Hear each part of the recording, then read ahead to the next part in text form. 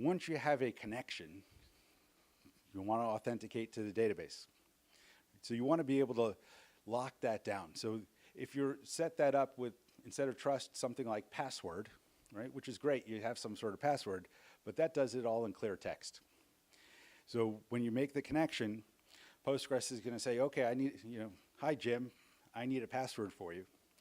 And then the client's going to go back and send a password in clear text. Really easy for anybody looking on the network. If we're here on a public Wi-Fi connecting over a thing, they're going to be able to see your password going back and forth in clear text. Right. MD5 helps with that a bit. And what that does is instead of just sending the password back, the server is going to send back a salt. So this way, that with that salt, it's going to append it to your username, password, MD5, everything, and then send that back. So this way, if somebody's snooping, it's going to be a lot harder. Right? So what would happen if somebody was snooping on that? They'd get back that MD5 sum as it's coming back, and if they try to use that with a different salt, you're going to get an error, so it won't allow a connection. That's, if you're in a trusted environment, that might be okay, where you're not as worried about the snooping, but by and large, that's not something that, it's only a 4-byte salt. So, after enough logins, especially if you have a web user that across an application farm of thousands of application farms all connecting to your database, you're going to cycle through those all the time, right? Because they're all connected with the same password and the same user ID across those 1,000 containers all connecting to your database, right? You're going to cycle through them really quick, especially if you have a server reboot or something and they all try to reconnect at the same time. You're going to be able to find that. Right. So a better way of doing that is Scram. That's the original subject of this overall talk. The Scram SHA 256 started in Postgres 10. It's now the default in Postgres 14. Right? It gives you a lot more secure way of being able to handle that authentication. So use it. Right? It's the default. Don't change it unless you have a really old client that has to connect to the database server that doesn't support Scram. I can't think of one of them off the top of my head that doesn't really support it anymore just yet. So use it. So if you notice here, there's a lot more round trips in order to be able to do this. So we ask for the connection request. The server says, okay, we need Scram. It'll send the username and some information about the client nonce. Then the server will send that back with the client, the server nonce, and the salt as it's going back and forth. And then finally, the client's going to send really that client proof of saying, okay, everything's ready to go authenticated. The difference here compared to the other methods, if you look here, the password is never sent over the wire. Right? Everything's all calculated on either end. So this way, you never have to send the password. Right? Giving you a lot more security. So if somebody grabs something, they're not going to be able to get that password in order to be able to do anything with it. That doesn't prevent other password attacks if you set your password to password or 1234, right? Postgres doesn't help you in that sort of scenario. There is a check pass like contrib module that'll do different things, but in order for that to work, you have to be able to send the clear text password to the server, bypassing all this stuff, right? So just have good policies of setting that. Use other authentication mechanisms for it if you have password complexity rules. The traditional ones of making sure that you have all the weird characters in it. Just have something long enough, that's good. A nice phrase is usually a better thing as opposed to just putting exclamation points and dollar signs all over your password that you're going to forget. But if you're having Postgres handle your password authentication for you, really it's incumbent on the client as they're setting their passwords in order to pick strong passwords. You're trusting them to your database. You have to trust them with the process that you're going to set a good password to. Right? So if you can't do that, you can't trust your users that have direct access to your database. You have to push that to something else like an LDAP or Active Directory or something like that in order to be able to do that. Right? But things like Active Directory does the same thing. If you have password complexity on there, You're going to send your password in clear text to the Active Directory server. That's how it works, right? There's no way around it if you want to be able to have password complexity checked by a server and not sending that over the wire in clear text at some point in time. It's just, there's no magic. But once you're authenticated, there's a whole bunch of really sensitive data going back and forth over that connection. Select star from customers, all of a sudden you have a whole customer list coming back over the wire in clear text. Right? If you're doing something like that and somebody's snooping on your connection, they're going to see your entire customer list. So enabling SSL prevents that. Same as if we're connecting to a website, you want to see HTTPS instead of HTTP. You want the same thing with your database connections. Of encrypting all that traffic going over the wire. You don't want to set up PGHBA and setting up strong authentication just to have everything as clear text over there so this way they can see all the data anyway, right? The defense in depth, you need to be able to do it at each level as it's going across. Ways of preventing the spoofing. When you're on the local host, when the server's down, if somebody has access to that host, they could spin up something else listing on port 5432.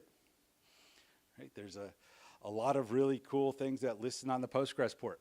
Right? There's half the new databases coming out, or probably 90% of the new databases coming out, all look like they're Postgres.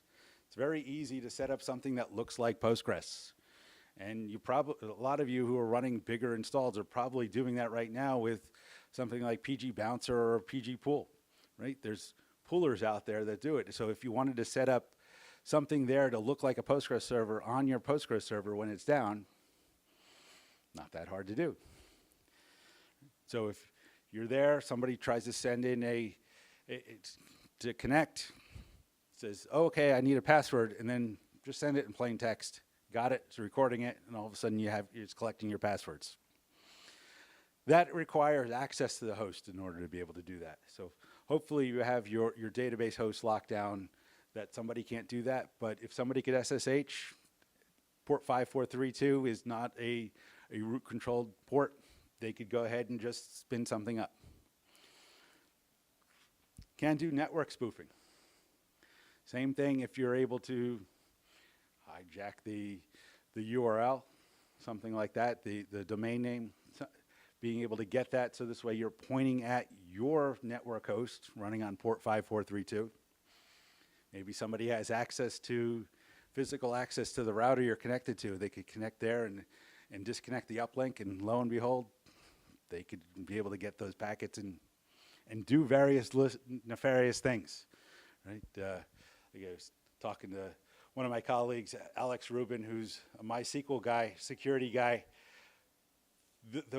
The security researchers are super clever, right? If you don't, you'll never think of some of the things that they do, but they come up with these different clever ways to be able to do that.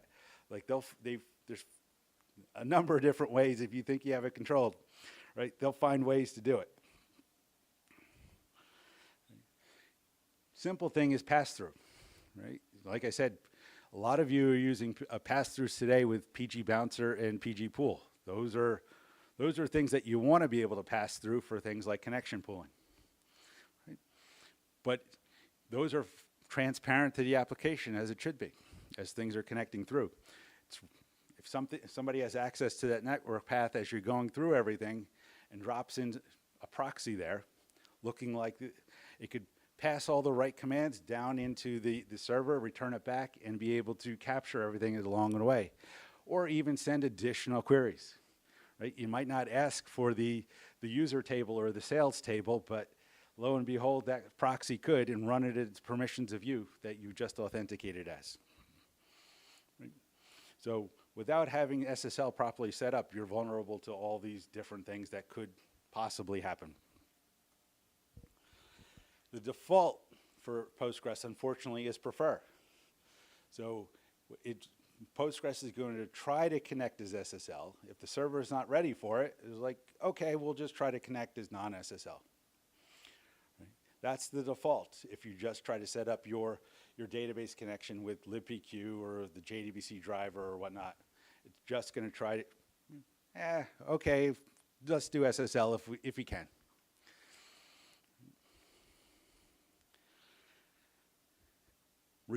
Setting up a require, at least then you're going to have an SSL connection, but you have no guarantee of who you're talking to, right? It will be encrypted, but if it's an encrypted thing out to a rogue proxy that's there, it's getting everything unencrypted because it's decrypting everything by itself anyway, right? And then passing it along to the server. So that doesn't prevent it from spoofing, right? It'll prevent it from somebody listening in over the wire, but that's really not going to protect you for what you really need if this is your sensitive data, right? Or really any of your data, even your website, you want to be able to be protected from this sort of thing. You really, when you make your connection, setting your SSL mode to verify CA at least. So this way, you're sure that it matches the server certificate from the certificate authority as it's coming across. So this way, go ahead. CA doesn't actually guarantee the certificate matches the server. It just guarantees that it's a signed certificate by a trusted CA. From the one where it was created on the server. CA. Right, yeah. It has to be any one, though. It should match the one from the server, though. Right. That's verifiable. Doesn't have to verify the CA. Have to. To verify that the CA is valid, but it doesn't. It goes up to a trusted CA. Okay. The server cert doesn't have to match. Okay. That's the difference between verify CA and verify full. Okay. Go ahead, Bruce. Maybe we should back up because there's a lot to this slide. So effectively, in a certificate authority hierarchy, you have several one or more trusted CAs, and then they create certificates which are signed by that certificate authority. So what verify CA does is basically verify that the certificate authority that signed the client certificate is the same certificate authority that signed the server. It's not going to be obviously the same certificate, it's just merely blessed by the same certificate authority. And if we do verify full, then we're also verifying that the host name in the server certificate matches. So that would prevent a rogue certificate that is stolen from being put on another server. Yeah, so verify CA has that risk that if somebody got access to any certificate from that CA, they could put it into, they could use it as a proxy, system. And technically, again, even getting more complicated, the certificate is not the secure part of this entire process. It is the private key that goes with the certificate. Right, yeah. So I can download certificates from every company in the world if I want to, right now from the internet. But it's having the private key that goes with that certificate that really proves that you're the owner of that certificate.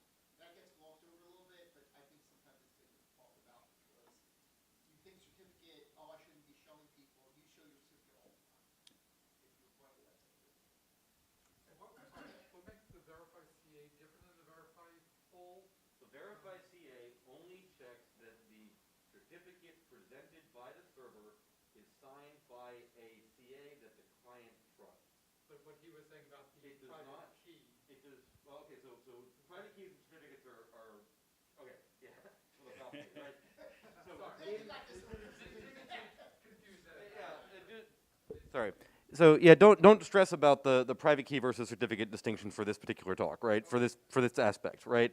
The main thing is that yes, each side, the server has to have a private key that it can use to prove that it has that certificate that it's presenting, right?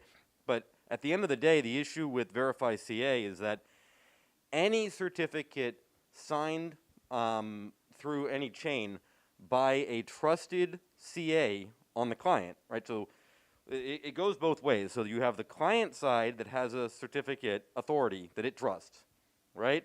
It trusts CA, number one, right? The server must then provide to the client, in order for the connection to work with verify CA, it must prove that it has the private key for a certificate that CA number one signed.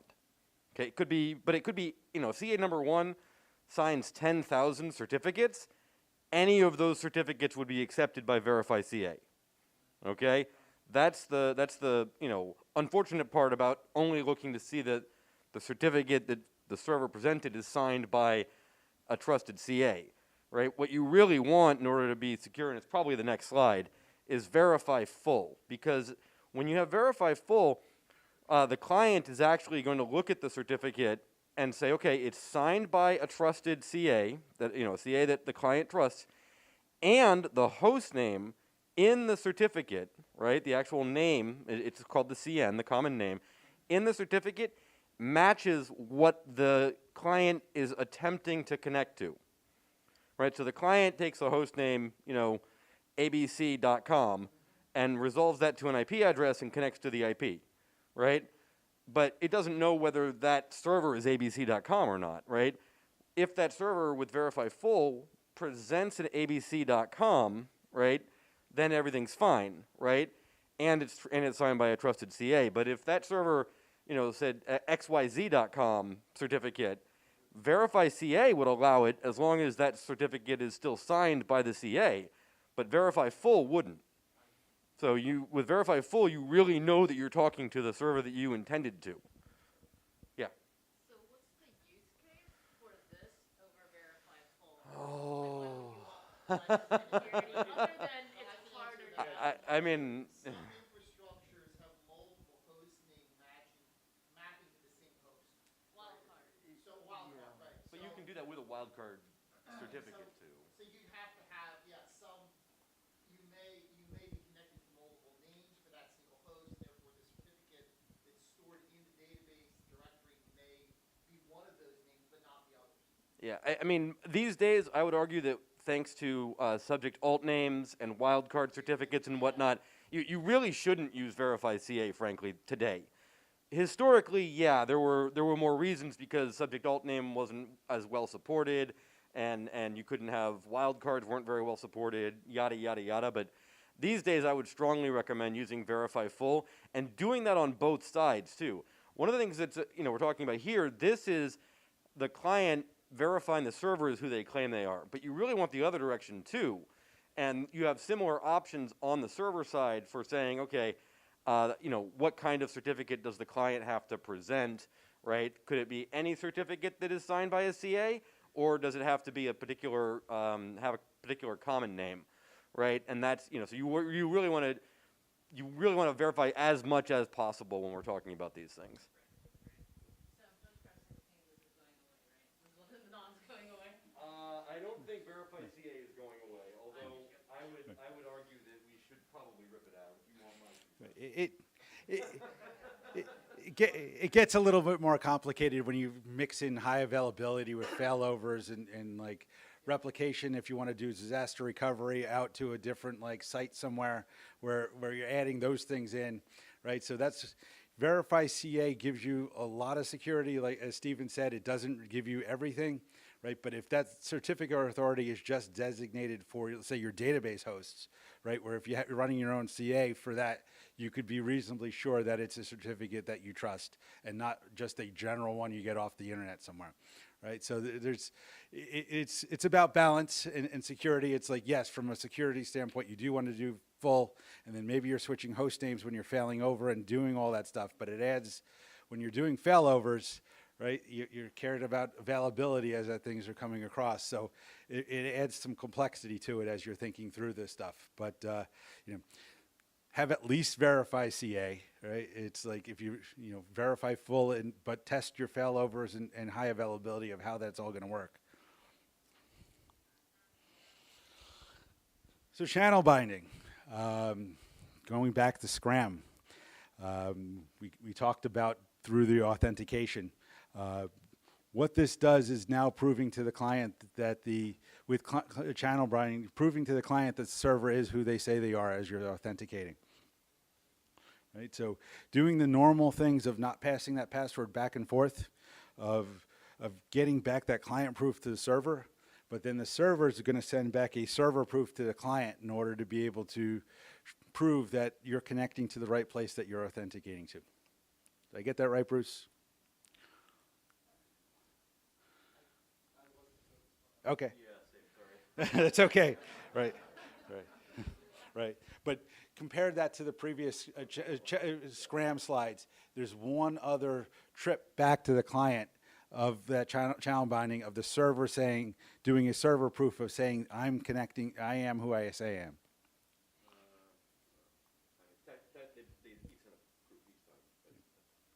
I'll give you a short description of this, but basically, okay, you long time to understand this. So basically with Scram, we know we're passing secrets back and forth to certificate, right? But what channel binding does effectively is say that when we're setting up SSL, and of course we're requiring certificates on both ends, you can't do SSL without having certificates on both ends by definition. What it's effectively is doing is taking the TLS secret that was negotiated as part of that SSL connection, and it's mixing it into the password so that you are, the client is proving that its TLS secret mixed with the password it knows sends to the server. The server does the same thing, mixes what it knows to be the secret with its TLS secret and sends it back to the client. So it gives us that authentication that you know that the other side literally knows the password. You know, the client knows, not only does the server know the client that knows the password for that particular TLS connection, but it knows that the client knows that the server knows the connection. And that is how it authenticates that it is a valid server. Not necessarily signed by a CA, a separate issue, but it uses the actual password as a way of the server proving it's authentic. Thanks, Bruce. Right. So again, these are all different layers as you're doing there of just connecting to the database. You know who you're connecting to, and the database knows who's connecting to it. This is what Stephen alluded to. SSL certificates for authentication, of being able to authenticate using certificates, and in that common name of defining who you are as it's sending it over. Instead of just going back and forth with something like Scram, you could do that all through certificates. Right? If you have some sort of automated job that you, instead of putting a password in like a PG pass file or something like this, great way for automated jobs in order to be able to do that certificate.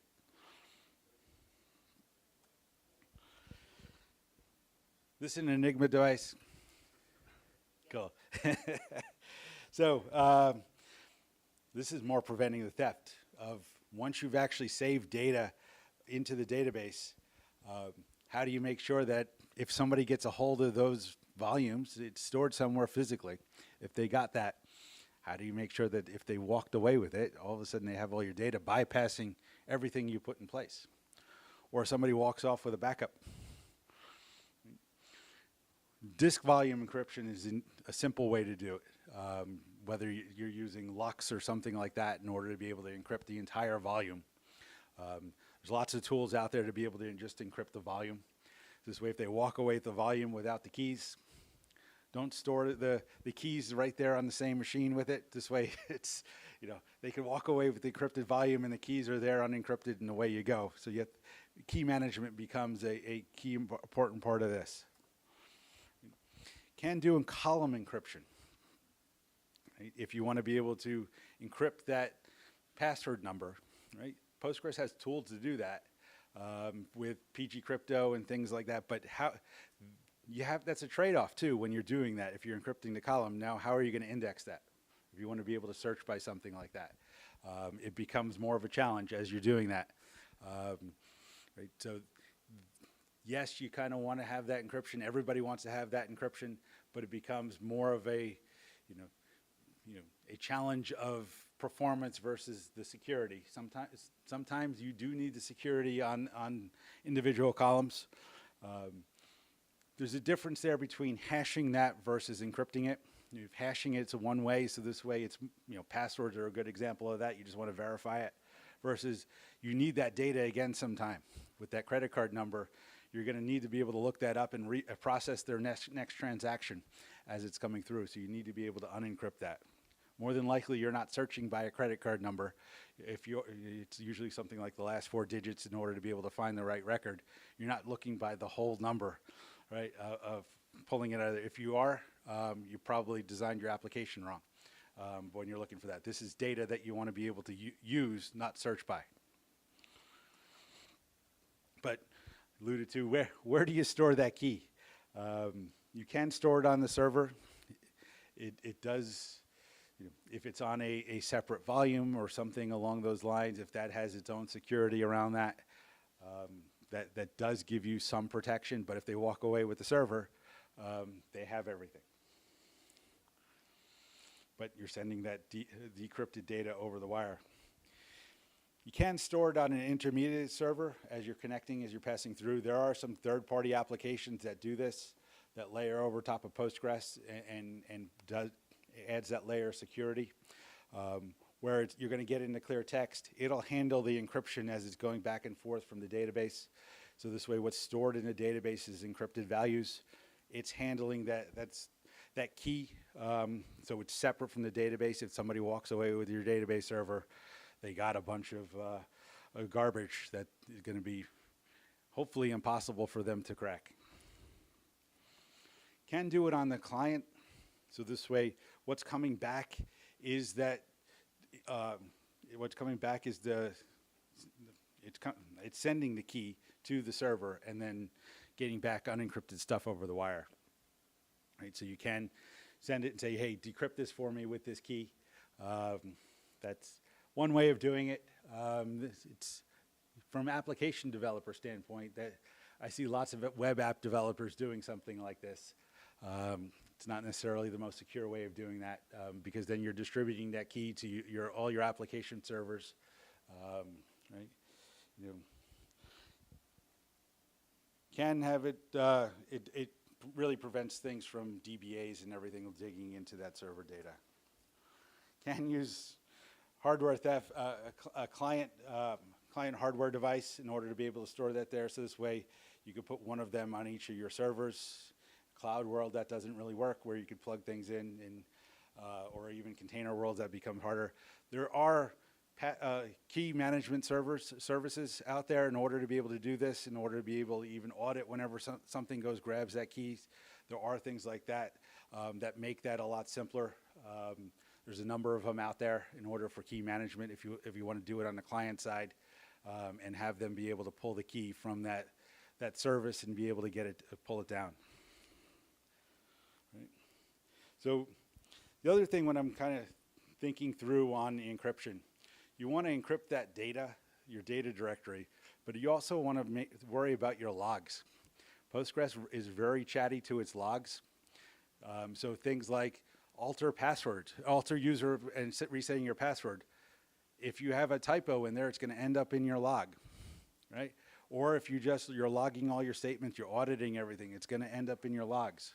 So that has a lot of sensitive data in your logs, whether it's passwords or even just user data, for depending on what you're doing, because they're going to be your customer IDs are going to be in your where clauses if you're logging your queries, right? That's something too that you also want to protect from an encryption standpoint.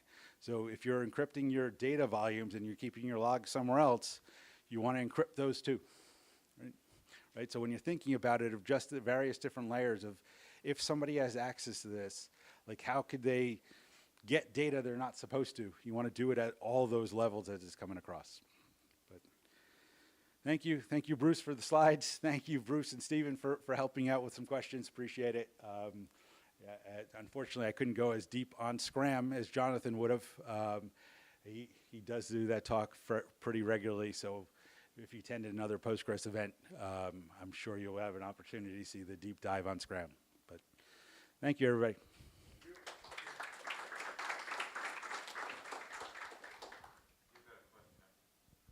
So are self-signed certificates taboo? Always.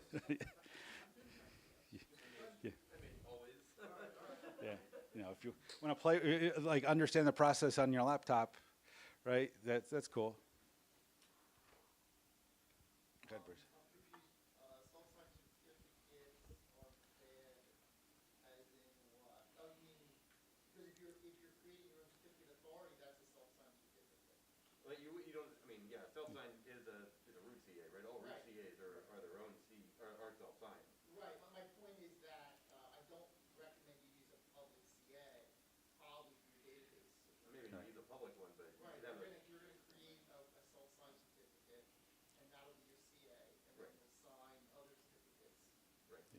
you shouldn't use a CA certificate for your database. Okay. The- Use something off of that one that you created. Yeah, you should create a CA and have that then sign some other certificates to use. But then, Yeah. yeah, and then you put that in a safe, in a vault, like lock that private key down really hard, because you're never gonna, that CAs are a lot harder to rotate around. You can, but it's a lot more difficult because then you have to reissue all certificates and things like that. But you don't want to use self-signed certificates, which are essentially root CA certificates for your actual database server, right? You want to have a separate one for that. And the point there is that the CA cert will then be installed across your organization as trusted. The public key. The public cert. Yeah, the public cert, yeah. And it would be your trusted third party that verifies it, yeah. Yeah, and if you're only using that for a couple database servers, when you're doing something like verify CA, you can be reasonably sure that, that's what it is. But, versus verify full, right? If you have a lot of control over those certificates, it's there in a trusted environment, but you have to be able to protect that. You mentioned 3 ways to protect your keys, but it was not very clear for me, like which of these 3 are the most recommended ones? Or is it I mean, which you mean, Maybe it's like- depends on what the attack vector is, right? So like, if so we're talking about, sorry, yeah. It's okay. So we're talking about encryption here, and what it boils down to is what the attack vector that you're worried about is, right? So very often people are concerned about DBAs or the database being stolen or something like that, right? If that's the attack vector that you're worried about, is the database server itself being compromised, then the only way to prevent that is to have the database server never see the unencrypted data, right? Or the key. So that's where the last one here is either this one or the one before it is the one that makes the most sense in that case to address that attack vector, because here you see the encrypted data is what's being sent, right? The database server never sees the unencrypted data. It only ever sees the encrypted data in this particular, setup.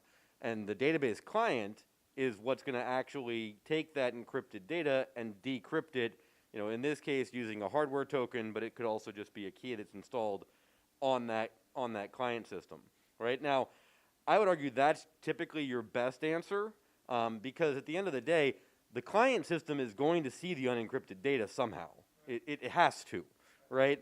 So it's a lot better to have the data, decrypted as late as possible in the overall process, because then throughout much more of the system, the data is encrypted and not visible, right? And you don't have any choice on the client, right? It's going to see the unencrypted data because it's got to do something with it.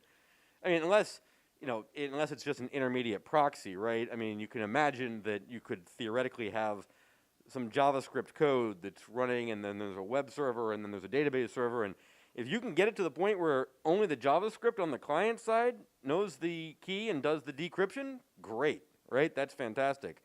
It's not typically how the world works today, unfortunately. Instead, most of the time, the app server has to present the data to the web browser in a decrypted form, maybe through a tunnel, right? But it's still ultimately a decrypted form, right? I mean, there are, I take some of that back, because there are actually some JavaScript systems, like if you use like Braintree or some of the other ones like PayPal, like they have JavaScript code that will actually do the encryption and decryption of tokens for you inside the actual client before sending it through the authentication system, or through the credit card authorization system, I should say. But that's really your best answer, like as far away from, anything, or as little, or as close to the human as possible, I guess is the short answer, right, is where you really want to do the encryption and decryption. Everything else kind of ends up being a compromise. For a cloud environment, in that case, would you recommend to have another third database where the key is stored and you have to make like 2 connections? So very frequently people do use what's called a KMS, a key management system. So rather than having the key stored on the app server, it's actually stored in a key management system. And yes, absolutely, that's a good solution, because that key management server can then be much more tightly secured, and a lot of those key management systems have things around them like access times and frequency of access, and you can kind of tune things in a manner that makes it like if suddenly a whole bunch of keys are being requested by one client, The KMS can be like, whoa, wait, no, there's something doesn't smell right here. Huh? Yes, yeah. HashiCorp Vault is one of those KMSs. There are others, but yeah, there are definitely ways to do that, and using a KMS makes absolutely a lot of sense. But again, you really want to have the KMS, communicating with the app server, so that the app server is where the decryption's happening. Again, as late as possible for the actual decryption.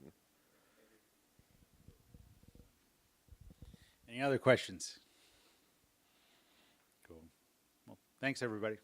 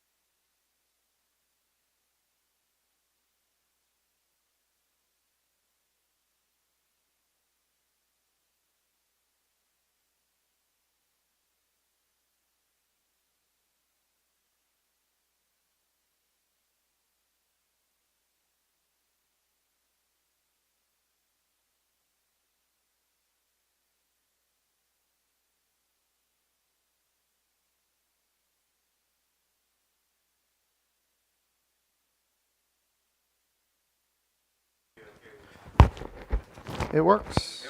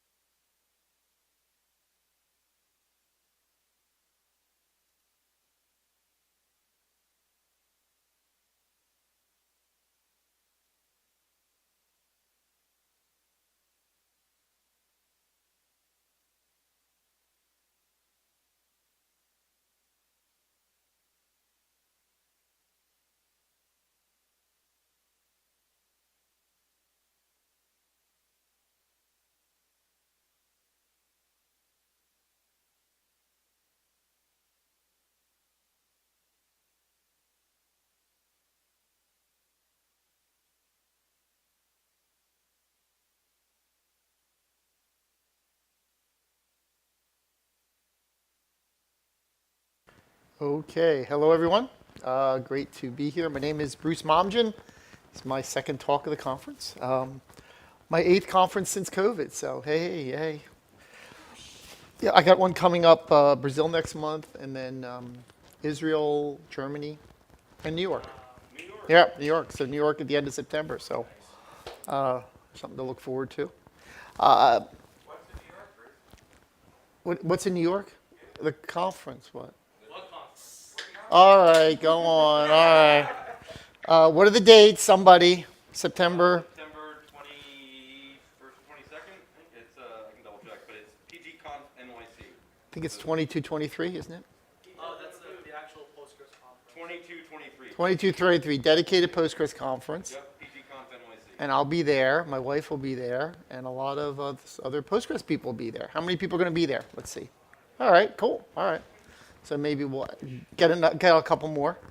I don't know what the next West Coast event is. Mr. Wong, can you help us? Postgres specific or? Just East Coast. West Coast, I'm sorry. Postgres conference next week in Portland. There you go. Okay. Okay, good. So yeah, we're pretty busy now. We got a lot of stuff coming. I missed a whole bunch of European one-day conferences. Past couple months, everyone was waiting for COVID to end, and then we got everyone just stuck it in there, and I couldn't go to any of them, but we had very good participation, so that's great. So yeah, my name is Bruce Momgen. This is my website right here. The slides that you're looking at are on that website, so feel free to download those. I'd be curious if anybody could pull up that QR from the back. I don't think you can. I think it has to be a lot bigger to actually pull up that little square.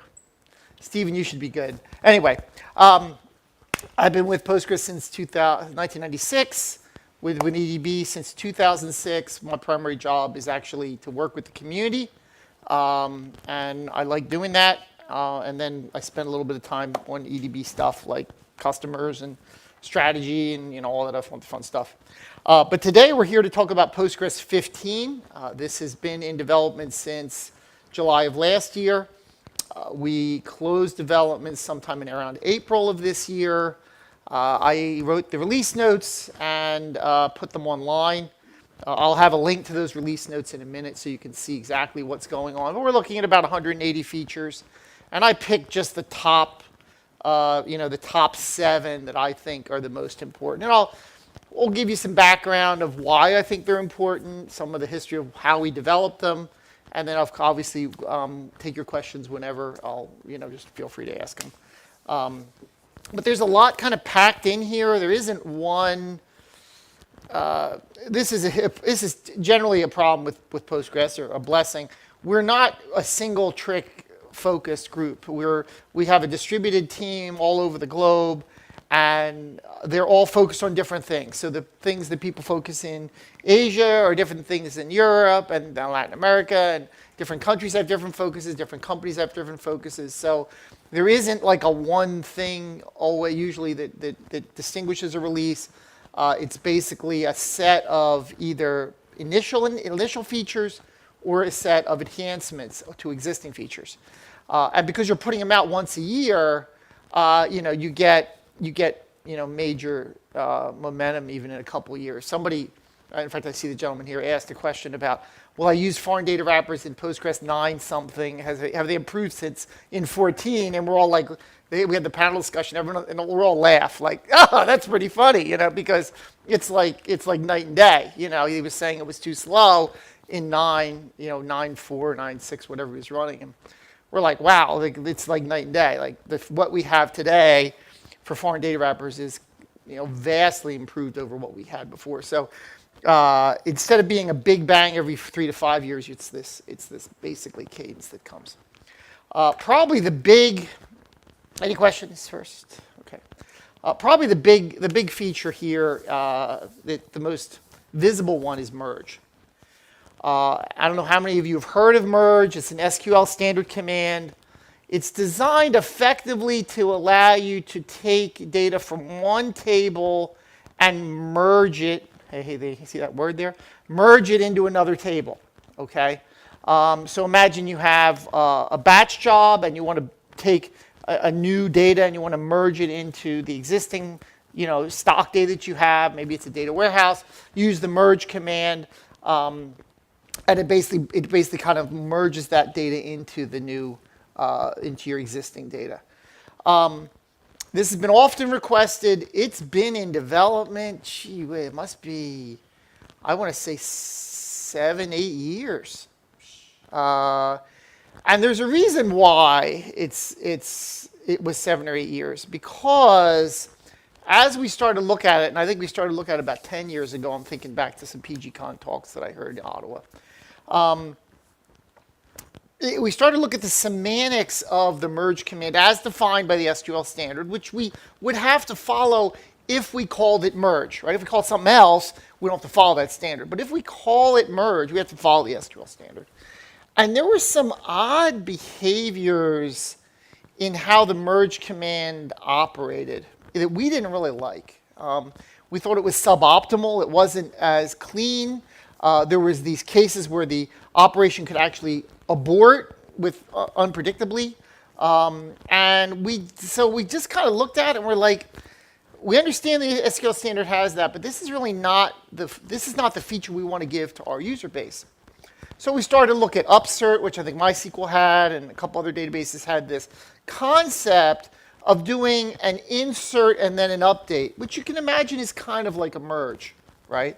But the big difference between the two is that while the merge is effectively set-oriented, it thinks of a batch of rows coming in to an existing table, the insert on conflict is row-based. So you define for each row in my set, could be one row, could be a whole table, how am I going to merge that data in? And that's where we came up with the insert on conflict syntax. It's the insert, which we've always had, and then this on conflict clause, which I believe, again, we've had for 7 or 8 years. And the difference between the two is kind of interesting. The insert on conflict really doesn't have abort behaviors that I can think of. It doesn't sort of arbitrarily say, oh, I can't merge it and I've got to stop, which unfortunately the merge command has. And it's also fairly easy to define what happens when there's a conflict, right? It says on conflict and you can say ignore, you can say over update, or there's a whole kind of nice syntax there. But still, even though we had the insert on conflict, there was a demand for merge, again, for 2 reasons. The first reason being that merge was SQL standard and some people had been using it.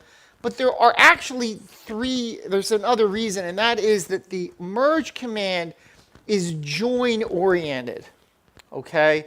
Which means that you're not, if you're loading a whole batch of data into an existing set, you're not doing it row by row in the same way internally that an insert on conflict does. And there's some behaviors that are a little different.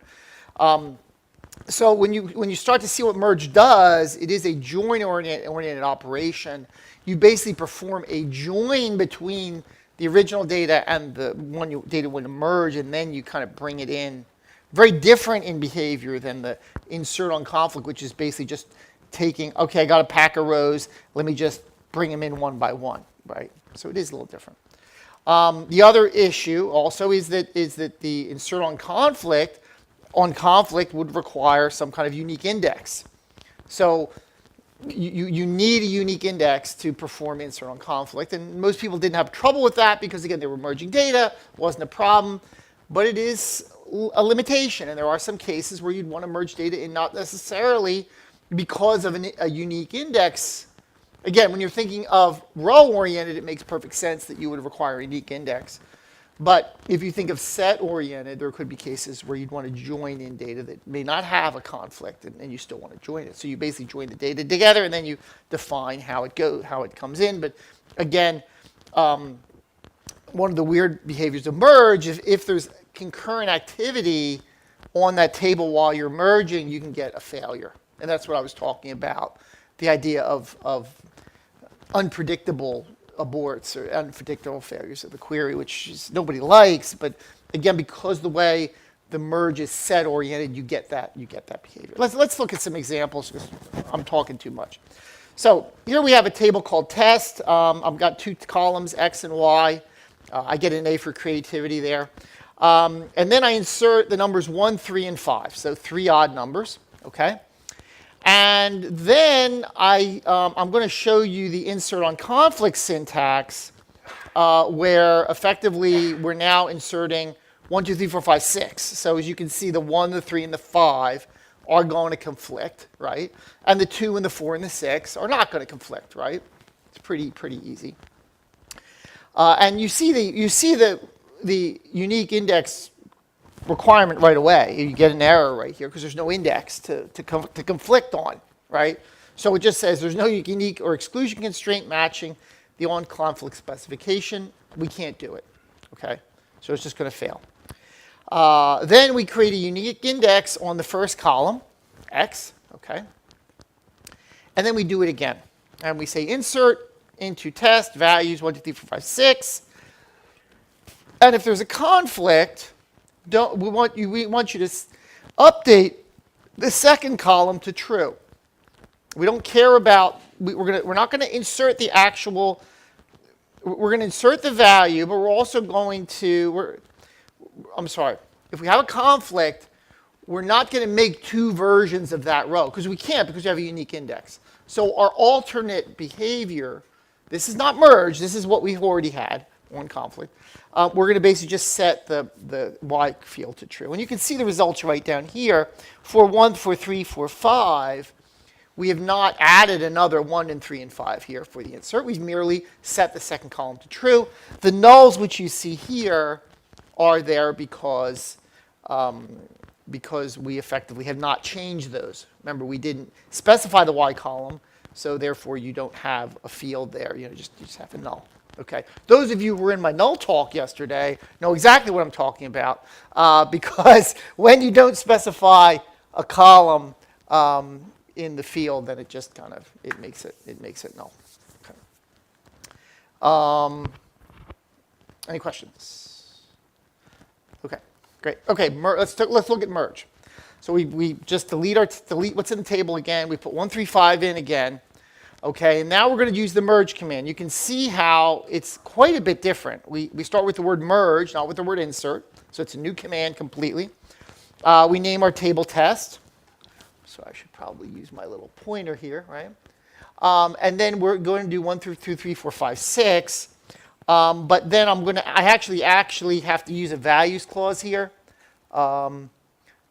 And actually, we name the values clause M, and we name the columns X. So because remember, we have to do a join, right? This is not a row operation. This is a join operation. So again, we don't have to have the unique index because we're going to join the columns we want to join. It's kind of cool, right? So I'm actually creating a virtual table right here, and I'm calling it M for merge, and I'm calling the column X, right? Pretty easy. And then my next line is on, and then test X equals MX. This is my join right here. if you've ever seen the ANSI syntax, it's, inner join on, whatever you put the clause, and that's exactly what we're doing here. And then you've got this curious kind of clauses down here. This is very simple. You can do a lot more to this than I'm showing you, but I just want to get the concept across here, right? So we say when there is not a match in the join between test and M, we are going to insert the value. Very similar to what we did with the insert. Remember, if there's no conflict, the insert happens. If there is a match, meaning there's a conflict, right, we're going to set the Y column to true. And look at this, we got the same output. Isn't that cool? Okay? But you can see how different this is, how it's basically kind of pulling this together in a join way, in a different sort of concept. So I'm excited about this. There has been some Simon Riggs had a really good talk at Postgres Vision in June. You can watch the recording of that where he just talked about merge, and he goes into a lot of details. And there's where clauses you can put on the when, and very sophisticated stuff that you really could not do in insert at all. The insert on conflict doesn't have that smarts in it. So I'm kind of excited about it. It's going to take a while, I think, for people to really understand when to use each one. But again, internally what's happening is that the insert on conflict is really doing an insert, and then if it conflicts, it's doing something else. This is not doing that. This is not starting out assuming an insert, right? It's basically doing a join and then processing the data. So this is a lot more, I think, applicable to something like a data warehouse case than an OLTP. Usually an OLTP, you're probably just going to stick with insert on conflict because you're probably just doing one row. You just want a very clean, API. But this can be very useful and in some ways more efficient because you're not doing all these individual inserts. You're basically creating a join result and then handling it that way. Any questions? Was that confusing? Has it worked? Okay, great, thanks. It took me a while to process, why do I want this thing? Why do people keep asking for it? It's kind of embarrassing, but I remember a similar case when we added the range types. I don't know, how many of you know about Postgres range types, right? And I remember talking to Jonathan Katz, who should have been speaking here. I'm replacing Jonathan, right? Or no, he was previous. Jim Olginski replaced Jonathan. I'm replacing Sarah? Mark. We don't know who I'm replacing. Anyway, yeah, I got you. Okay. So what's interesting is there's this merge command, there's range types, and you can put two fields, combine them together. And I'm like, well, why would you do that? There's you just make two columns. And he's like, no, because you can create sophisticated indexes between the two of them in ways that you can't for a normal single column. I'm like, oh, that's really cool. So again, this is the kind of case where when I started out, I'm like, oh, this is just another insert on conflict, just different syntax. Not really. It's really different.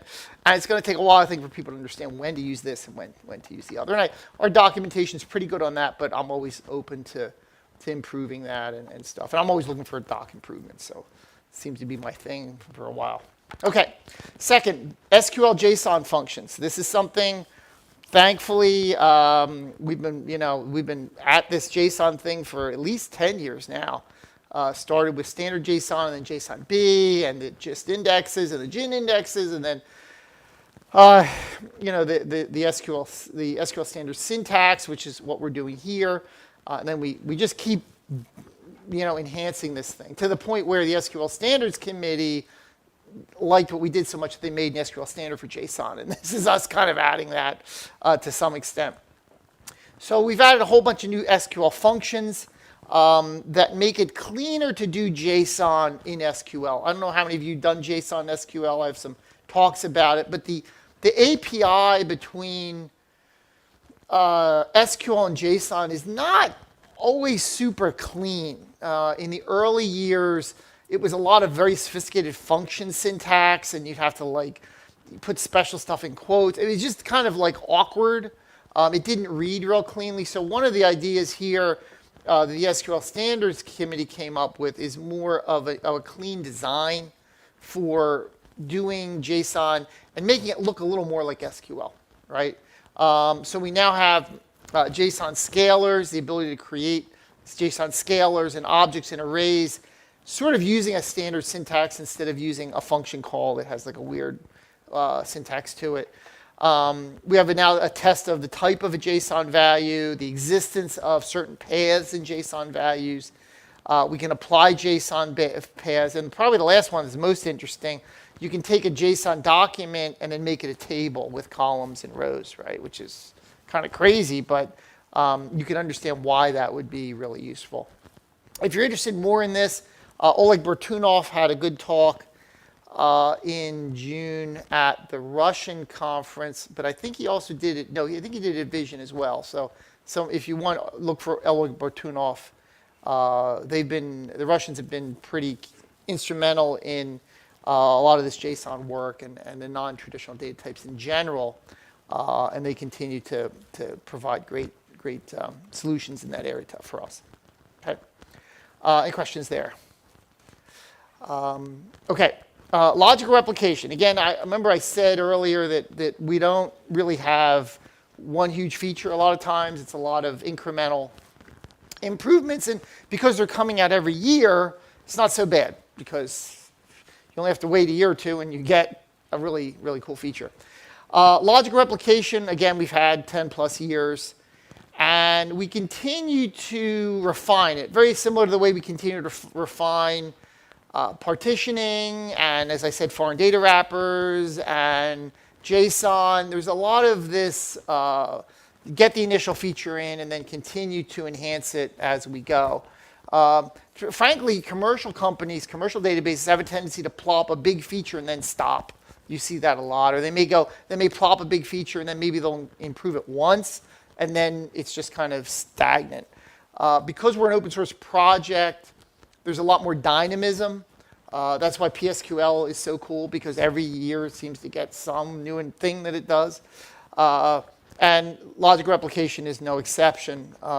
These are not, super amazing improvements, but again, they're part of that path that we continue to go on. And as we talked about yesterday in the discussion, ask anything we did the last session, this logical replication is part of a larger process of being able to handle upgrades more smoothly and being able to do distributed Postgres more smoothly. So it's kind of part of that entire ecosystem that we're building on. It's not clear sometimes where we're going, but as we build it out, new opportunities appear, and then every year we're kind of adding to that. So one of the problems that we used to have was that if you had to previously, every individual table had to be designated as part of a logical as published.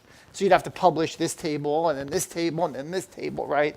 And as you imagine, if you're creating and removing tables all the time, it's kind of a pain, right? Because you're having to create the table and then set a publication and then kind of play around with subscribing to it and all that other stuff.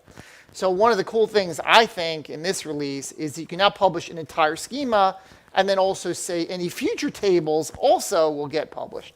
So you just say, like any schema, you just give it the schema name and it say that subscript publication is that schema, and then anything gets created in the future, that's also part of that schema. And that obviously makes it easier for developers. Another one which I think is pretty cool is you can now control which rows get sent. Because previously, you'd have to publish a whole... You can see, if you squint, you can kind of see how these things would allow you to build out more sophisticated systems, right? Particularly the where clause, you could effectively almost think of it leading in the direction of bidirectional replication for a single table. You could have some rows, you could have some rows where clause published this way, and then the other with different where clause published the other way. Now, we're not saying we're going there, but it's something that now becomes possible because you're not necessarily publishing the whole table. Because now you can control which rows get sent. You can control which columns get sent too. So you could start to slice up a table this way and sort of send different things. Or maybe not send columns you want to be secure to the... That's a great use for it. Yes, sir? Yeah,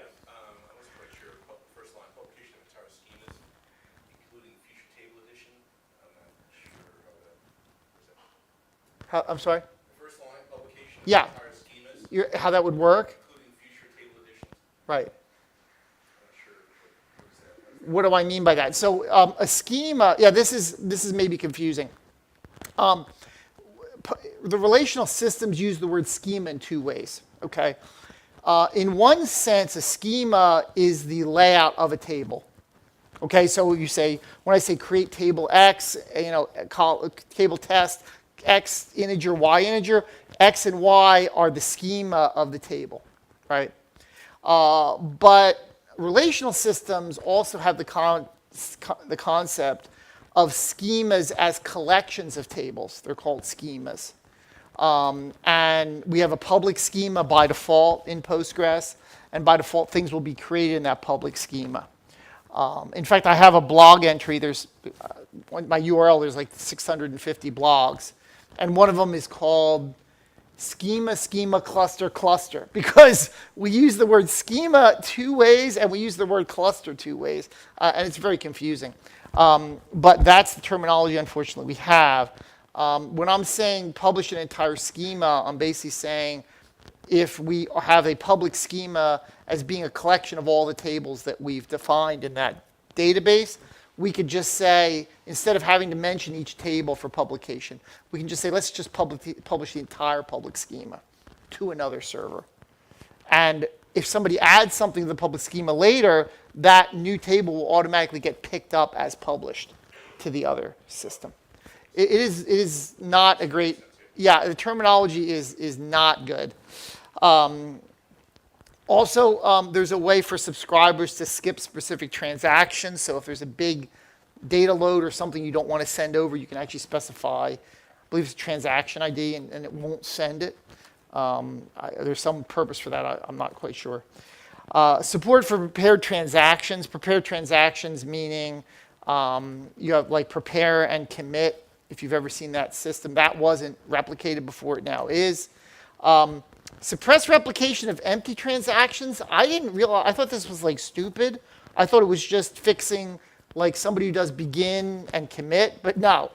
It turns out we were replicating transactions that, like if you had a transaction and you didn't mention any of the tables that were replicated, we still sent something to the other end. And we're like, why are we doing this? So that's gone.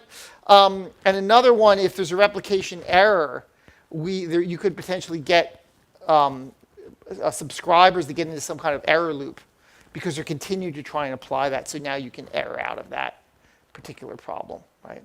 So you can see this is kind of an infrastructure play. You're basically building out your army kind of, toward a goal. I'm not quite sure. I don't do a lot with logic replication, but I know that, as I said with foreign data wrappers, when we started out, it was real easy, but as it grew out, it became more and more capable. In fact, the gentleman yesterday said, I tried foreign data wrappers in 9.6 and they were too slow and I stopped using it, right? Now, if he tries them, I'm sure he'll find that it's much better. Same thing with replication, or logic replication. You may have tried it for some sophisticated case, didn't work. Now it will. So it's that kind of thing. And then that builds the infrastructure. Then 2-3 years down the road, you start to doing something like bidirectional replication, right? Which we didn't have, but now because we're building the underlying part of it, you then have, that's an option that you didn't have without all this here. There's much smarter people than me that understand where we're going. I'm just the guy who has to figure out what it is we've added in the release notes. But it is amazing how when we need something, it's kind of already been there for us. Somebody's already done it. I'm working on sharding. I've been talking about that for a bunch of years. And it's a lot of incremental improvements that people have been doing over the years in partitioning, in foreign data wrappers, and in parallelism together that have gotten us where we are. And I think that's going to take us it's going to take us into a much larger sites, lots larger data options than we have now. But it wasn't just one thing. It was a lot of these little things that smart people did. So, questions? Great. Okay. Compression. This is an acronym smorgasbord here. It took me a long time to get my head around exactly what was going on here. As you can imagine, compression, particularly of backups, was not something that we focused as much on as we have in this release. So we had some very rudimentary compression of pgdump. So when pgdump would write its results, you could compress that. But as you can see, a boatload of things have come in this release for that. The first one is Lz4 compression. We had gzip compression for base backup, which is what we use for like continuous archiving, a base backup of the directory. But now we can use Lz4, which is far superior in a lot of ways to gzip for this particular case. So the first one is talking about the compression of the protocol over the wire, okay? The second one is talking about the compression of the files we store on disk. Not the wire protocol, but the disk storage, right? And there we've added the ability to do Lz4 and something called Z-standard, or ZSTD if you've seen that before. And Z-standard is actually in many ways better than Lz4. And we've had some discussion over why anyone would want Lz4 sometimes if we have Z-standard. I'm not going to go there. We could do gzip before, but now we can do Lz4 and Z-standard for the files, the base backup files we store on disk. We can also, in base backup, which is the continuous archiving tool, we can effectively control whether the compression happens on the database server or at the client. So there's like a new protocol. You define client dash or server dash. So you can do the compression on the server and then send it on the wire, or you can wait for it to come to the client and then compress it there, and depending on where you want to use the CPU, right? PG receive log, it's another tool we have. We already had gzip there, but now we have Lz4. And completely unrelated, full page writes, which is something that allows Postgres to be reliable. We already had LZ there, which is a very old compression protocol. Can somebody remind me what LZ stands for? Thank you. I knew it was one of those things. So now we have Lz4, which is superior to LZ, and Z standard for compression of those writes. So this is kind of a lot of acronyms and but it just took a while for me to get it around my head exactly what we did. It's kind of interesting, I thought. When I started to actually work on this talk, I had to go back to the release notes and make sure I had those right, and then I wasn't sure those were right, so I had to ask the community members, and then they had to tell me, no, this is, and then that's how it kind of worked forward. I fixed the release notes, and then I got it in my slides, and I'm like, all right, this is right. I'm not sure I'm explaining it, but obviously I'm excited to see we've really gotten serious about this, because up to before we just like kind of passed what we had.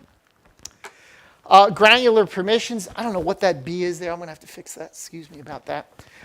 Granular permissions, they basically allow things like a view to be run by the permissions of the view user. Because up until now, if you create a view, anyone who accessed the view would be doing it as the owner of the view, which is good.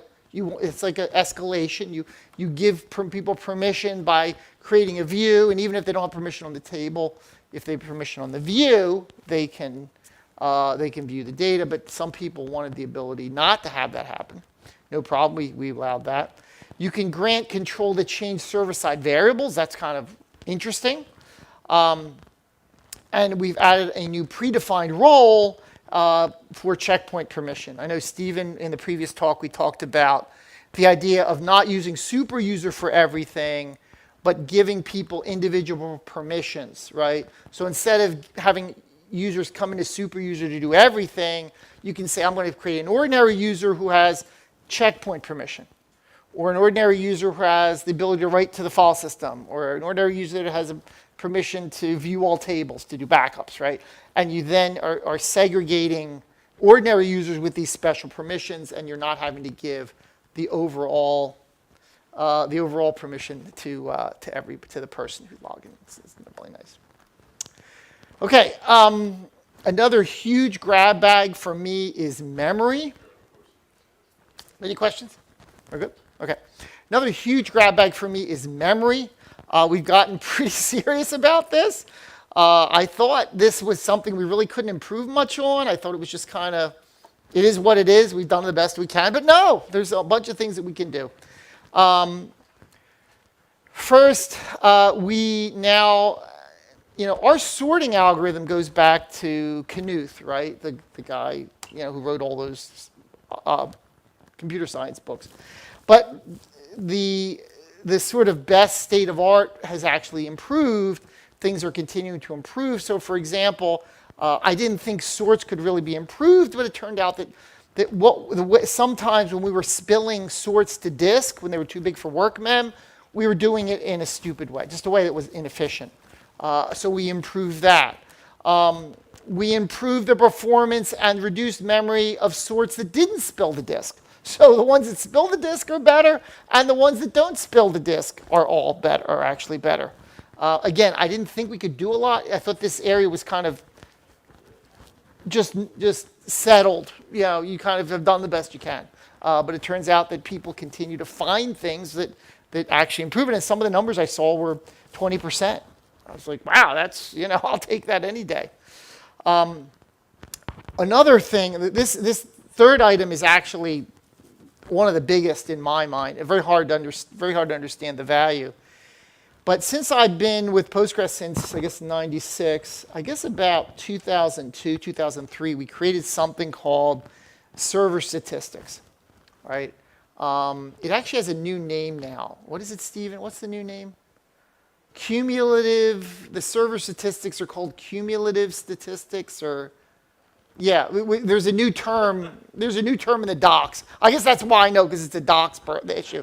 But we've always had this server statistics concept where we allow, I'm not sure how many of you were in the talk yesterday about, there was a question yesterday about how would you know when there's an index and you should get rid of it? Does anyone remember that question? Okay, and the answer was you go to pgstat user tables or pgstat user indexes, and you can see how often the index has been accessed. Well, those statistics have been around for Postgres for almost 20 years, 18 years, whatever.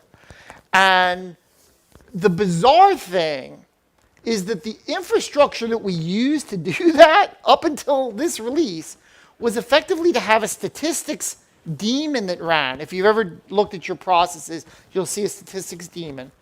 And we used UDP Ethernet packets, if you're familiar with UDP, aside from TCP, UDP, lossy, possible.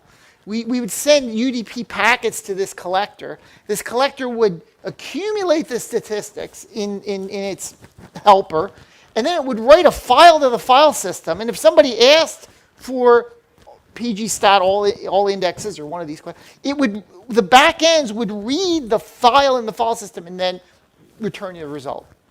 Now, I've never really talked about that before because I didn't think we could make it better. But that's a really weird architecture, right? I mean, it's doing a whole bunch of things that just seem wrong. It's using UDP packets, which are lossy, and creating packets on the network to communicate like every insert and every delete, right? And then this thing is writing it to the file system so other people can read the file system of what it's just written. Just really not a great architecture. So thankfully, Andres Food, who works for Microsoft, he got a bee in his bonnet or whatever, and he just said, we're going to fix this.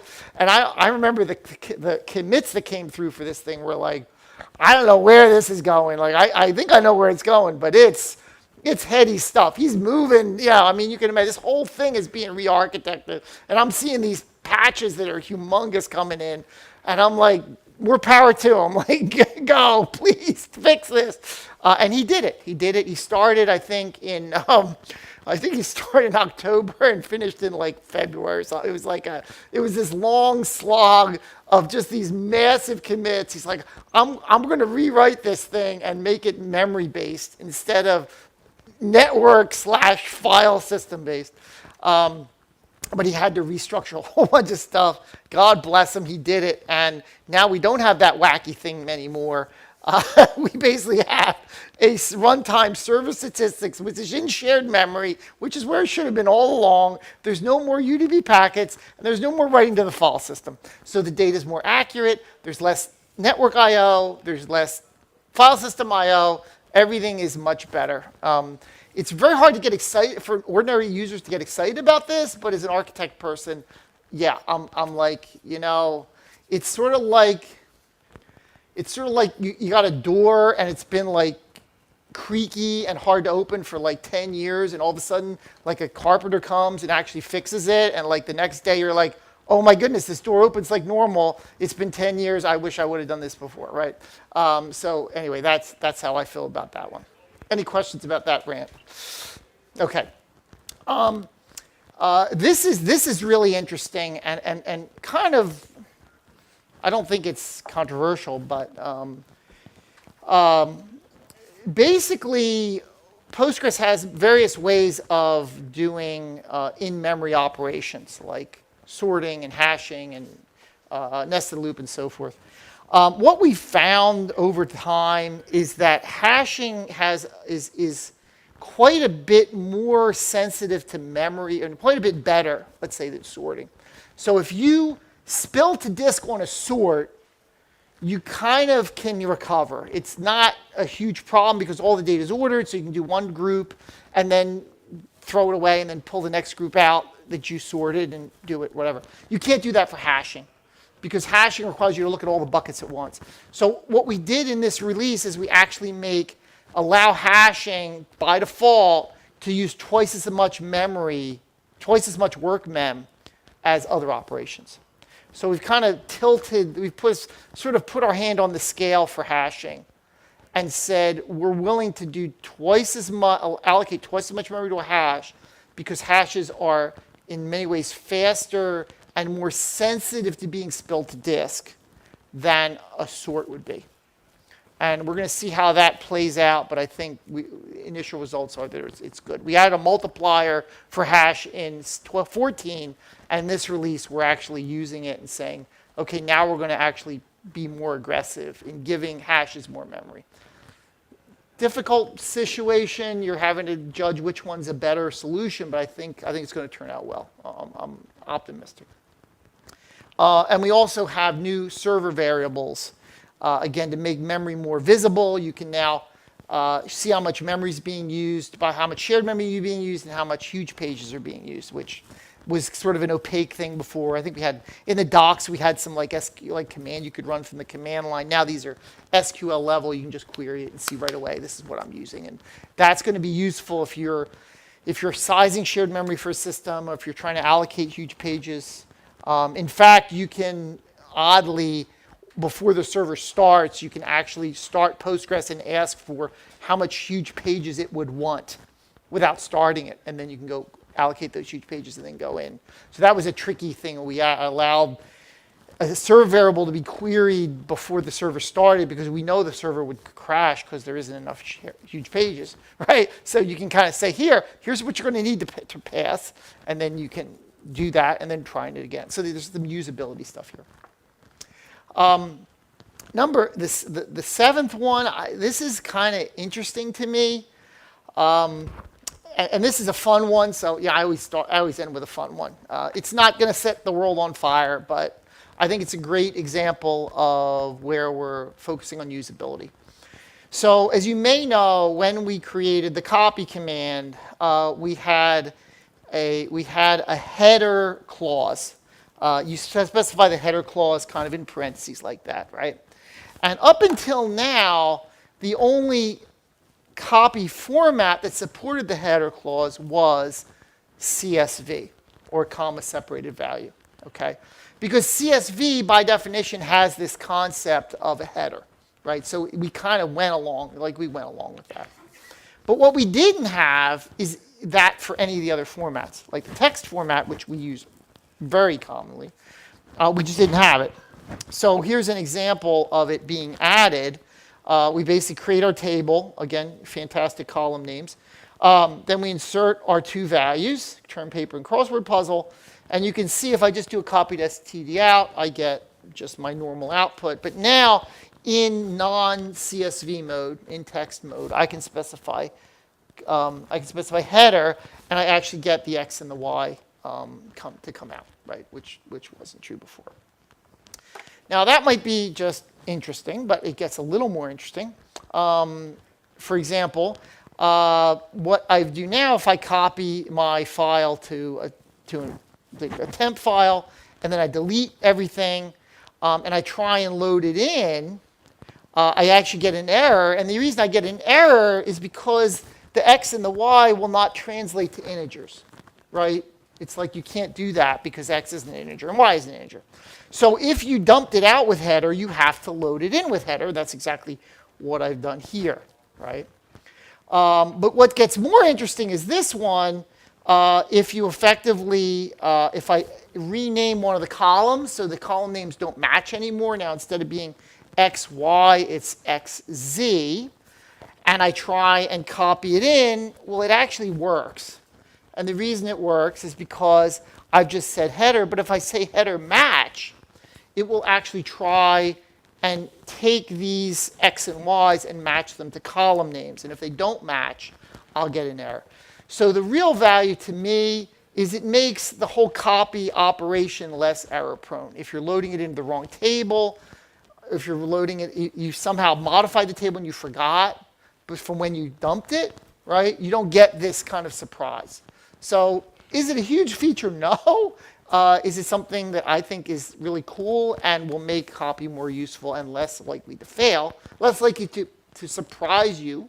I think it will succeed in that. Yes, sir. Will loading with header match account for different ordering of columns as well as to match? Okay, the question is, will loading of header match handle a case where the columns move around? And the answer is, I don't know.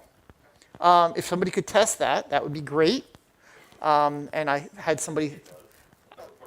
Yeah, I think that was part of the point, but it feels like it would be cool if it did. Yeah, but I can't say that for sure. But we have 5 minutes, and I'm sure some people have questions. So while the questions are going on, somebody will happily give me that answer.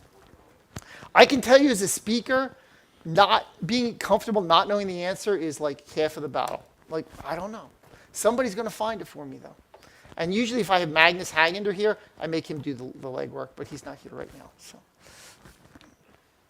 okay, that is the end of my talk. I have 4 minutes for questions. So if there's any questions. Yes, sir. Are there any plans to support Pneumo architectures? Are there any plans to support Pneumo architecture? So the way, it's kind of interesting. So the way that Postgres is architected, we actually recommend you turn off any Pneumo affinity in your operating system. I actually have a blog entry about that. I personally, on my server, turn off the Pneumo capabilities of I have a dual CPU system, and then it really wants to use Pneumo, right? But I've turned that off because when you run benchmarks, we found that it doesn't work. So to do a Pneumo architecture, we would have to sort of bake that affinity into Postgres, even to the level of having the shared buffer cache have some affinity for individual CPUs. I don't know of anyone working on that. It would be interesting to have a proof of concept to see how much we can get out of it. I know there's a lot of, well, not currently, but about 6 or 8 years ago, we used to hear a lot more about Pneumo architecture and massive number of CPUs and how the benefits of that. But I don't know of anybody working on the Pneumo case right now. I think partially because it's not as popular, but also because the shared buffer cache is this sort of generic piece of the puzzle, and we assume every backend has very close connectivity to that. And I haven't seen a lot of No, I don't know of anybody working in that area, although we're open to it. I know we currently recommend you turn it off. Yeah. Sorry about that answer, but other questions?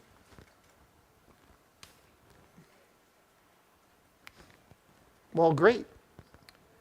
Short answer is the docs don't actually say. The docs don't say. That could be a problem. Yeah, that doesn't seem like it's positive, but give me a second. Thank you. I only ask because I have a pipeline where columns end up getting added because they showed up in a Debezium message. The Debezium, yeah. Multiple columns are added in the same operation. Yeah. Sometimes different. And so the tables end up being the same but different ordering, so it makes copying. Yep. Oh, totally, yeah. Oh, yeah. Yeah. I have a feeling it doesn't reorder because because Yeah, given that the docs don't say that. yeah, and I think the reason they don't do that is they don't. You could mask problems by reordering, and I think if we would allow reordering, my guess is we'd have a special like match reorder. So we would allow, like you'd have to specifically say, I'm going to allow reordering here, because I would feel like it might mask a configuration issue that. Even on 14, I can work around it. Yeah. Oh yeah. Call it Yeah. It's really a usability thing, but yeah. Well, thanks very much. I know we'll get you your question, and have a great rest of the conference. I guess we're off for lunch now, right? Yay. All right. Thanks, folks.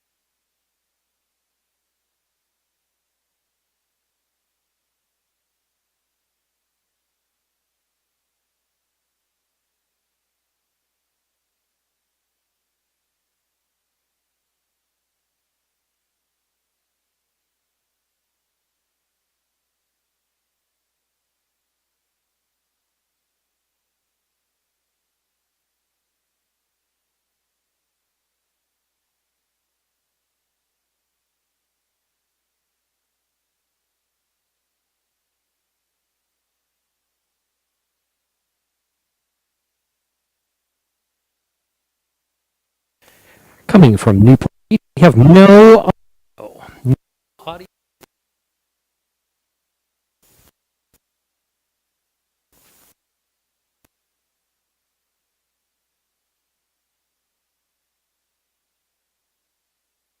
Oh, audio.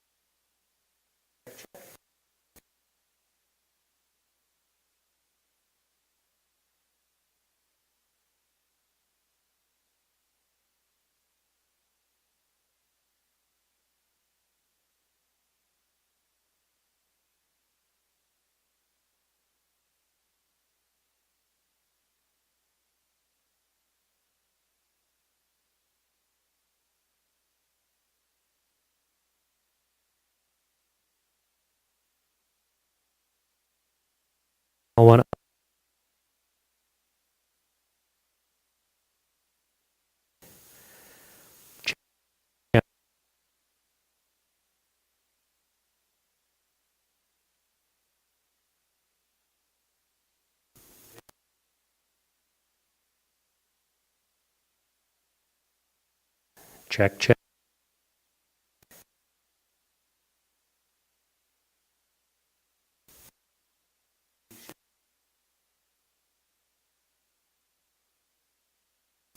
Check. Channel 1. About a check. Channel 1 audio too loud. Channel 1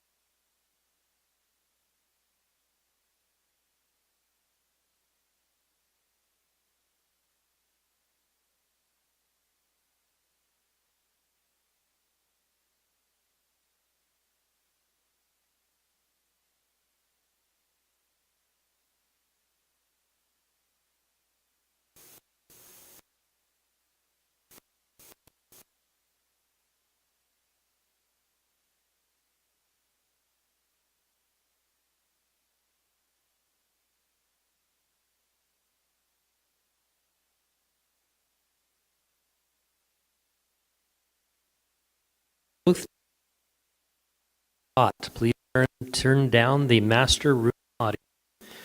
This is down. Please turn. Check, check. This is audio on. Hot. Audio.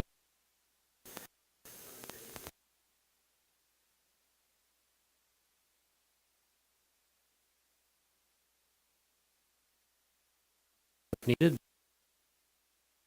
Check, check. This is channel 1. Laptop just we have a slight turn. Check, check, check. Channel 1. Channel 1 audio. Still too.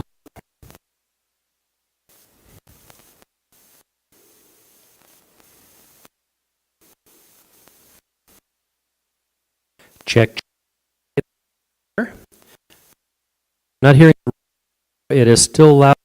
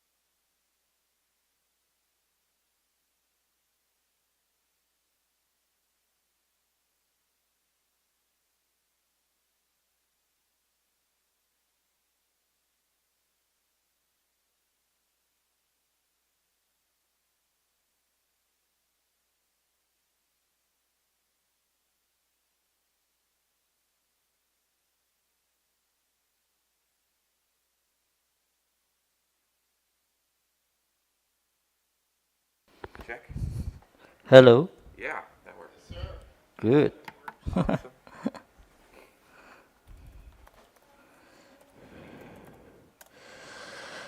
While he's looking at the laptop, let's give a shout out to all of y'all for coming out here to the 130 Day 2 Postgres section on SCaLE Linux Expo. Thank you all for being here today. We would like to give a shout out to our title sponsor. Thank you for not having a lock screen on your phone. Yes, sir. Yeah. Our track sponsor, Enterprise Database. EDB helps organizations get the most out of PostgreSQL. Nearly 1,500 customers worldwide have chosen EDB software, services, and support. Our offices worldwide enable us to deploy our global expertise locally and support our customers more efficiently. Take it away. Okay, just let me find how I will. It's not recognizing this. It's not working. You may have to toggle through the. There's instructions. Reset your resolution. Yeah, it is. Yeah, it doesn't help. Because let me find Might be here. resolution. Well, let me check that. I don't think so, but it's actually in a second screen, I think. Which I don't see. Wait a minute. Okay.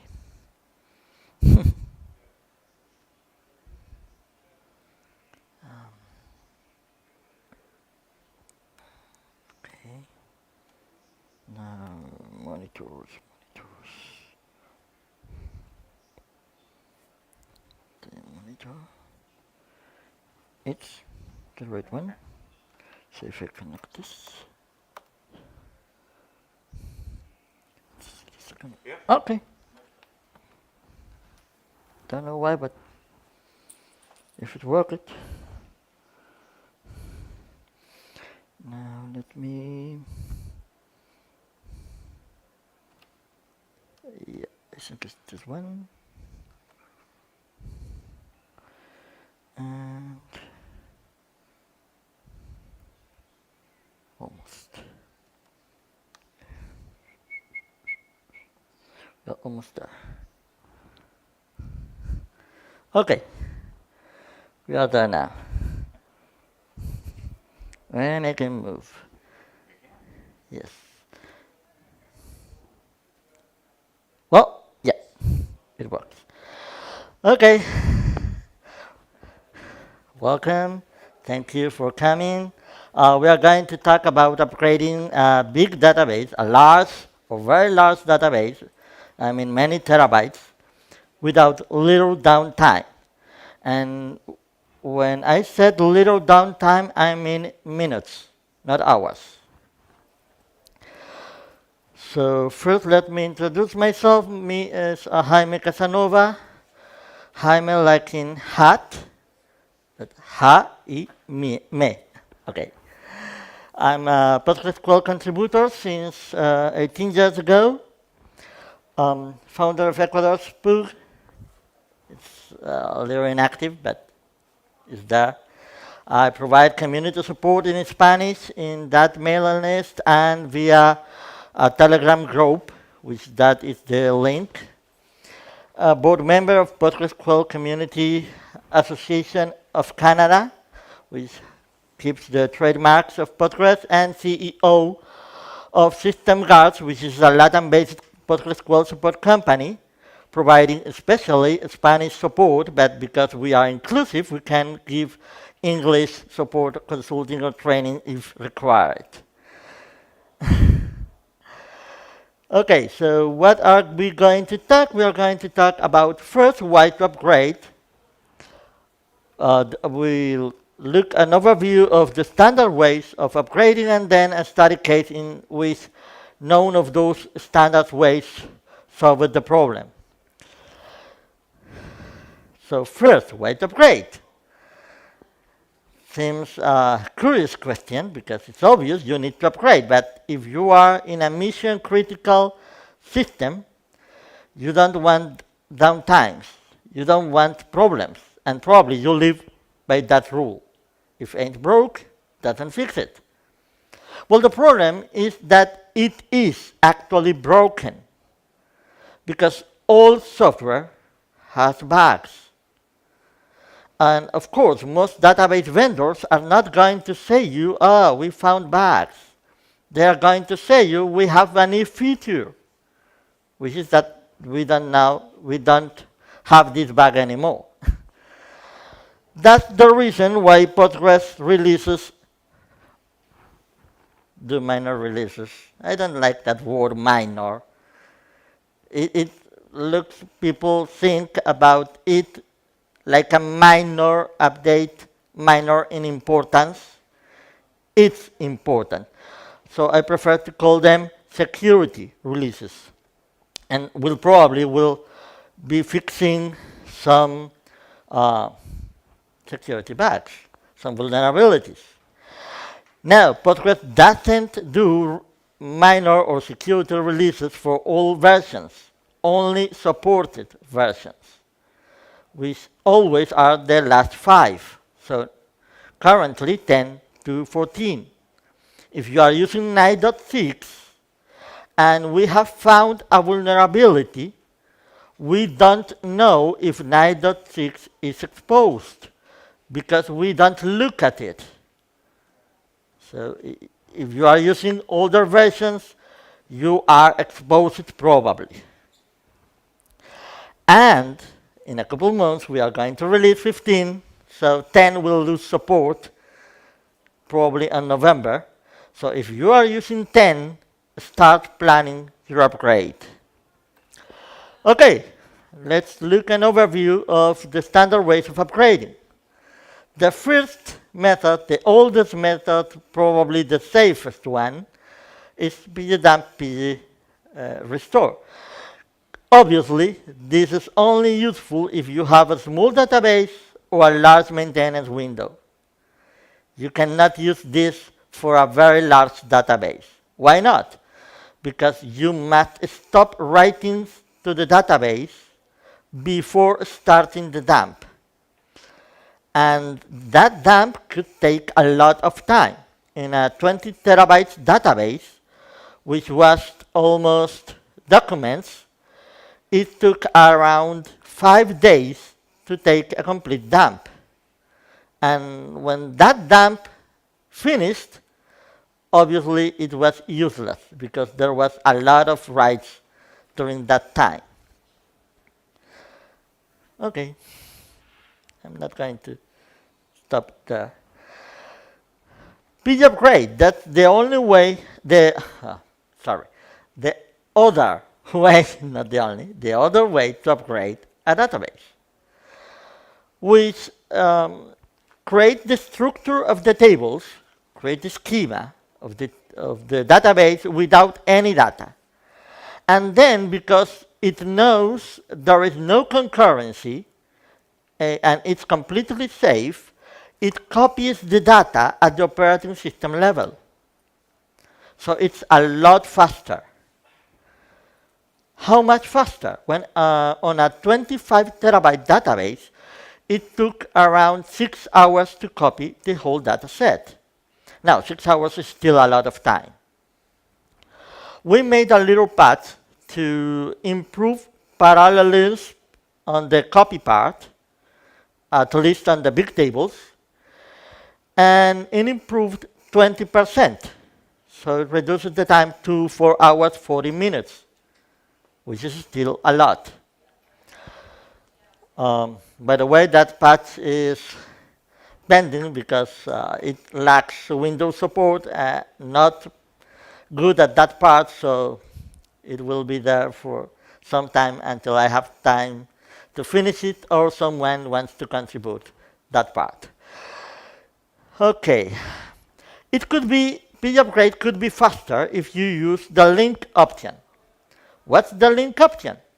Well, instead of copying the data, it will create an hard link, which is just, I would say, to simplify it, another name for the same file. I mean, the same space on disk. The bad thing there is that there is no rollback. Once you start the new cluster, the old cluster cannot be started again. How much fast could become that? On a 18 terabyte database, it took around 40 minutes. That's good. The bad thing, page dump and page upgrade make invalid all the standbys, all physical standbys. So you must reconstruct them from scratch. Maybe your business allows you to do that.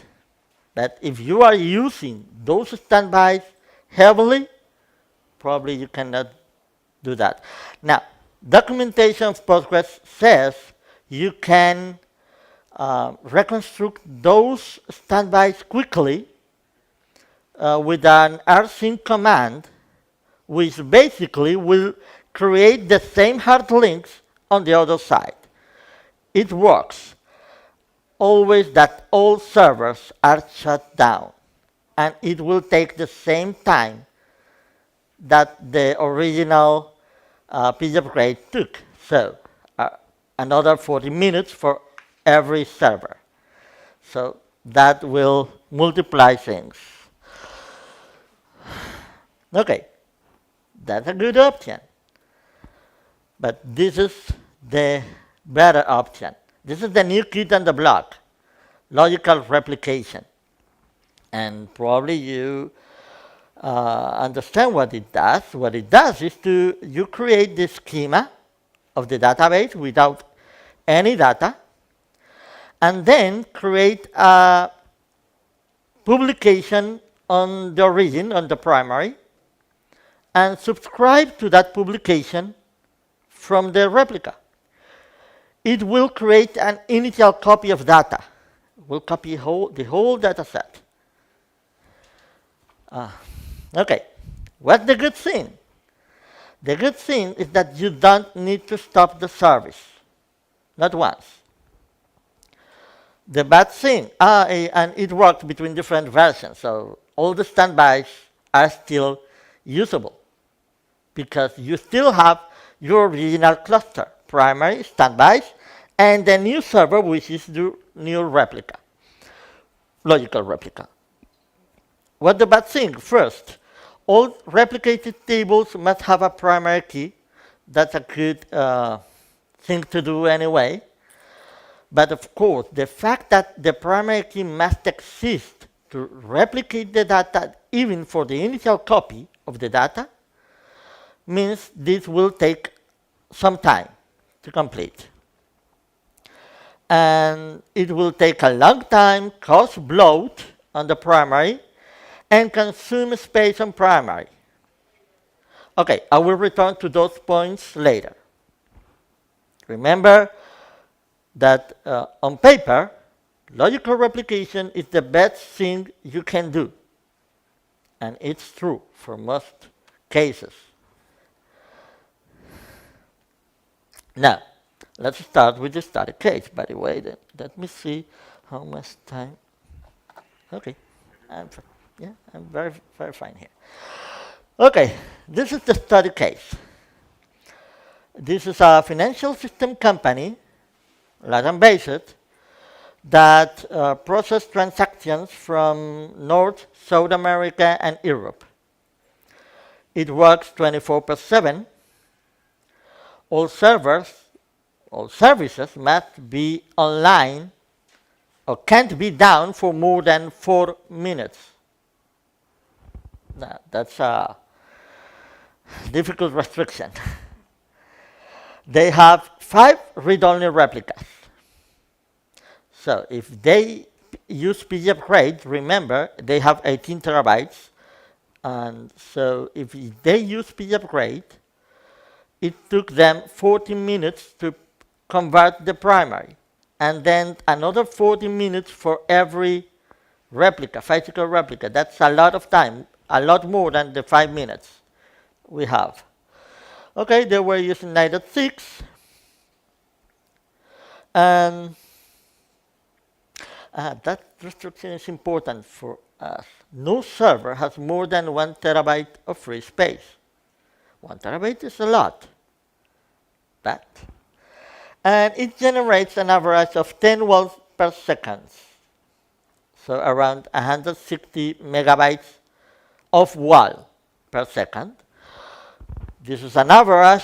It sometimes generates a lot more than that. Okay, so look, let's use that information. That's the cluster, primary defined standbys. Okay.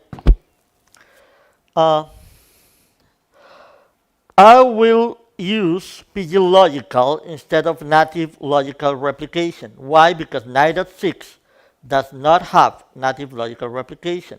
It started on 11, if memory serves.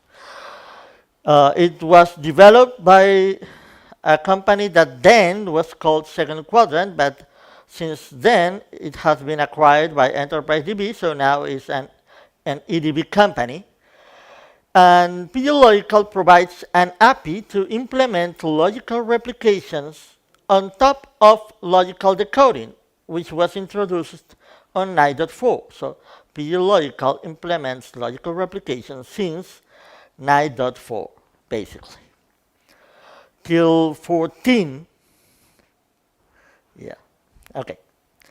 And to use PG Logical, you will need to set that parameter, shared preload libraries, to PG Logical, and probably do a few other changes in configuration, so you will need a restart then.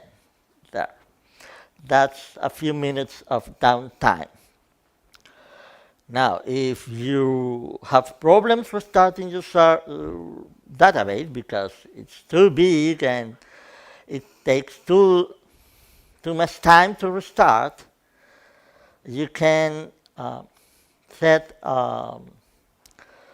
maxwell size to a lower number,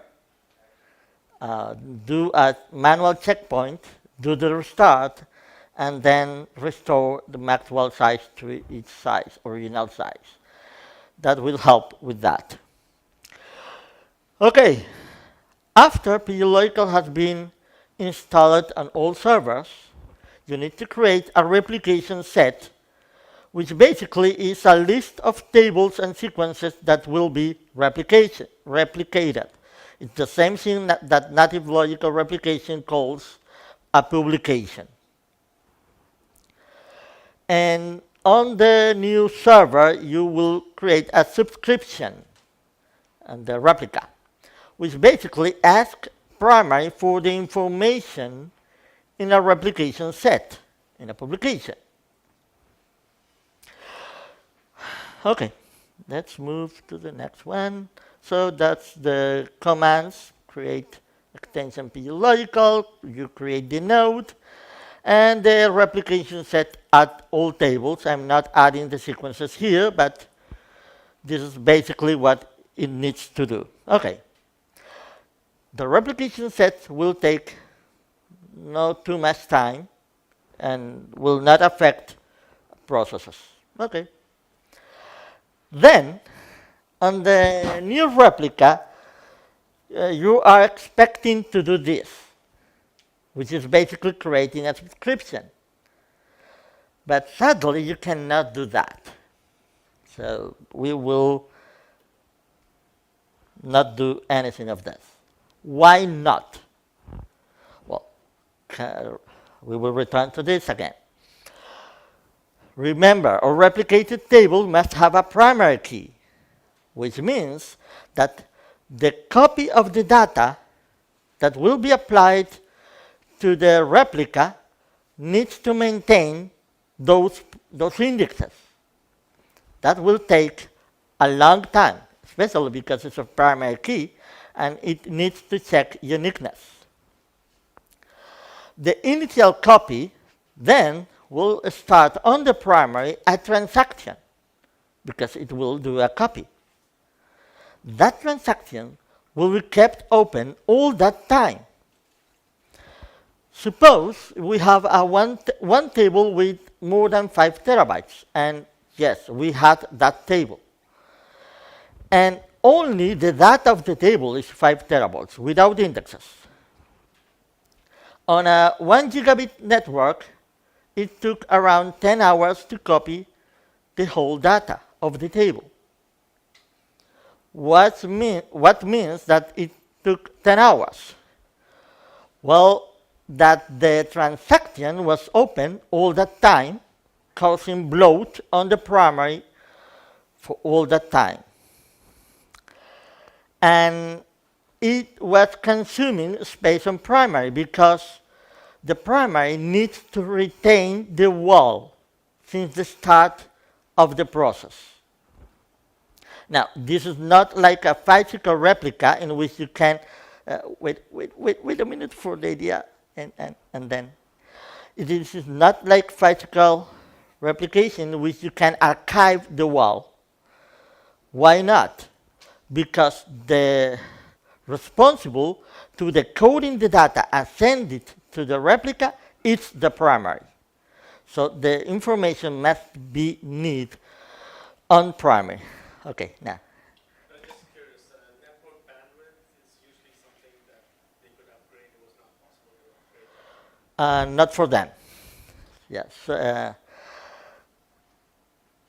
Okay, let me first say that LATAM is a nice place to visit us in Ecuador. That's from Colombia. Colombia is a nice place too.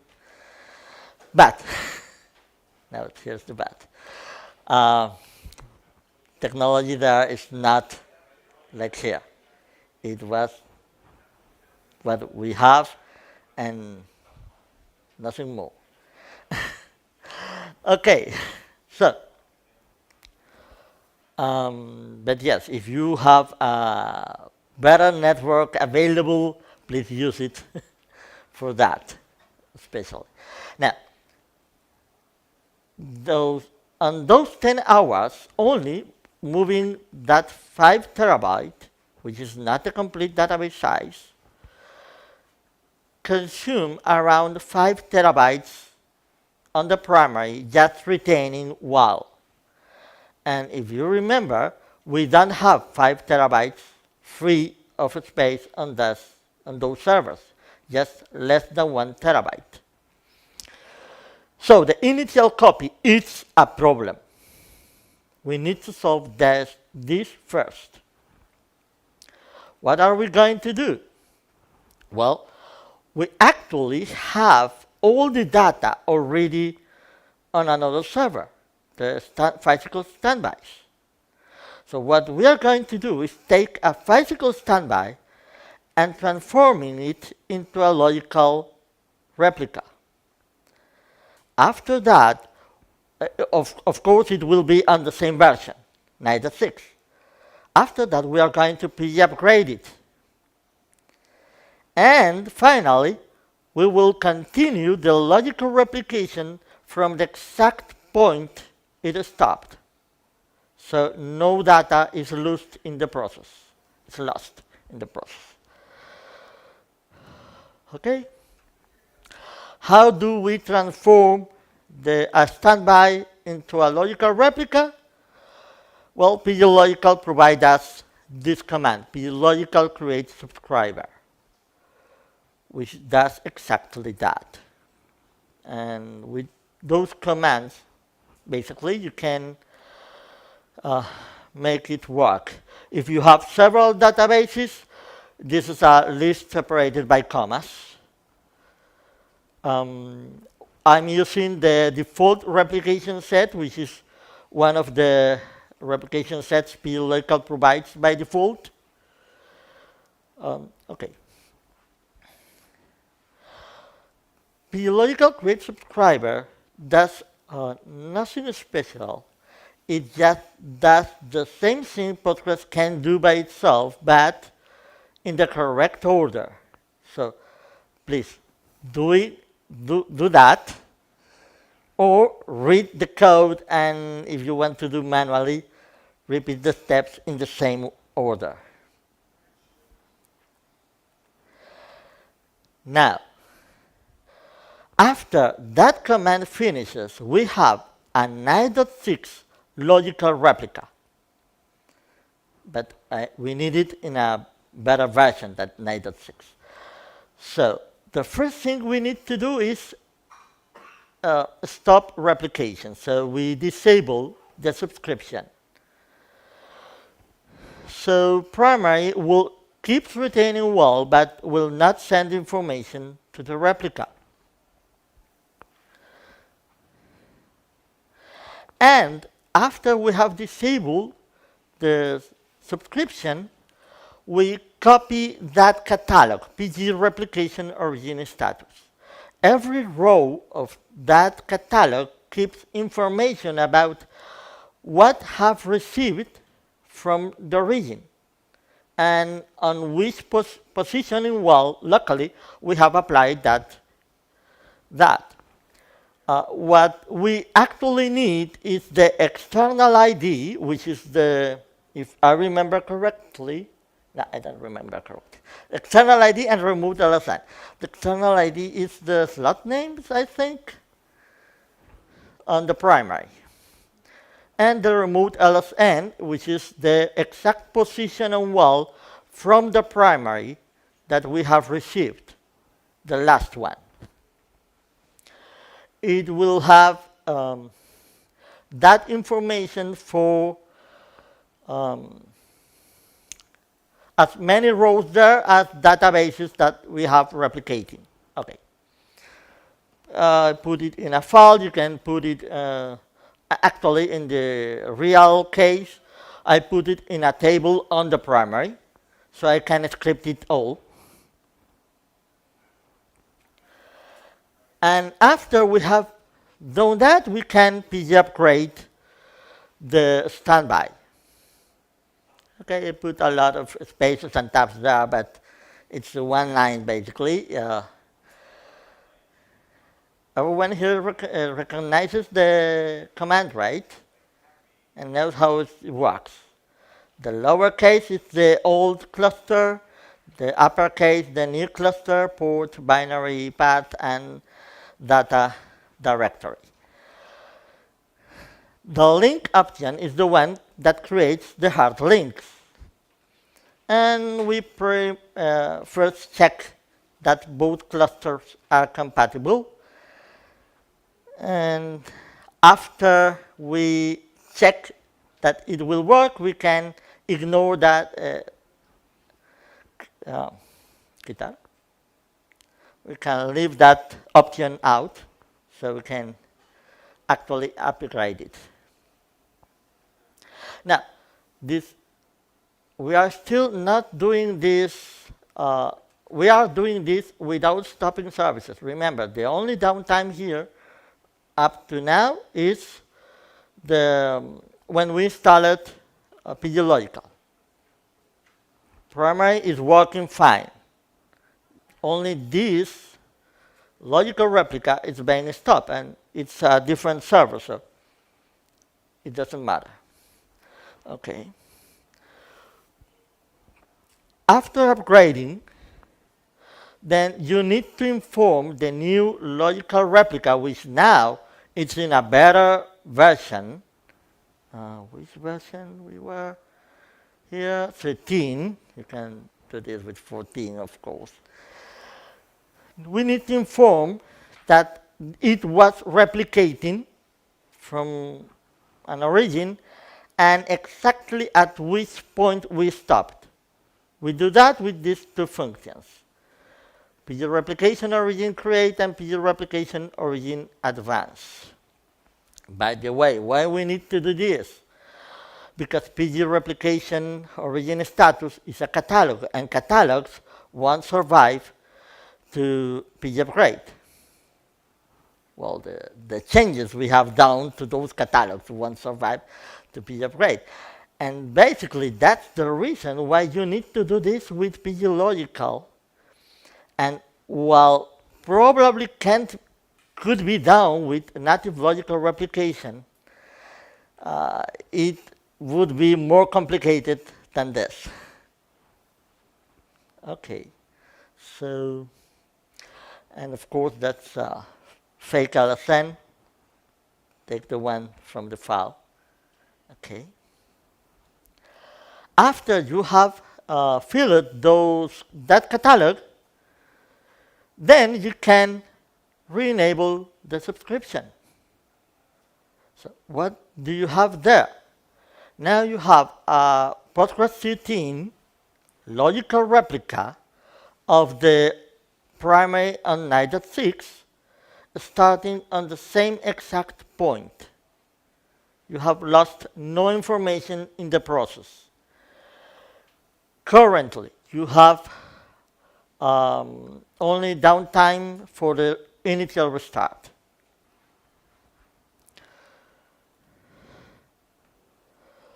Okay, at this point, you can do whatever you need to do on the logical replica. For example, they needed to change some integer fields for begin fields. Do that on the logical replica before doing anything else. Create the indexes you need to create. You haven't added sequences to the replication set. You can now, just before the switchover, set val them. This procedure has been tested with pglogical. There could be possible to do the same with native logical replication, but the exact steps may differ. Bruce, please say EDV that pglogical must exist for some time yet. And I mean pglogical 2.x series. Yeah. Now, what are you going to do after this? Because currently we have just one server with, which is a logical replica of 13. Well, just start moving the load of one of the standbys to that logical replica. So the load is still on another server, it's still running. Take down this standby and recreate it from scratch on the new replica as a standby of the 13. In this case, that took around 15 days to recreate all the standbys. But it doesn't matter because the load is the same and there is exactly the same amount of servers working. Yes, we used a time in which they have added 2 additional servers to cope with the load. So after that time, instead of returning those servers, they keep it for a few extra time for doing this. And at the end, when everything is on 13 except the old primary, and yes, they were working 15 days, even a little more than that, writing on 9.6, replicating to 13, and then replicating to the standbys on 13. And they were working without problems. The delay was almost zero, not noticeable for them. The last downtime will happen when you stop writing there and move the load to the other server. You can do that, well, just with a maintenance window. Of course, what about the load on this? Because in some point you need to stop making queries here, right?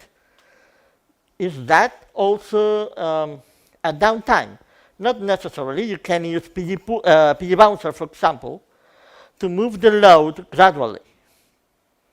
And you are not going to notice any loss, any downtime, maybe a glitch only. So there, we did this with around Summing up, it was around 10 minutes of downtime, distributed in a few maintenance windows. But of course, it took a lot of time to plan. We did the script for this and test all the scripts and make a lot of things during 3 months before doing this. But it works very good, and we have a lot of time, and I have finishes everything I have. So please, if you have any questions, now is your turn. I have prepared a lot of things and set to zero now. Bruce? So early in your talk, you said you only want supported versions of Postgres, right? Yep. Postgres 10 to 14, Yeah. right? But in this example, you're using Postgres 9.6. Yeah, because they were out of support at that point. They were out of support. Okay, so they're going from 9.6 up to. Yeah. And then when does, as I understand it, PG Logical isn't available open source after 10 or 9.6 or Starting on 9.4. 9.4? Yeah. So it's not, where did you get PG Logical from? Logical 2 is open source. Oh, it is? Series 2. Series 2 Yeah. is open source, okay. Yeah, yeah. Support all versions of Postgres? Until 14. Until 14, but it's Yeah. all the, okay. Yeah. All right, that's good. PG Logical 2. Yeah. So one of them went out of support, I guess it was 1. So, PG Logical 1 wasn't developed anymore. yeah. PG Logical 2 is open source. Yeah. And still, And 3 was never revealed to public. okay. And I think 3 is not, well, it's something internal now, so I think you have now PG Logical 4, because I heard the rumors, but Okay. till then, yeah, So PG Logical 2 is available to everybody. Okay. yeah, yeah. And there is a website, by the way, repmanager.org. You can check there. Mhm. Okay, any other questions?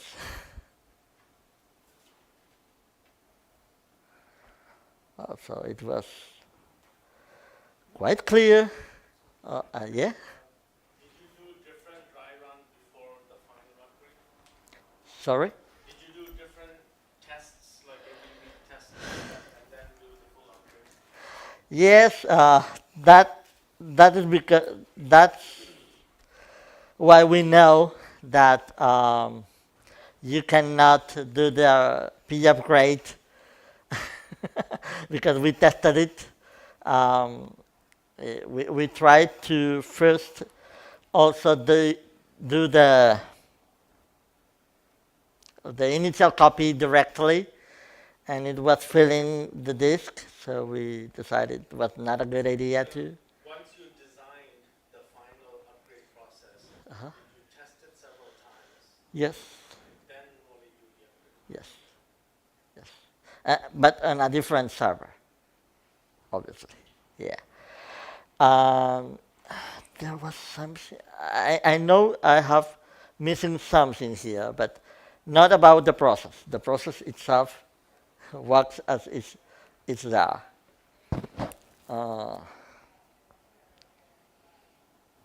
Yeah, we have 10 minutes, so if you, yes? So what would you do to do the quarterly upgrades and keep them? Sorry? No, would you use the same process to do the quarterly upgrades now? No, because it's just a restart, actually. So we just took down the Maxwell size, do a manual checkpoint, stop, update, and start. It's actually very quick. Just remember to always do the minor updates on the standby first, and the primary goes at the end.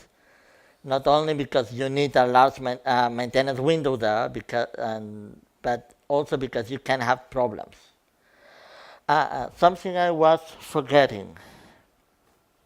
I said whatever you need to do now, you do it in the replica. You cannot replicate from a normal table to a partitioned table, not in PD logical, not in native logical replication.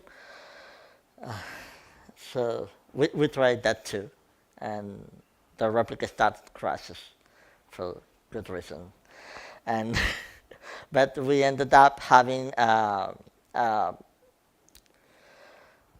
replica trigger moving everything that the normal table received and the logical replica to a partitioned table for them doing the change. Okay, anything else? Okay then. Okay, if there is no question, then that's all I have to say for now. Hope it has been useful for someone, and see you around and in a next event. Thank you. Sorry for that.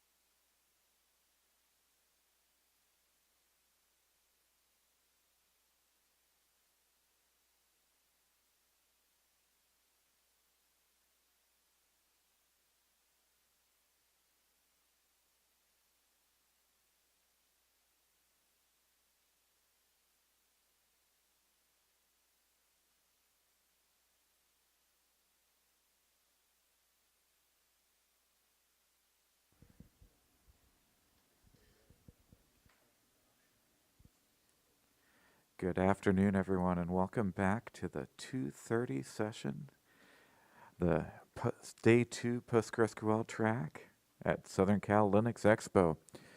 We'd like to thank our track sponsor, Enterprise DB. EDB helps organizations get the most out of PostgreSQL. Nearly 1,500 customers worldwide have chosen EDB software, services, and support. Offices worldwide enable us to deploy our global expertise locally and support our customers more efficiently.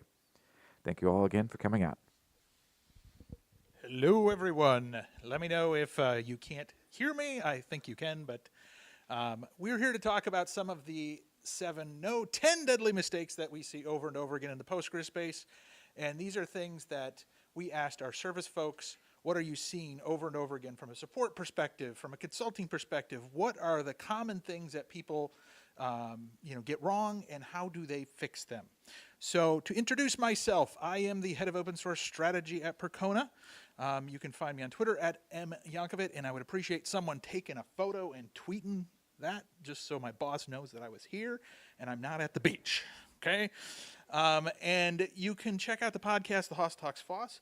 You may have heard from some of the speakers who have been on the podcast before. I've had, speakers like Bruce. I've talked with Jonathan Katz before. So if you're interested in things in the open source database space, whether it's Postgres or something else, check it out. So when I sat down and started this presentation, the first thing I did was ask our support team, what kind of issues are we seeing on a regular basis? And so they gave me this handy dandy graph, okay? And, what's interesting about this is we see that a lot of issues are really in the config, setup, install, tuning, monitoring, and the HA replication space. You have a little bit of security, a little bit of backup, a little bit of bug crashes. But a lot of times when you think of a support type of an engagement, you're thinking of the software doesn't work. Well, thankfully, Postgres is very stable, so there aren't a ton of bugs. But we do see a lot of people who just don't understand the nuances, how to configure, how to tune, how to set these things up. And so this is the overall graph, but I'm going to go through and get a little more specific on these. Okay, and so I'm going to count down David Letterman style. Hopefully people remember David Letterman. I'm old. I remember David Letterman. Maybe some of you do as well. So we're going to start with number 10. Okay. And number 10 is selecting the right tool for the job. Okay, now, like this gentleman here, I don't think you should use that person as your sawhorse for the saw. You don't want to use tools that are not designed for what you need them for. So, for instance, when you start to look at load balancing or connection pooling, there are several options out there, and understanding the nuances between these is very important. Because if you install and use the wrong tool, you might not get exactly what you're thinking. Okay, so the difference between PG Bouncer, HA Proxy, PG Pool, they do similar things, they just do them a little different. So PG Pool 2, for instance, you're going to get load balancing connection pooling, but it's not as lightweight as the other two. So how you balance this, it's important. And how you set this up, it's just important to realize the nuances between these tools. Another good example of this is PG Repack. How many people have used PG Repack before? Okay, great. So there are locking issues that can occur if you use it. It's a great tool. We highly recommend it. But there are certain operations that will cause slowdowns. So just by deploying the tool, starting to use it, you might run into some problems. So there is a blog post that we did specifically on the things that could go wrong. But you have to watch out, because some of the issues that you might be thinking that you're fixing might actually come back to bite you. Now, the number 9 issue. Now, security was relatively small, but we tend to trust a lot when it comes to the security of our databases, right? Just like this, I love this picture. It is totally secure. You cannot get through my security system, right?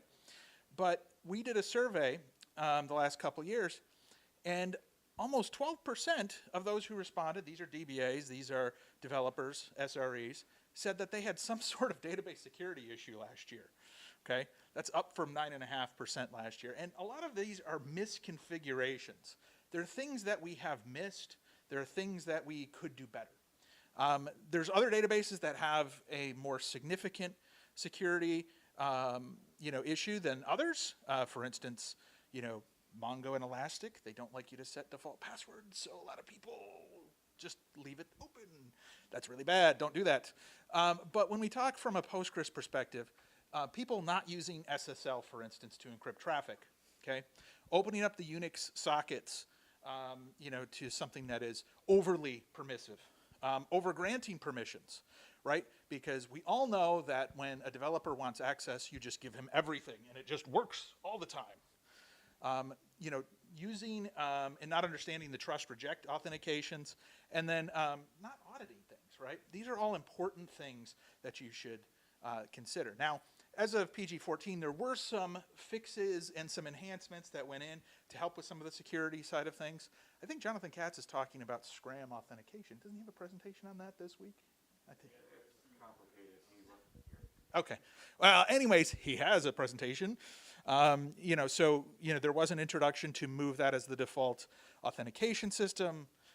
There's also some new roles that can be used.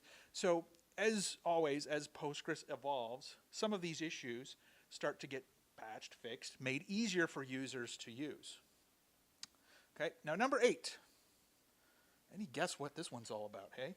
So clean up after yourself. It's right.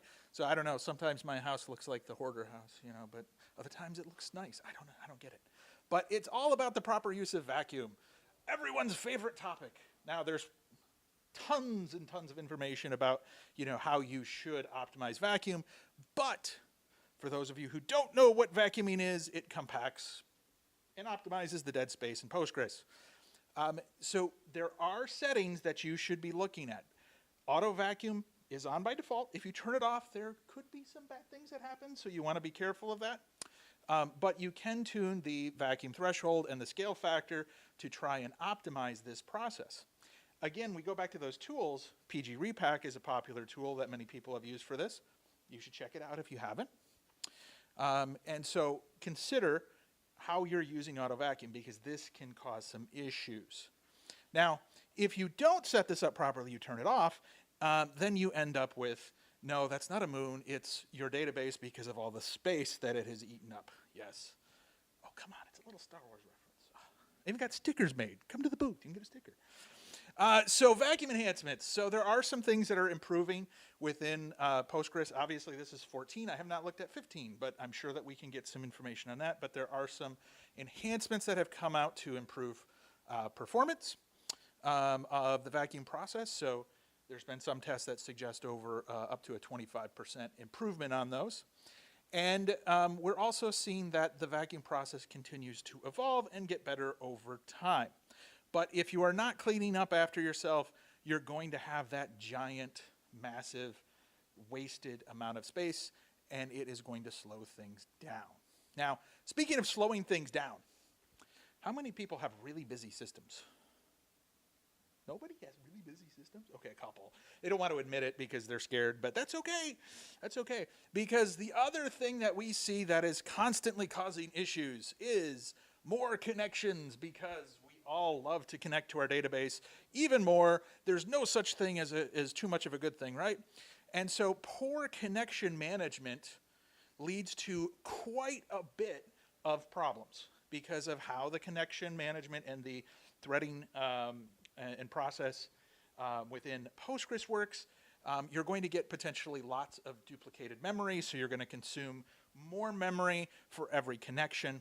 And so as you start to go above 100 connections or more, you're going to want to start to look into load balancing. And if you're not, then you are probably suffering some sort of performance penalty. Again, these things do get better over time, and so we saw in Postgres 14 some of these enhancements, helped, the throughput and the concurrent workload get better in 14. So these are a little older slides, but you can see that there was some increase in the actual performance at higher connection settings. So again, you want to manage your connections, understand what sort of workload your database has, how things are connecting, what you can do differently.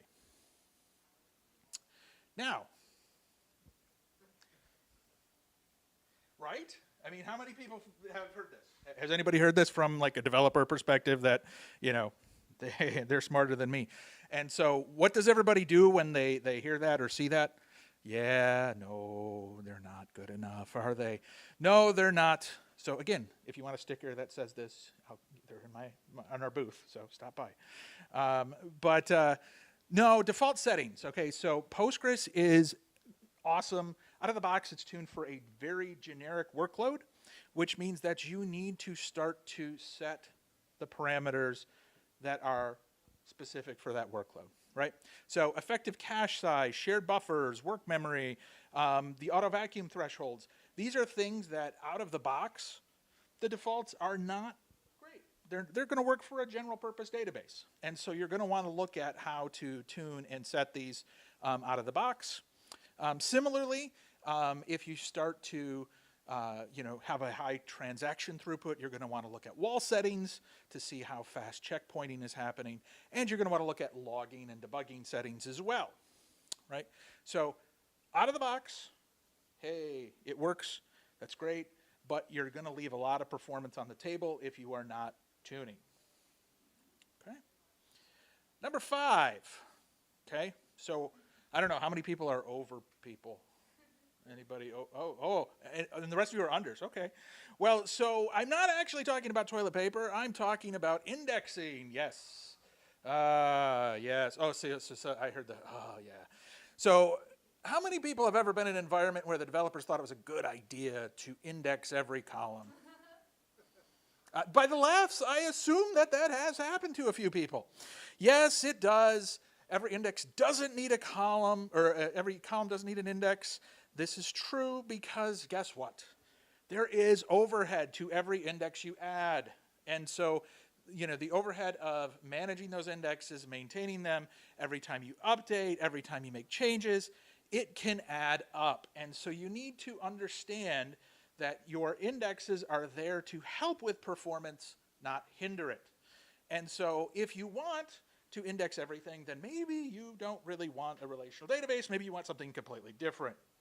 But there are specific index types for different types of workloads, okay? How many people are using different index types in Postgres? Oh, not as many as I thought, okay? But I mean, there's the B tree, there's hash, there's gin, there's gist. So depending on what you're trying to do, there's a different type of index that's optimized for that particular workload. See, Postgres gives you a wonderful setup, but you have to know how to tune it and use it to get the most out of it. And if you're not, then you're leaving performance on the table. Now, the good news is, if you are indexing every column, and please don't do that, or even if you're just indexing a few, there has been a lot of work over the last couple of years in reducing the index bloat, right? So we talked about some vacuum changes to help there, but there are also, other things that have been implemented to reduce the amount of bloat that indexes cause and the impact of having too many indexes on the system. So that's good. So, how many people use extensions, by the way? Only a few. Huh. How many people have installed extensions and never use them? Probably way more, because that is another thing that we continually see a lot of, which is, let's just add the extension, we might need it later, okay? Postgres has an awesome ecosystem of hundreds of different extensions that can do all kinds of cool things. But you know what? You implement them and you never use them, and then they just sit there. And so typically what I have heard from our support team is they'll go back and they'll say, well, what extensions are installed? Have you tried turning off the ones you don't need?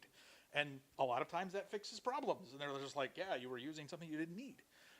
So the extensibility of Postgres is awesome. But like Spider-Man, with great power comes great responsibility. You need to understand how you are deploying and using your extensions, okay? There are a lot of extensions in the ecosystem that have zero support, which means that if you go download them and use them, they could work or they couldn't work. And whether they work together with other extensions is a potential problem, and it's a rat's nest of issues. So you need to understand where you're getting your extensions. Are they part of the official extensions that are released, or are they just someone who is doing this as a hobby project, and what sort of testing has gone into these extensions? Really, really important for that. Now, with extensions, you know, we've got that, hey, we've never used it, you know, it's there, it's installed. But you know what we never want to use? We never want to use our HA or our backup, right? So a lot of people consider this a secondary issue. It's something that they're sure that they can outrun if they have to. It's going to be something that they can, you know, it'll eventually work out.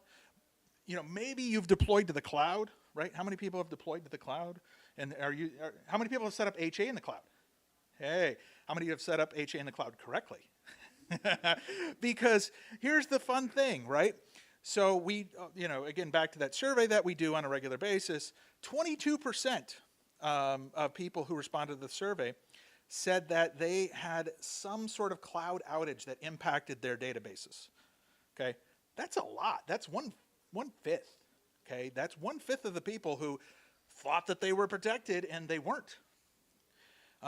And you know, 33% said that they had an issue whether they were running in the cloud or on-prem. So this happens whether you're in the cloud or not. So just because you're using an as a service doesn't necessarily mean that you set it up correctly or that you have taken everything into account. Okay? And as great as Postgres is, it's only great when it's up and running. If it's not running, then you have a completely different problem. And a lot of people are not prepared for that outage. Okay? They're not. And so you have to ask yourself, from an application perspective, how much downtime can you withstand? How much, you know, impact will that have on your business? You know, do you have an RPO or an RTO? You know, what was the last time you tested your backup and failure? Wait a minute. How many people have tested their backups in the last year?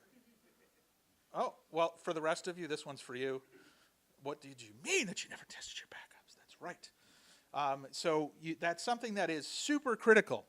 And part of this is also understanding, you know, the recovery process and the tools that are out there. You know, I remember I was talking to you a little bit earlier about making sure that you set the correct wall settings. That's going to be critical for, you know, recovery. How are you managing your HA? Are you using tools or are you doing it by hand? It's surprising how many people still think that they can do things by hand. So are you using something like Patroni?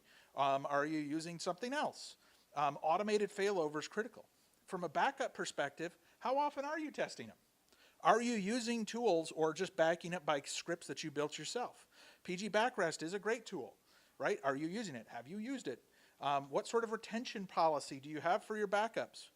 Okay, so these are things that you should be asking and understanding, because we all hope there isn't a rainy day, but when there is, you're certainly glad you have the umbrella of the backup. Wow, that was really cliched.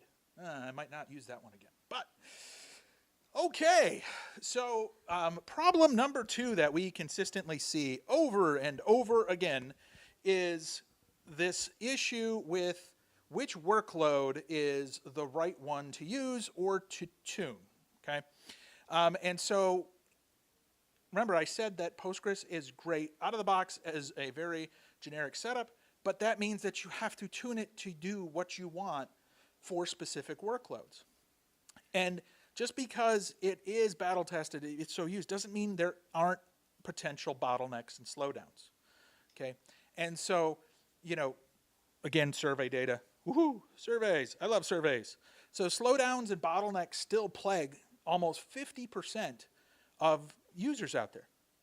So, I mean, how many people here have experienced a slowdown in production with their database? Oh, how many people are lying about it? Right? I mean, you know, it happens over and over again. It's not something that, you know, is solved. And some of this comes down to a couple different things, right? So one is understanding what sort of workload you have. So what tools do you have to look and analyze, you know, the workload that's coming in? You know, have you considered what your P99 latency is? Anybody familiar with P99 latency? Okay. Okay. Well, that is, if you take the 1% outlier, throw it away, what are you looking for in terms of your latency, right? So if this system needs to respond in 10 milliseconds, okay, and we throw away the 1% and it's under 10 milliseconds, it's good. But if it's over, that's bad, right? And so you should be thinking about what sort of response time you have. You know, when your workload does change, do you know? And here's a classic example, right? There are industries that have a very cyclical business. Okay, for instance, accountants. You know what? They're really busy a couple months a year. The rest of the time, they're okay, right? And so, do you understand how your systems are going to be impacted and what sort of changes you're going to see on a monthly or daily basis? Do you have the capability to understand a read-write split? Right? So is this an opportunity to understand, are you writing a lot more data than you're reading? Optimizing one for the other is an important thing. And how is this data being used? Is this for every type of, workload, or is it reporting, or is it OLTP, ad hoc? What sort of query workload is going to happen? All of those are really, really important. And you can do this not only for the database, but you can do this for the systems itself. Right? So when you look at the systems themselves, you've got things like the kernel parameters, right? So huge pages, swappiness, so you can tune the Linux side of things to make Postgres run faster as well. And so have you done that? Is this something that you've been looking at? Very important that you understand what the workload you're seeing, what your expectations are, and then make adjustments based on that. Now, the number one issue, okay, is this a mistake or is it a feature? Right?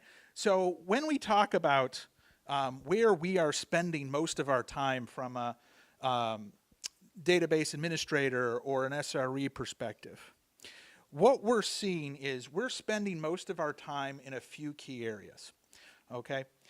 Let's take a look at what the survey says, because I love surveys. So 7% of folks, maybe in this room, spend their time on automation. Most of their time on automation. 4%, number 4 is 9% moving data between environments. 11% say troubleshooting problems. Number 2, query tuning, 21%. But the number 1 by far is working with developers on their applications. How many people are developers here? Oh, okay. Okay. How many people are developers and DBAs at the same time, and SREs, and everything else under the sun? Okay, there you go.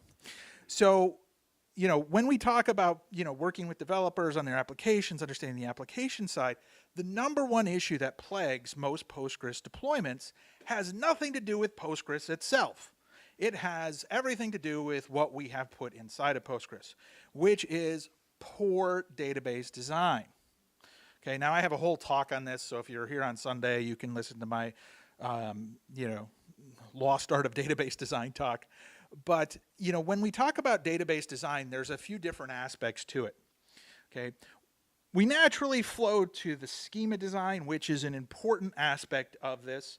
Right? So you want to ensure that your schema is set up correctly, that you have the proper data types set up. For instance, you can use ints or numerics, and do you understand the difference?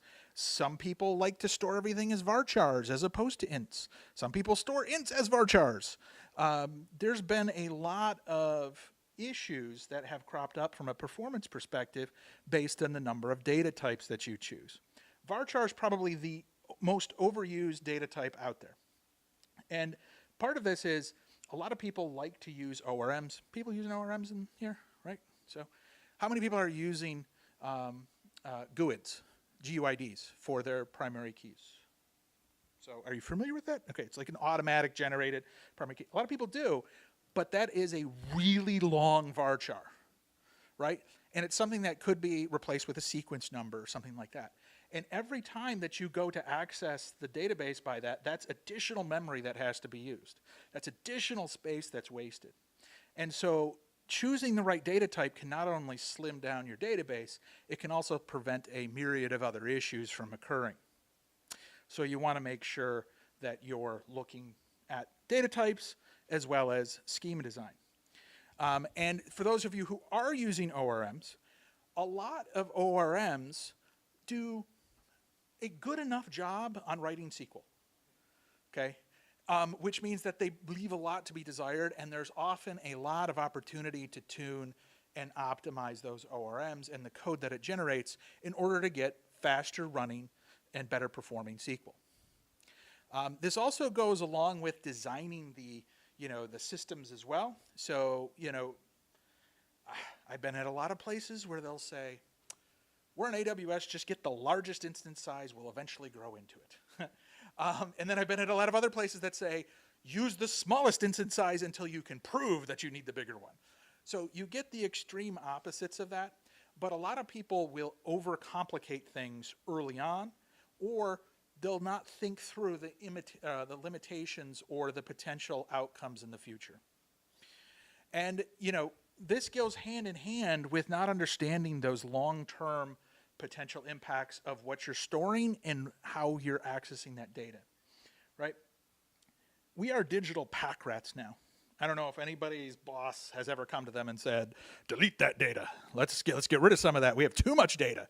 No, everybody wants more data, and they want to store it for longer amounts of time. And that means that the systems that we're dealing with are getting larger and larger. We just had the talk about the 10 terabytes, was it? 10 terabytes, worth of data. So that's a normal thing now, as opposed to an abnormal thing.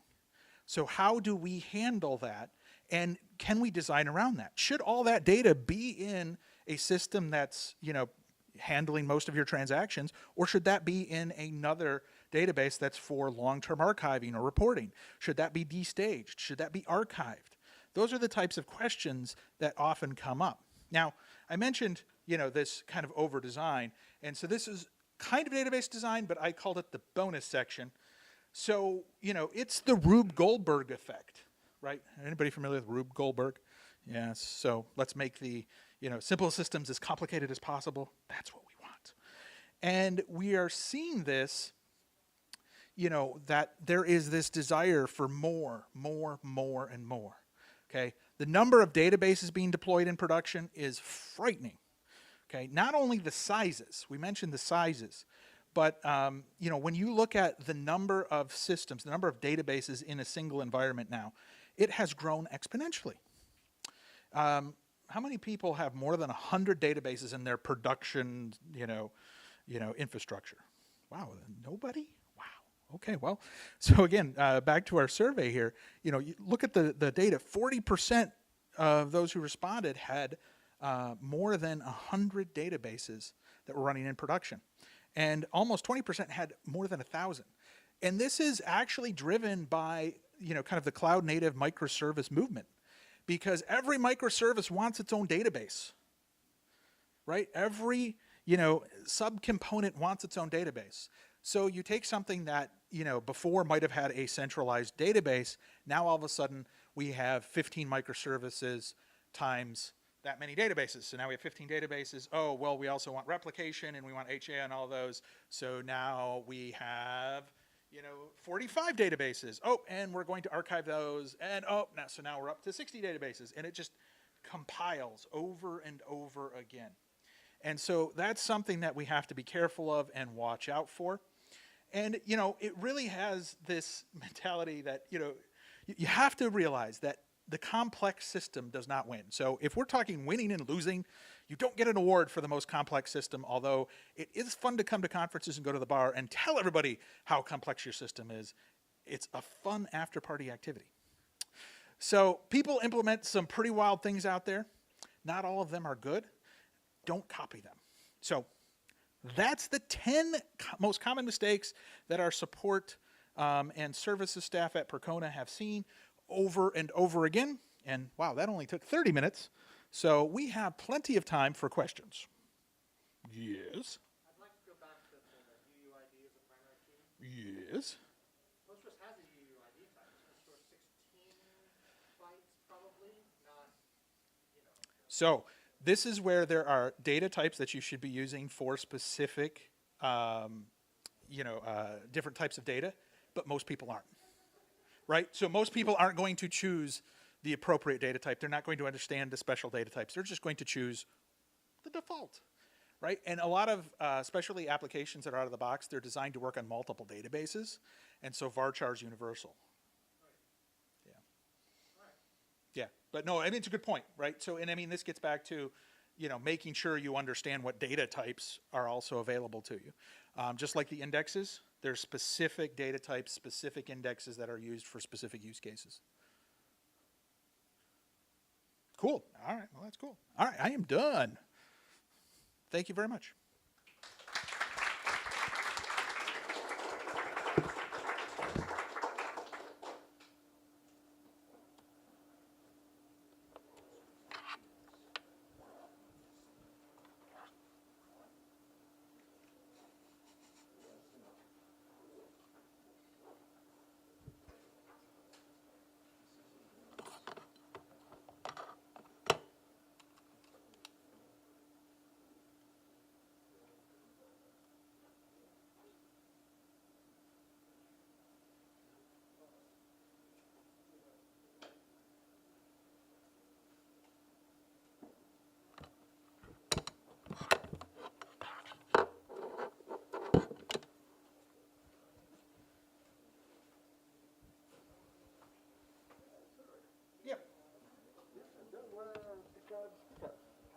Yes, downstairs in the booth, Percona's booth, there's a ton of stickers. Like all those things that I was showing, those are stickers that I made specifically to put in the session and then be able to distribute. See, marketing. It's my marketing. Someone left a phone. Oh, Michael, can you help with someone left a phone back there? Oh, wow. Yeah.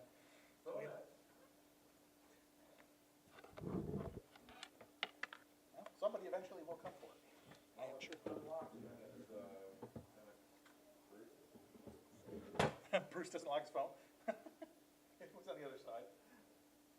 Yeah, it is what it is.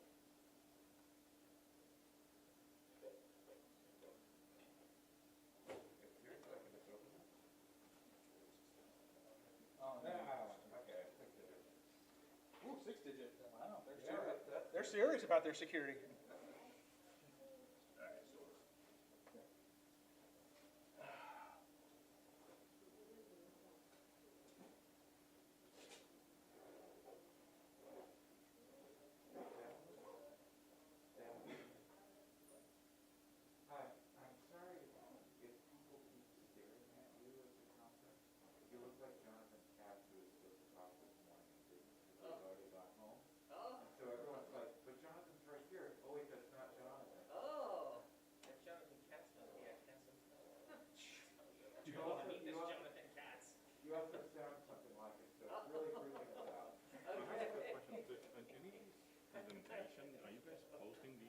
Oh yeah, I have them posted, but Should I steal Jonathan Katz's idea?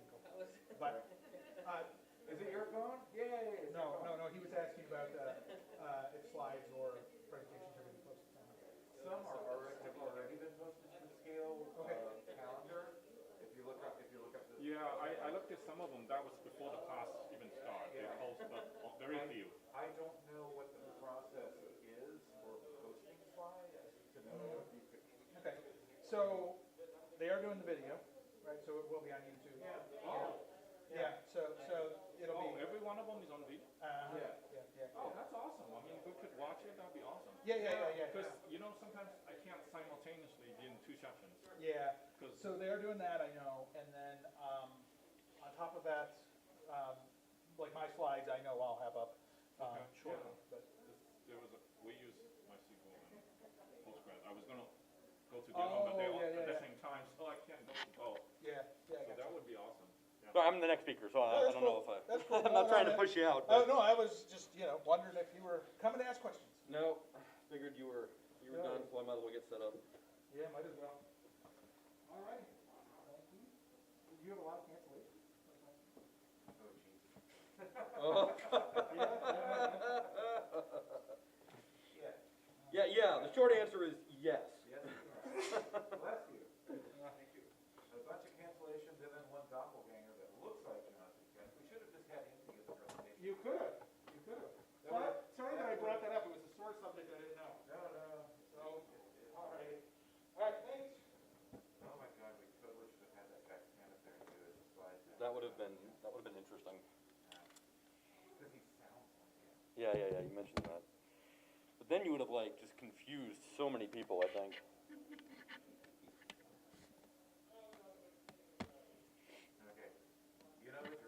Oh, yeah, I think That being said, you're the last session, so I don't really care about giving you a 10 or a 5 because you're going to go as long as you can. oh, that's also fine. Here I was hoping that you weren't going to do the stupid EDB spiel. Oh, I can even do it in Spanish. I looked it up. Would at least be slightly more interesting. EDB ayuda a las organizaciones a posicionar al nativo PostgreSQL. Casi 1,500 clientes de todo el mundo han elegido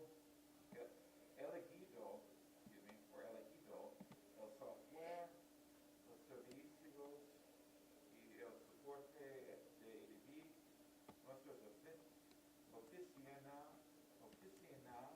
en todo el mundo prometen implementar localmente nuestra experiencia por Okay, yeah. nuestra experiencia de manera más eficiente. You going to be here for a couple minutes? I am. Okay, I'm just going to go hit the head real quick and then I'll be back. Yeah.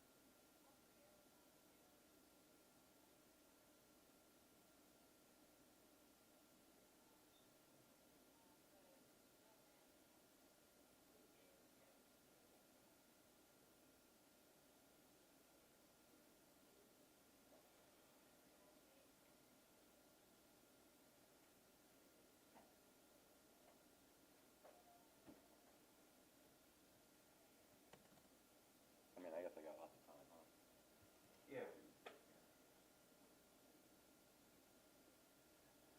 Plugged on my phone for a while, actually, didn't I? You saw the call. Huh?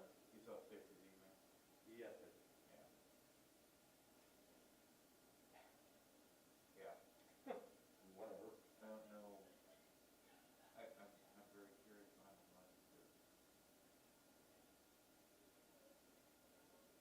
what does any of it really.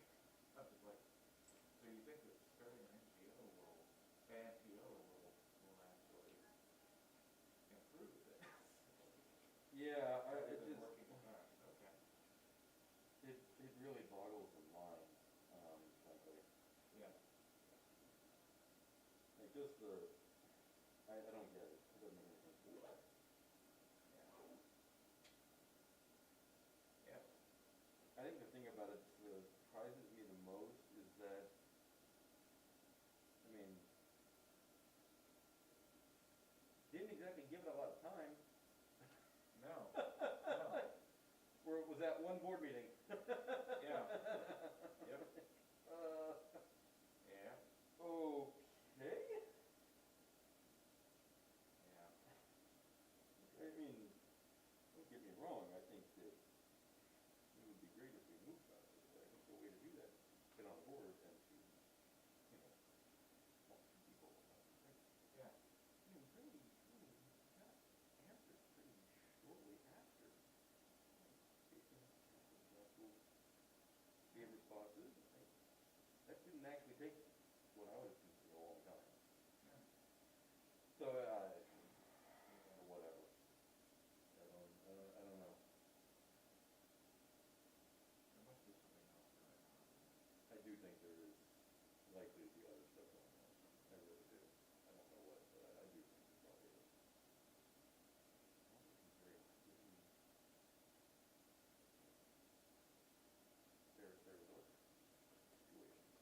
right? I mean, Oh, I don't know. Yeah, I don't know. let's just say they're related to this, to the organization, right? It's like, it makes a lot of sense, actually, from that perspective. But I don't know. Maybe they weren't. It does make me wonder if, like, they asked us to be able to have time, like work time, to work on, to be part of this. Oh, yeah. Like, because, I feel like other, certainly other people, Mark seems to have time, his employer, think, happens very often. Yeah. But, whatever. The last thing we need is another NGO for open source stuff, though. Like, Yeah. I mean, there's software freedom conservancy, there's SCI, there's, FFF, there's a shortage of them. Yeah.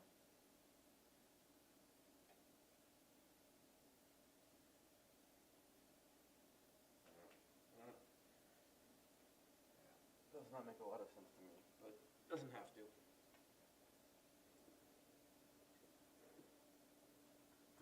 So by now you've seen this spiel, but I'll give it anyway.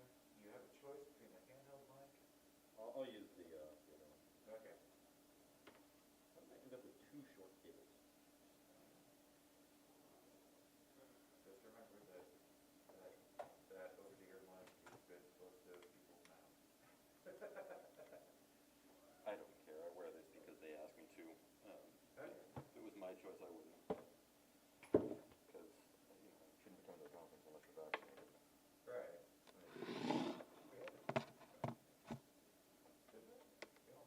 Or a test, I think. Oh, no, it's not. I think you could do that or a test, but yes. But I mean, at this point, we should have everybody be vaccinated. Have you seen the Keep expo? moving on. Yeah, I was down there just now, actually. Yeah. Before we came up here.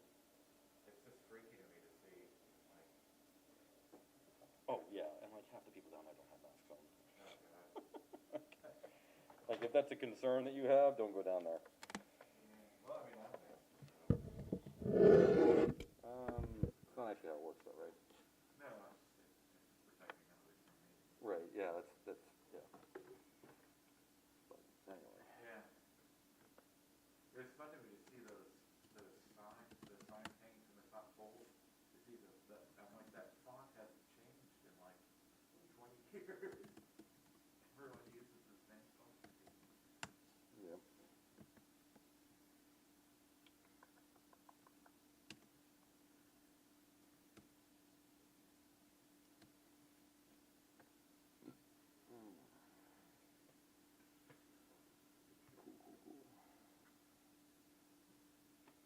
Pretend you're saying something.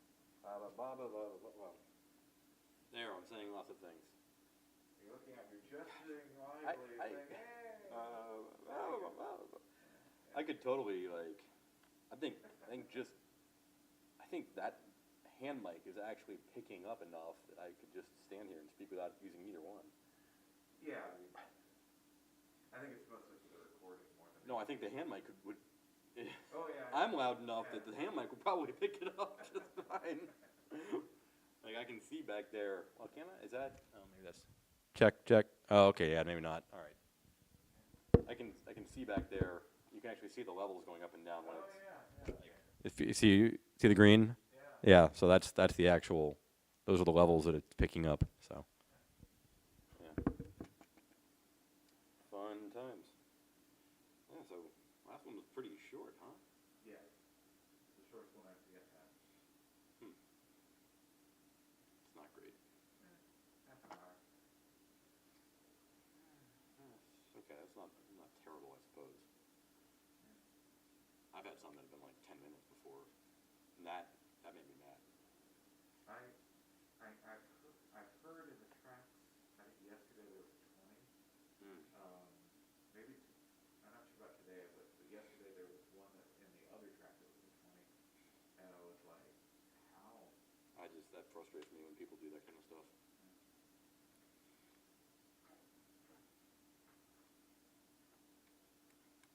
So at least the guy that lost his phone found his phone. Somebody lost their phone. Yeah, they turned it over here, and I was like, yeah, let's see if it's Bruce's.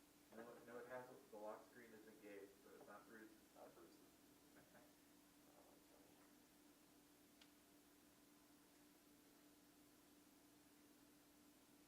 I don't even know if I want to get my. Maybe I should get out my clicker anyway, just in case I want to use it. If I remember it, I don't know. Maybe I didn't remember it. That would be odd for me. There it is. Ugh.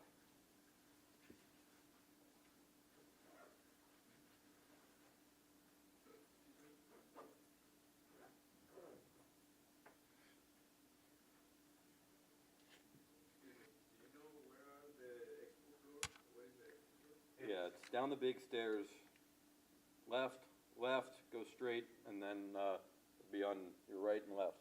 It's basically behind where the hotel registration desk is. Yeah. To the right and behind where that. Okay, so it's like a low level? It's just next to the... Yeah, L level. Well, it's on the level you enter the hotel on. Okay. Same level as the registration desk. It's a little odd to find it when you're coming out.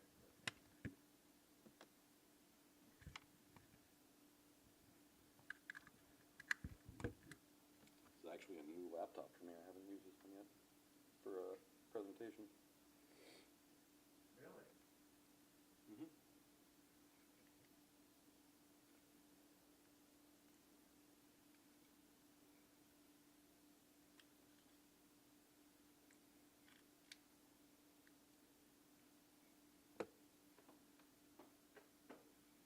All right, I'm all ready.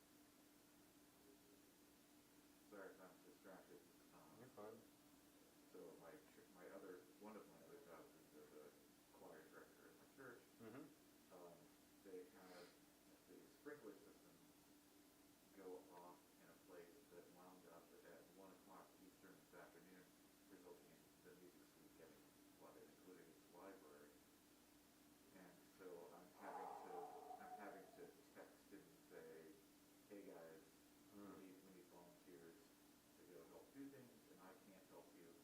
And even if I prove that now, there's nothing that I can do that would be of any use, so I'm just gonna stay here.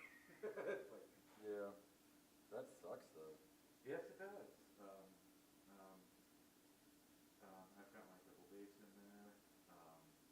My accompanist has a doctorate from Juilliard in harpsichord performance and has a harpsichord down there. Fancy harpsichord down there. And all the handles are in that room. Choir instruments. That sounds rough. Yep. They're having to move because the building fire systems are now offline. That means that they can't hold worship services in the sanctuary, so they have to move a small building on the property next door that isn't under that fire system, which means no music for some days. Aw. Because Yeah. they can barely fit. That room is smaller than this room.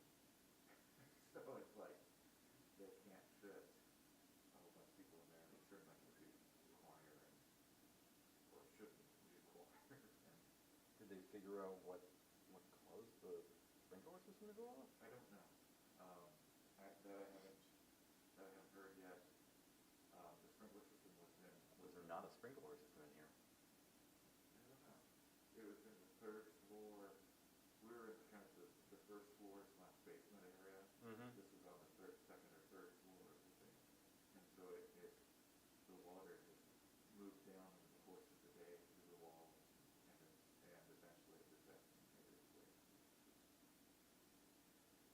So it wasn't actually coming down in that room. Right. But it eventually during Got the into it.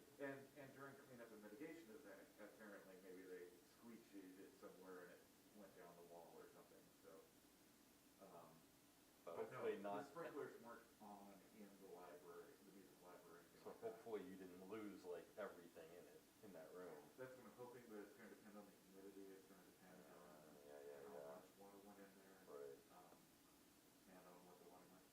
The music suite office PC, of course, was sitting on the ground, but it being kind of a trash Windows 7 originally that I squeezed 10 onto box, I don't really care what happens to that thing. Mm-hmm. But there's a lot of stuff in there that's like, my mother donated the only copy of this. Okay. What do you want me to do about it? We'll see what we can do. Yeah. Sorry.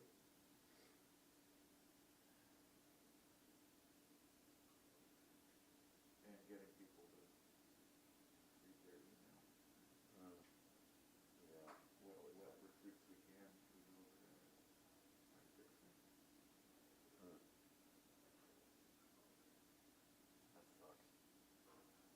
Some of the items in the library were in boxes, some were in folders on shelves, some hadn't been sorted yet, so they're just piled of paper lying there. It's like, oh God. But the elevator has been shut off because the power situation is correct.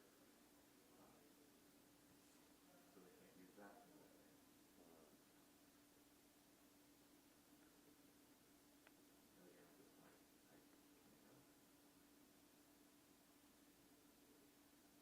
Other than directing traffic 3 hours a day. Yeah. That sucks.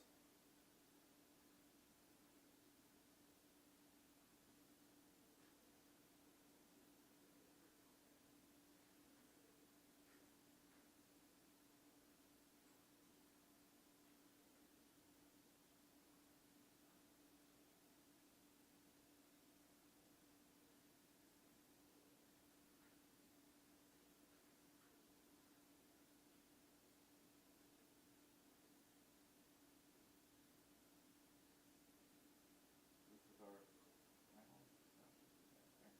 Mm-hmm. And you don't have another trap tomorrow. That's the trap. Yeah, after this, for the postcode perspective, yeah. I haven't quite decided what I'm gonna do. Probably go check out some, I don't know, some of the talks tomorrow, maybe.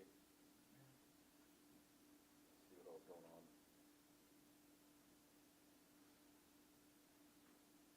Well, I guess Burger's still going.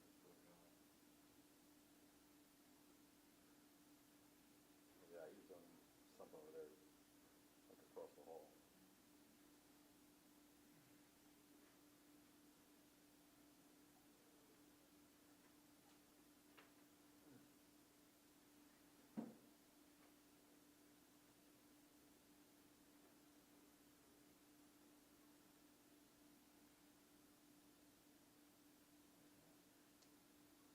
Nothing after you have infinite time.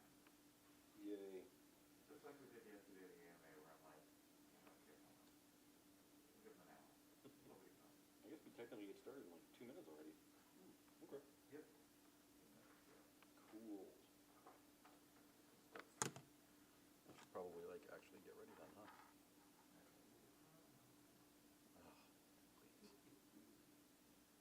I'm glad that you enjoy it. I think if they asked me to do that as room host, I don't know that I would. Like, seriously. It's so silly. You gotta commit to the bit, man. You gotta. Mm. And this is the last time I get to do it, so I gotta give it extra, Oh. extra 2 cents. Oh no, how sad.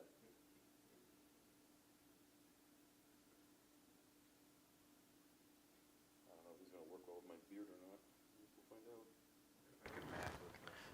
Check, check. That clearly is making noise back there, isn't it? Okay. Cool. I am kind of curious about it. I heard that it was hard to. Oh, it's down there, yeah. Yeah, It's not that. it's just really small relative to the thing.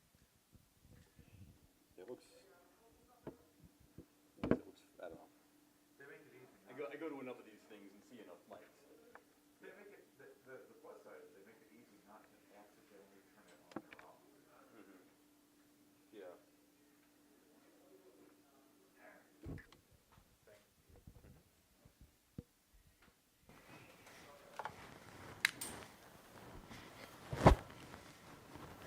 Sorry. Hello, everybody, and welcome again to the final PostgreSQL session at Southern Cal Linux Expo. We're so grateful that you've come out here, and we're also grateful for our track sponsor, Enterprise DB.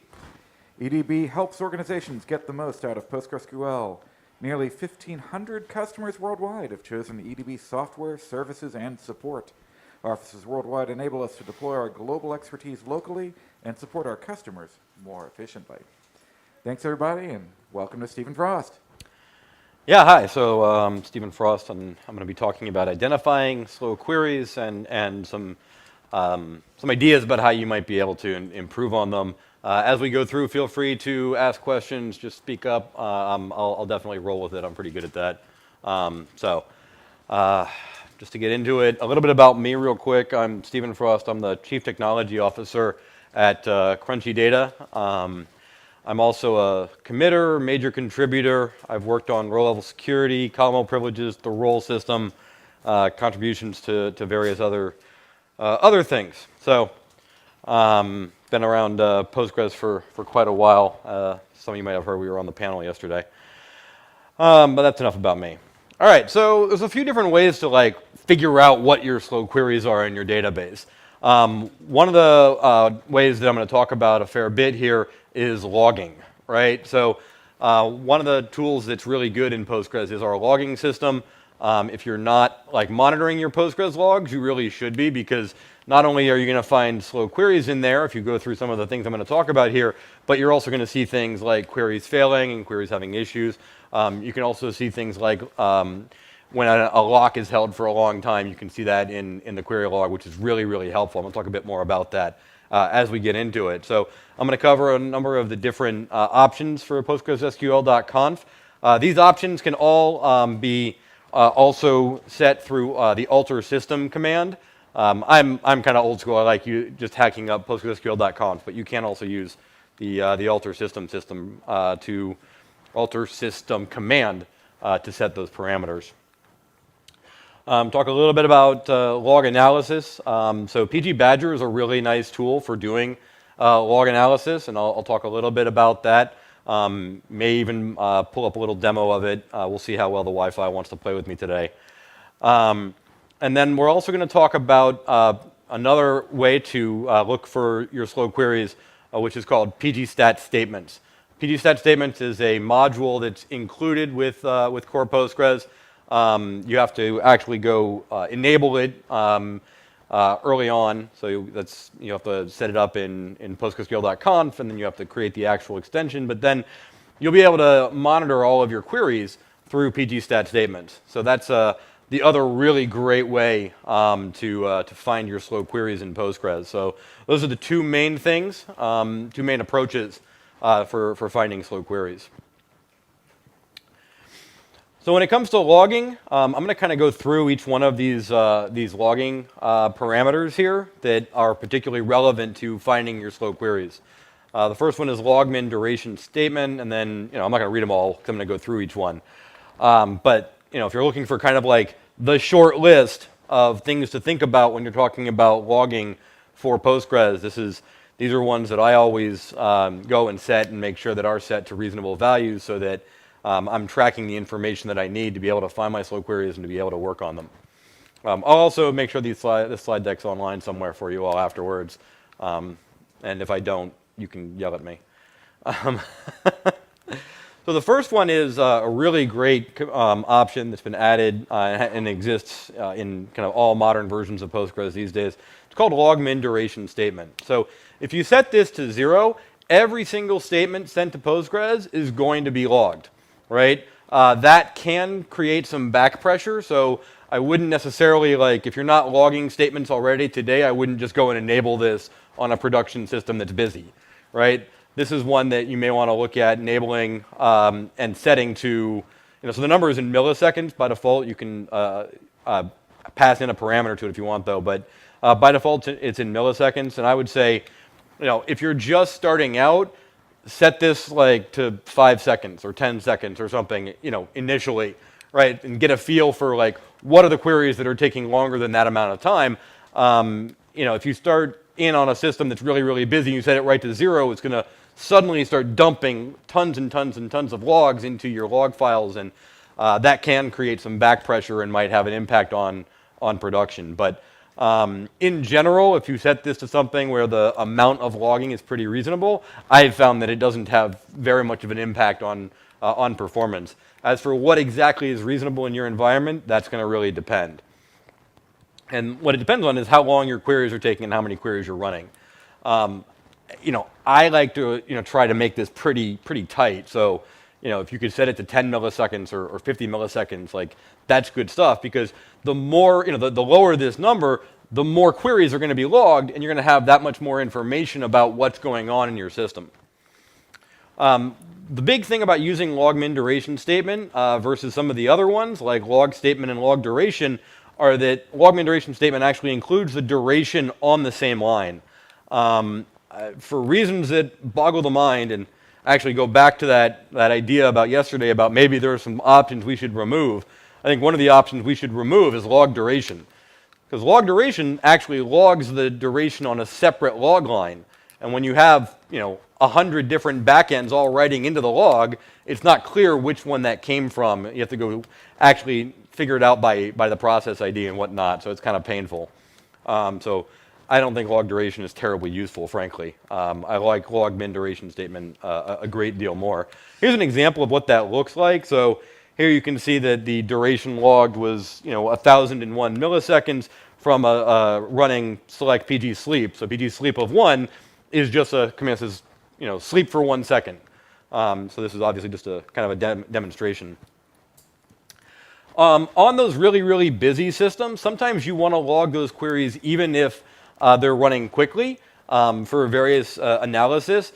But if the system's too busy, you can't do that because logging every single query is going to back things up.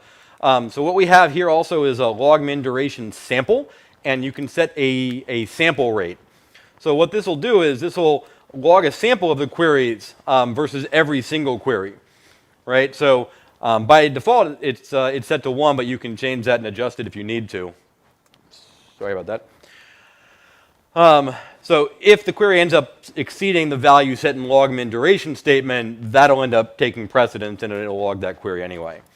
So this is if you want to have it, you can set those independently. So you can get like a sampling of queries that take a long time or a short time, and then you can have your other queries, the longer ones always logged.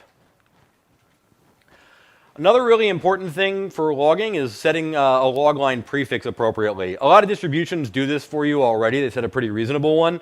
But if you're coming from the source code, the default one is kind of garbage. So I definitely recommend setting this to a value. This is one example. This is actually an example I pulled from PG Badger about the different parameters to include. But you can adjust this, depending on your interest. One thing I do want to point out here is you definitely want a timestamp and a process ID.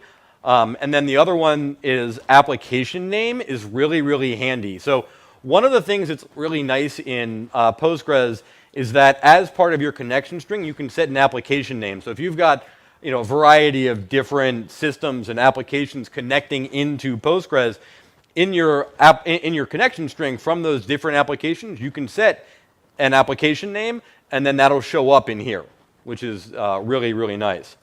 So that's something that I would certainly recommend you consider taking advantage of, because then you can also see what system it was, or what application that particular query was coming from. You may know that from other information based on the source IP or things like that, but you can get even more granular, right? You could have different parts of your Django app or whatever, different modules of the Django app having different application names if you want, because you can also set that on the fly, right? You don't have to set it only on connection. You can change it on the fly too. Another really important one is to log your checkpoints. So one of the things that you can run into at times is you end up with queries being slow, but it's not actually the query that's slow, it's because of other things happening on the system. And if you are logging things like checkpoints, you can see if there's some correlation there. So logging of checkpoints will log when and why the checkpoint started, when the checkpoint completed, and some general statistics about the checkpoint.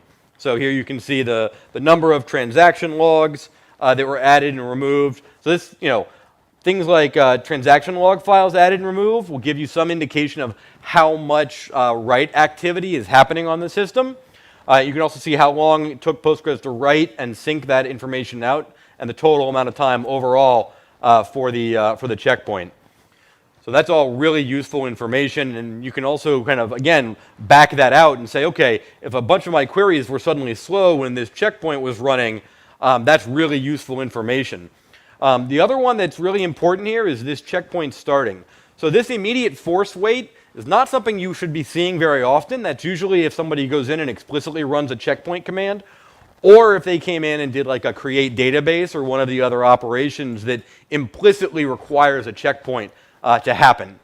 And so those are specifically cases where if you see an immediate force wait and suddenly the load on the system went up quite a bit, that's because Postgres is doing a forced immediate checkpoint where it's going through all of shared buffers and writing out all of the dirty buffers right then as fast as possible. And that's very expensive, right? And can end up causing an I/O conflict, right? Or I/O congestion, I should say. So this is why it's really helpful to log checkpoints.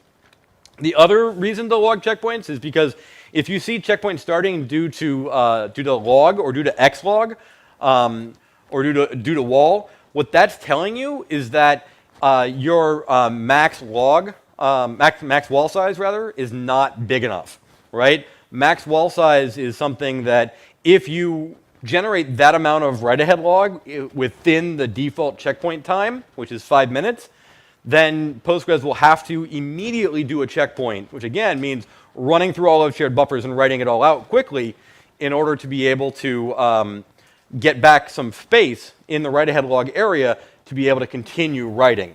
So I'm not going to go super deep into how wall and all of that works, but if you have questions about that, let me know. But if you see checkpoint starting due to immediate force wait or due to xlog, you want to look at maybe adjusting your parameters or talking to whomever is going around running checkpoint, because that can end up being a problem. I always recommend logging connections and disconnections to Postgres, so you have an idea about how frequently connections are coming in and how long they're lasting. One of the other things to be aware of is that new connections to Postgres are relatively expensive, right? So sometimes, you know, if your application isn't performing very well, it's not actually the queries at all. It's because you're like connecting and disconnecting from the database for every single query, and that's very expensive in Postgres. So I definitely recommend using some kind of connection pooling. Typically, my preference is PG Bouncer. In fact, if you can get PG Bouncer to work in transaction mode, that's awesome. It does mean that there are some things you're not able to do with it. But that's something I certainly recommend folks look at. Application level connection poolers are also fine. They're generally okay. I find PG Bouncer to be better personally, but nothing wrong with them in the grand scheme of things. But definitely, you know, you want to make sure that your connections are lasting some amount of time. You don't want to have constantly be reconnecting to the database. Part of the reason for that is that whenever you connect to a Postgres database, you spawn a new backend, and that backend doesn't have any anything cached, right? And so some of the stuff that Postgres does right away, as soon as you start issuing queries, is we have to then go look things up in the catalogs and go get that information back off of disk, and then we will cache it for that backend, right? And that means that subsequent queries will be faster, which is great. But you know, if you're constantly disconnecting and reconnecting, then you're constantly losing that cached information on that reconnect. So that's, you know, just for a bit of background on why it is that that there's a performance hit from constantly disconnecting and reconnecting. It's because of that that cache that gets filled, which is called the sys cache and the relation cache. If you're curious. Next one is really, really good, right? Log lock waits. So in Postgres, we have something called a deadlock detector. Deadlock detector runs after waiting on a lock for 1 second, okay, by default. So whatever deadlock timeout is set to, which is by default 1 second, that's how long Postgres will wait after it has you know, attempted to acquire a lock and had to wait. One of the things that will happen, though, is if you enable log lock waits, then after that 1 second timeout, Postgres will write into the log all the information about that the waiting that it's doing, right? So you'll see here which process is waiting on the lock, right? And what it's waiting on, right? What kind of lock? So this is a share lock on this transaction, right? And it'll also tell you what process is currently holding that lock and what other processes are currently in the wait queue for that lock. So it's possible that your queries aren't actually slow, right? It's just that they're having to wait on locks. And that's where logging of lock waits is really helpful. If you're finding that your queries are running, you know, 300, 400, 500 milliseconds, and you're not actually getting to get this information, and you think it might be a lock, you know, you could reduce the deadlock timeout amount of time down from 1 second if you wanted to get the, you know, to see this log lock waits firing. I do caution you though, running of the deadlock detector is relatively expensive, right? And from a CPU computation perspective, because it's got to run through and figure out, are there any deadlocks between any of the locks that are currently being held. So that's a relatively expensive operation. So I would not set this down very low. Don't raise this value. I've seen people raise deadlock timeout, and I think they thought it was because it would make the deadlocks that they are seeing in their system go away. That's not how that works. Right? If you're seeing deadlocks, you need to go fix those deadlocks. That's what you need to do. Raising this value is not going to fix it. It's just going to make it take longer before Postgres realizes the deadlock is there. Right? The whole thing about a deadlock is that you're in a deadly embrace and you can't make progress. So don't raise that value. But lowering it makes sense in some cases, particularly to see these log lock waits. Another one that's really, really useful is logging of temp files. So temp files are things that Postgres will create during a query run, right? So in the event that we need to like spill the disk for a hash join or a hash aggregate or a sorting operation or any of those, you know, we'll spill the disk, right? And what that often means is that you have workmem set lower than what would be helpful to Postgres. That's why it's spilling the disk, right? If workmem was higher, and I'll talk a bit more about workmem later, but if workmem was higher, right, then you probably wouldn't see it spilling the disk.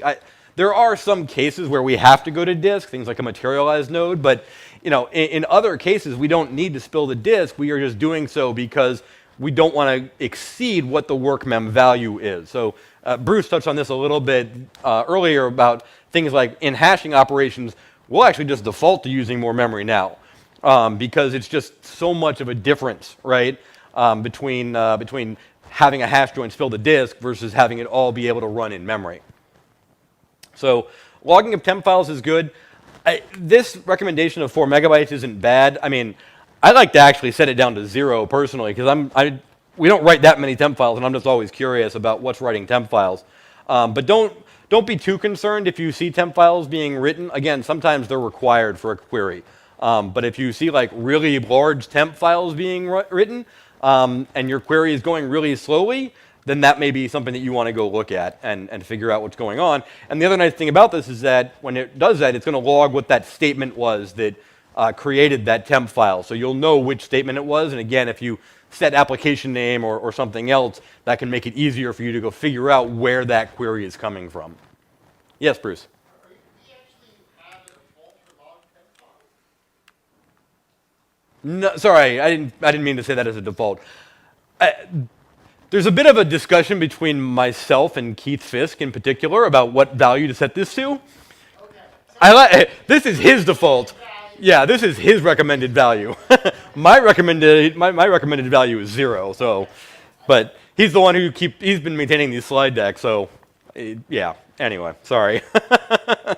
But yeah, though there is not a default. By default, we don't log temp files, which I don't agree with personally, but that's just me. Another one that's really good is auto vacuum min duration.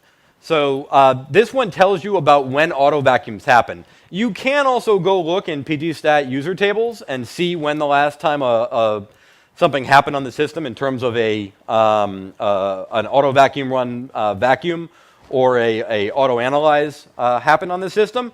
But if you log this, you're going to get all these other stats too, right? So I like setting this to 0 so you always are getting information about what vacuuming is happening on your table. And while it's hopefully not too impactful on your system, it can be, right?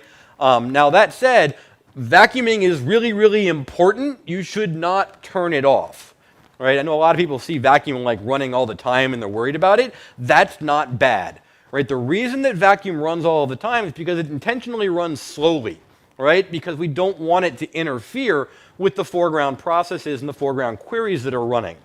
So that's why it may look like it's always running and whatnot. But of course, in some cases, if you've really made vacuuming aggressive and whatnot, then you may see some correlation between a really fast running vacuum and queries being slower. It can happen, yeah. Would that also log any errors that happen during auto vacuuming? Errors should already be logged from auto vacuum failing. If you're seeing auto vacuum failing and it's not logging, how do you even know that it's failing? We just came across that, as a matter of fact, last week where there was an index problem, so it couldn't complete auto vacuuming. And it wasn't logging it? I'm not sure, but nobody was looking. So Okay, well, again, monitor your log files. I think I said that at the very beginning. Yeah, you definitely want to monitor your log files for that. It was almost certainly logging. Yeah, it almost certainly it was logging an error in the Postgres logs, because certainly our default would be to log any errors that auto vacuum has while it runs. But yeah, that's a bad thing, and I've seen that before, and it really, really sucks because it was probably vacuuming that table because it was like the oldest table, and then it keeps trying to vacuum that table, and it keeps failing, and that means that the rest of your system isn't getting vacuumed, and that's bad. That's a problem. So monitor your logs. Sorry. All right. So PG Badger is really, really great. It's really simple to run. You just run it on this, and then it generates a whole bunch of HTML files. I'm kind of running through my time a bit faster than I anticipated, but maybe I'll come back and I'll pull up a PG Badger if we want to look at it. So let me just talk a little bit, though, about understanding some of the different reasons why queries end up being slow. So Postgres configuration issues, of course. Dead tuples and bloat can lead to queries being slower, but it's not actually very typical. Many, many times it's the query plan at the end of the day, right, that ends up being slow. So let's talk through some of these things. So when it comes to thinking about how to make a query faster, one of the biggest options that is valuable here is work mem. So work mem is the amount of memory that Postgres believes it can use for a given node, right? So when I'm talking about a node, I'm talking about something like a hash join. So how much memory does Postgres think it can use to build a hash table in memory to run through the hash join? That's work mem, or in 15, it's work mem times 2, but still, it's related, right? So if work mem is set to 8 megabytes, and when Postgres is looking at the table size and looking at doing this join, it thinks the hash table is going to be 20 megabytes or something. It's not going to consider necessarily doing a hash join, right? Or it might consider doing what's called a batching hash join. Batching hash joins are unfortunately pretty expensive because what they're doing is they're spilling out to disk to do that hash join, and that ends up being quite expensive. So if your hash joins are batching, or if your hash joins or if you're not seeing hash joins when you're expecting a hash join would be the best, it might be that work mem is too small, right? So increasing work mem helps a great deal with that. Maintenance work mem is kind of related. Maintenance work mem is about things like vacuum and some of the other background tasks. If you're seeing auto vacuum have to do multiple iterations through a table, that can be because maintenance work mem is set small relative to how big your data set is, right? Or how big a particular table is and how many tuples it's having to remember. So maintenance work mem can help with some of that. Effective cache size is also is another really useful parameter when it comes to planning. So what effective cache size in Postgres means is it's the amount of memory that Postgres can kind of hope is being used for file system caching, essentially, right? So effective cache size is going to increase the chances that Postgres will go do an index-based lookup versus doing a sequential scan, for example.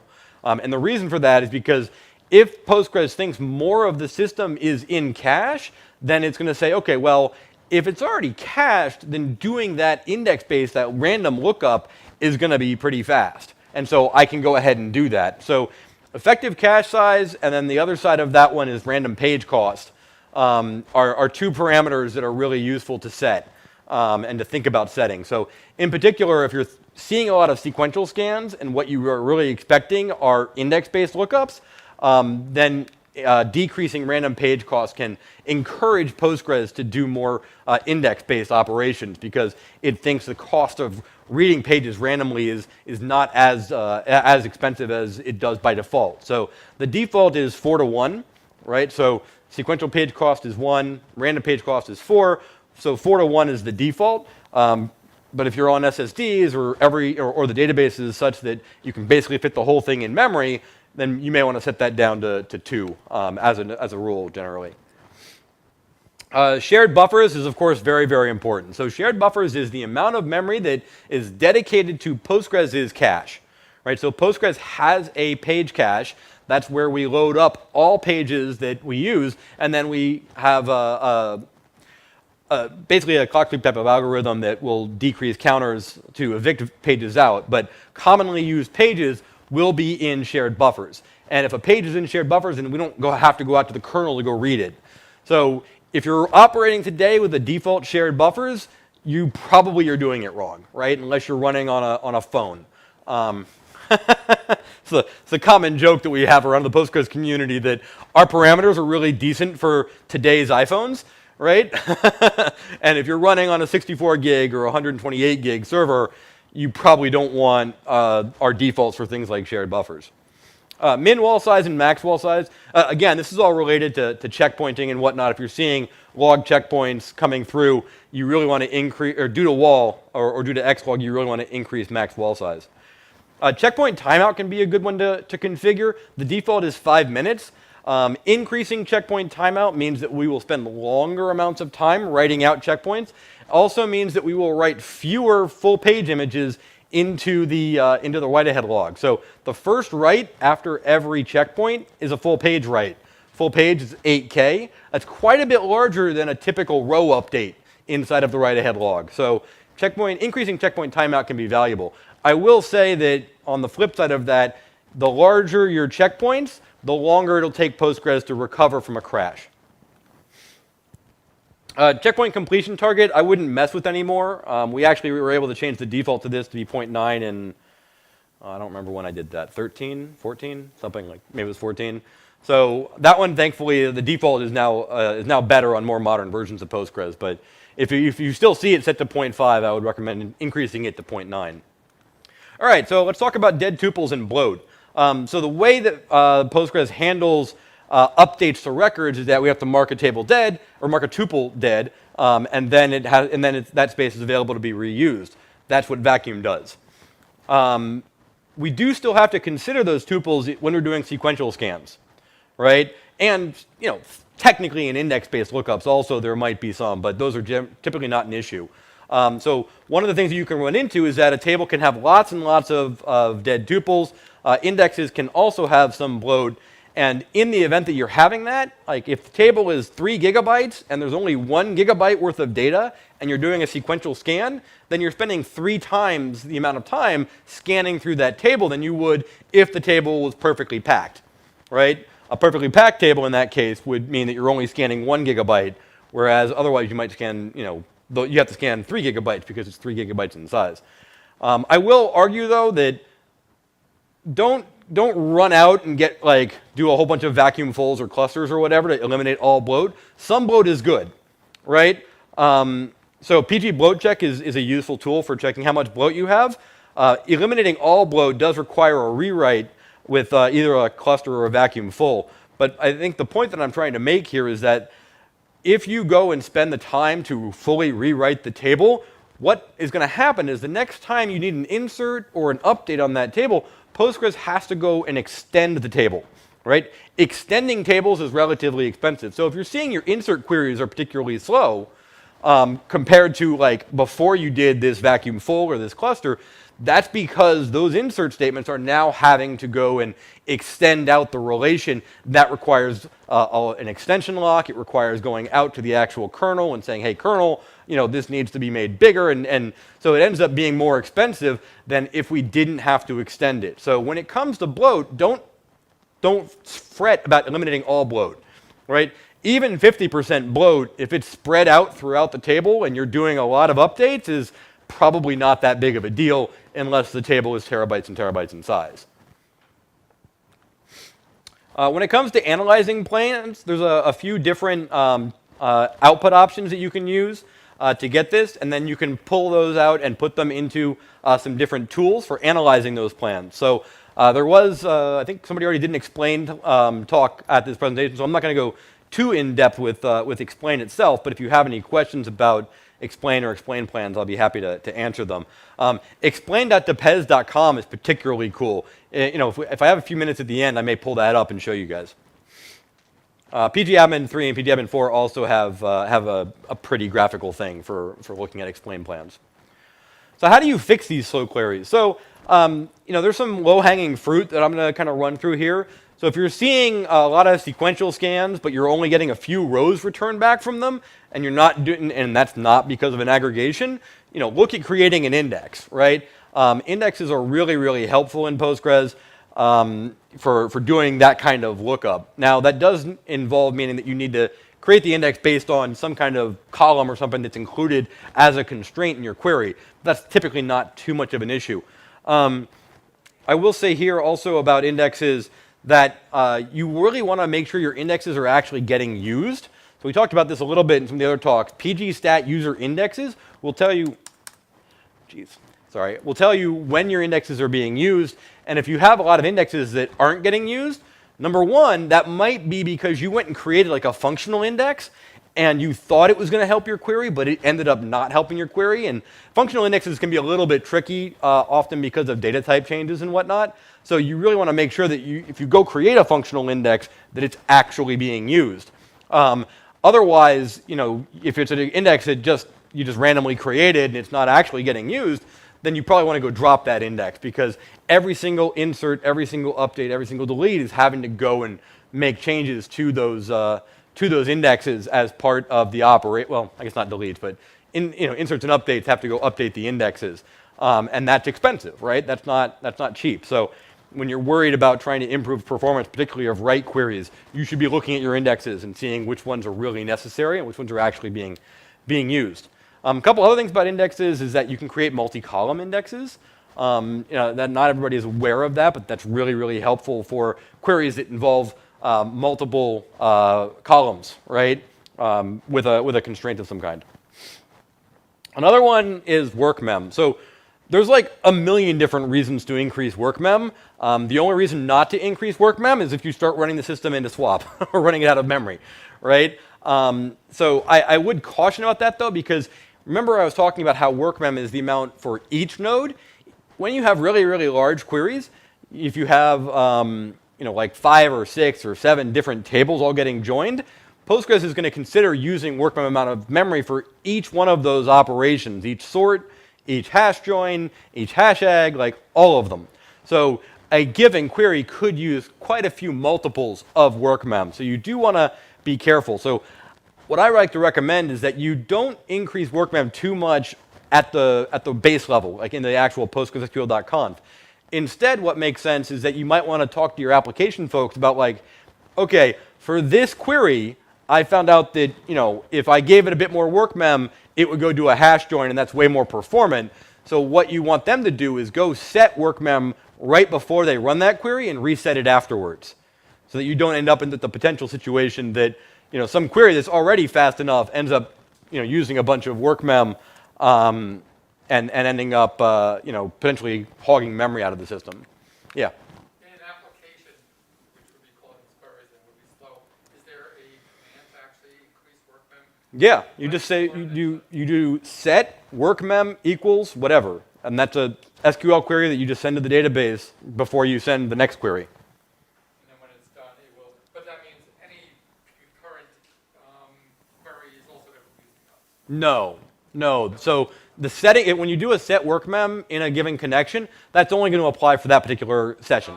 It won't impact the rest of the system. Yeah.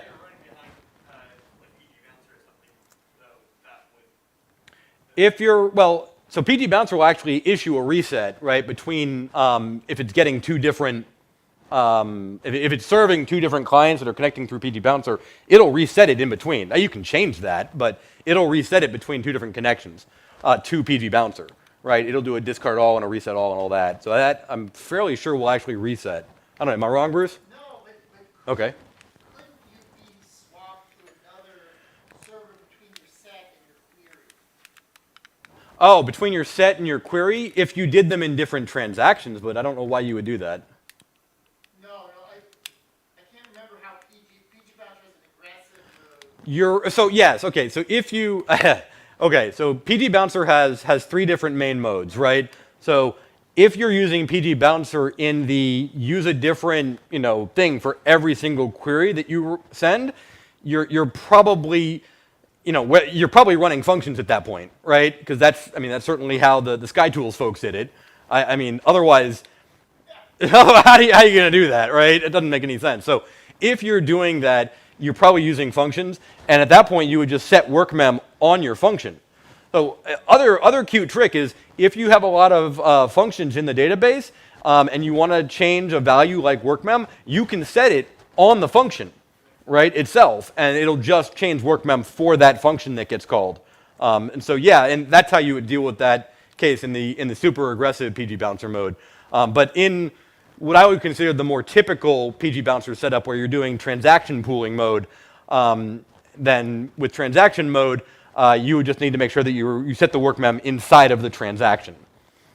So you start the transaction, then you set work mem, then you run your queries for that transaction, and then you reset work mem afterwards. So it's like select. You're if you're using transaction pooling mode, yeah. Because I remember actually abort the transaction at the end, and if you did the set inside the block, it'll automatically undo it for you.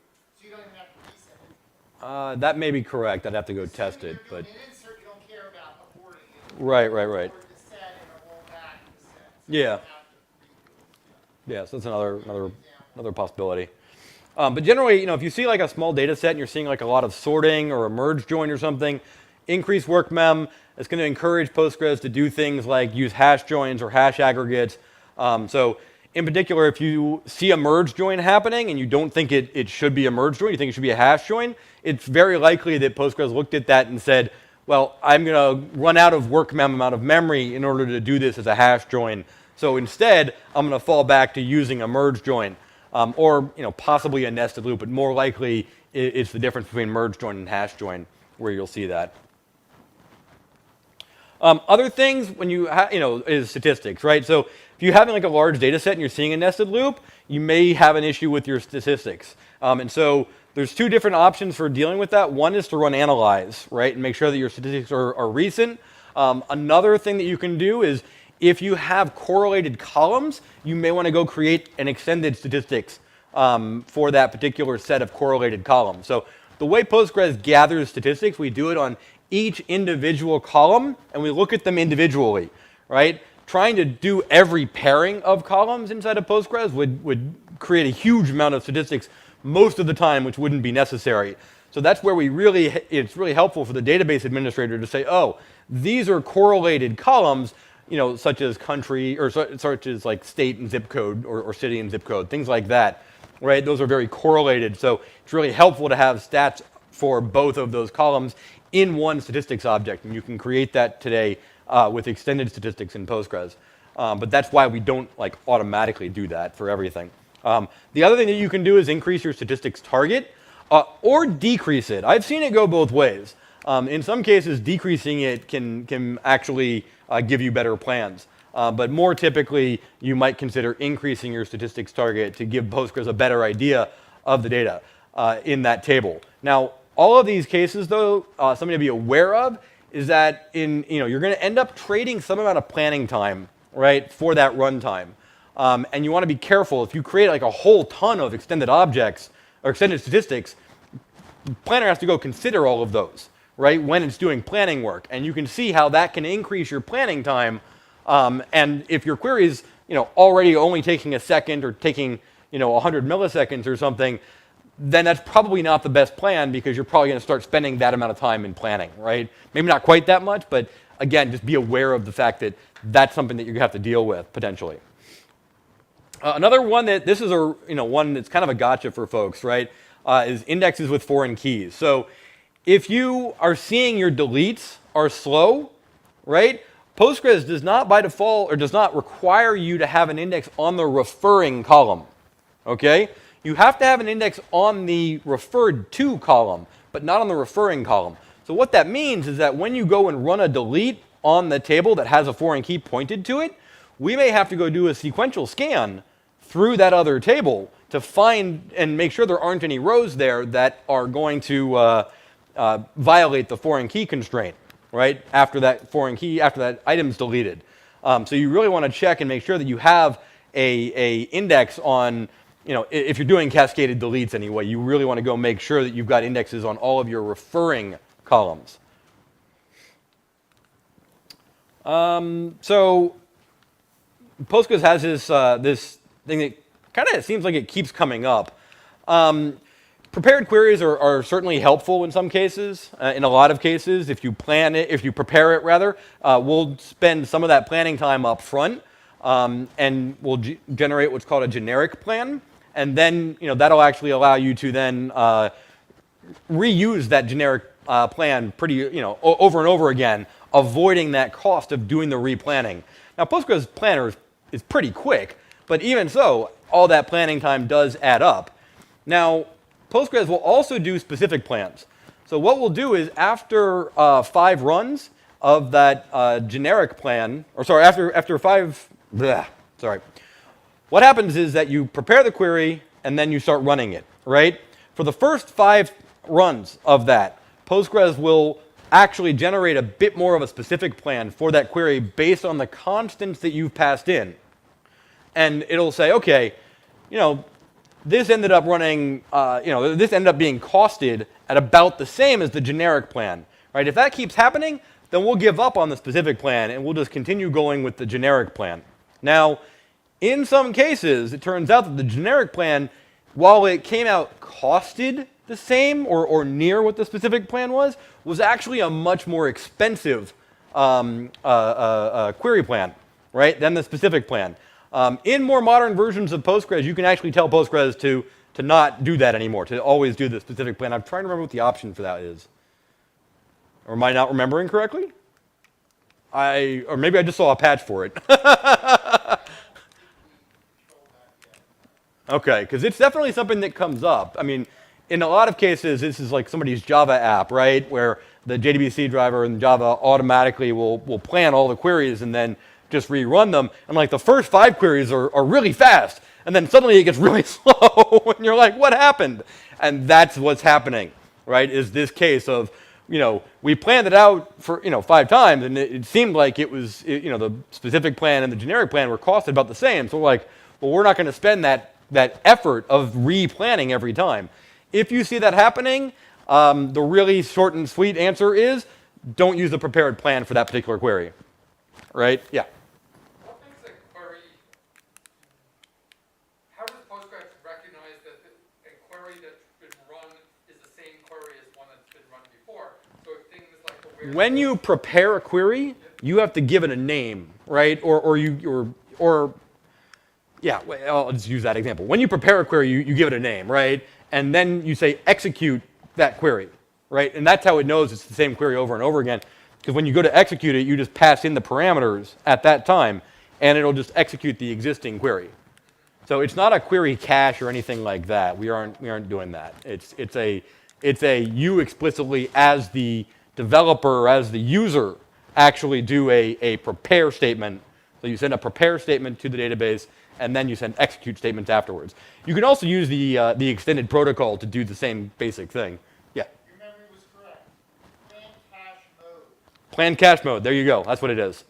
So yes, so you can actually, you can set plan cache mode if you need to, if you run into this issue now. So force generic plan or force custom plan. Yep, Or auto. right, which is the default. Yep.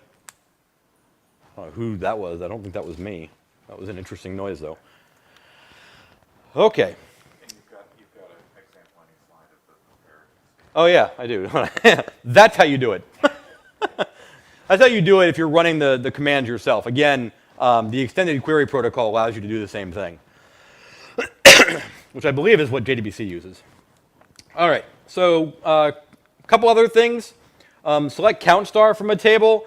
Indexes can actually help with this. You may not realize that, but Postgres can use an index-only scan to do a count star. Although, really, if you're doing the select count star from tables, you may not want to be doing that. It's just an expensive thing to do in general. Quite often, people run queries like select star from table. That's actually really expensive, right? You don't want to do that. You definitely don't want to return columns back that you're not using. I've seen that happen. You don't want to return rows back that you don't need.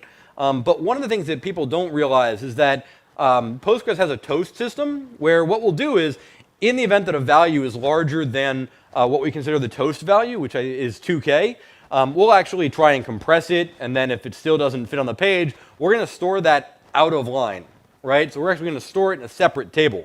What that means, though, is that when you're querying that data out, if you're getting, if you've got like an 8K or a 10K JSON or JSONB or whatever, and you're just doing these select stars all the time, if you're not using that data when you get it back, Postgres is still having to go to that other table, do an initial lookup on the first table, and then find the toast ID and go do a lookup in the toast table and pull that data from the toast table and then decompress it and send it back to the client. It's just expensive. Select distinct. This is something that, just in general, I recommend watching out for, but also I would say, if you're doing this kind of comma join, you can very easily miss join conditions. And what that means is you'll end up with a Cartesian product ending up being created. And then the distinct will end up going through and removing them. So you really want to be using this kind of join syntax. It's going to make it much less likely that you're going to end up in a situation where Postgres is generating a Cartesian product due to a join condition not being included. So really strongly recommend that you watch out for that. You really want to make sure that you're doing, making sure you have join conditionals for all your joins. A few other ones. So I should really, Bruce's null talk is a great one for this particular slide. In particular, one thing that you can run into is that due to the way nulls work, right, that trinary logic that exists, it's very hard for Postgres to be able to optimize something like a not in query, right? And in some cases, inquiries too. So what you really want to do is try to, if you're doing an in, you really want to turn that into a join typically. That's going to be give the planner more options about how to run the query, and typically will be faster. And if you're doing a not in, you really want to either consider using a left join to generate an anti-join plan, is what we call that, or use a not exists, right? And then use a correlated subquery underneath. Using not exists and a correlated subquery is almost certainly going to be better than using a not in clause. So these are, again, cases that you want to watch out for. You typically don't want to do an in or a not in if you can avoid it. Using not exists or using joins are typically better. Yeah. One of the things that one of our problem queries is we end up doing a select of my id from big table, make a tremendous list, and then we sort of tag that onto the in statement. Is that a bad practice in general? Yes. That would be my short answer, right? So you're querying the table first, getting a big list of IDs back, and then passing that big list of IDs back to Postgres? Correct. That is horrible. So that is an anti-pattern? Like, why is that not a join in the database, would be the question. Why Right? isn't it? Why isn't it? I can't tell you. Okay. Legacy code? Yeah. I just look at the query. So- Say, oh, look at that. That's a Yeah. huge list. So there's actually two things that I want to point out about that. The first is, yeah, absolutely, use a join instead, right? Find a way to push that whole thing to Postgres as one shot and not do that.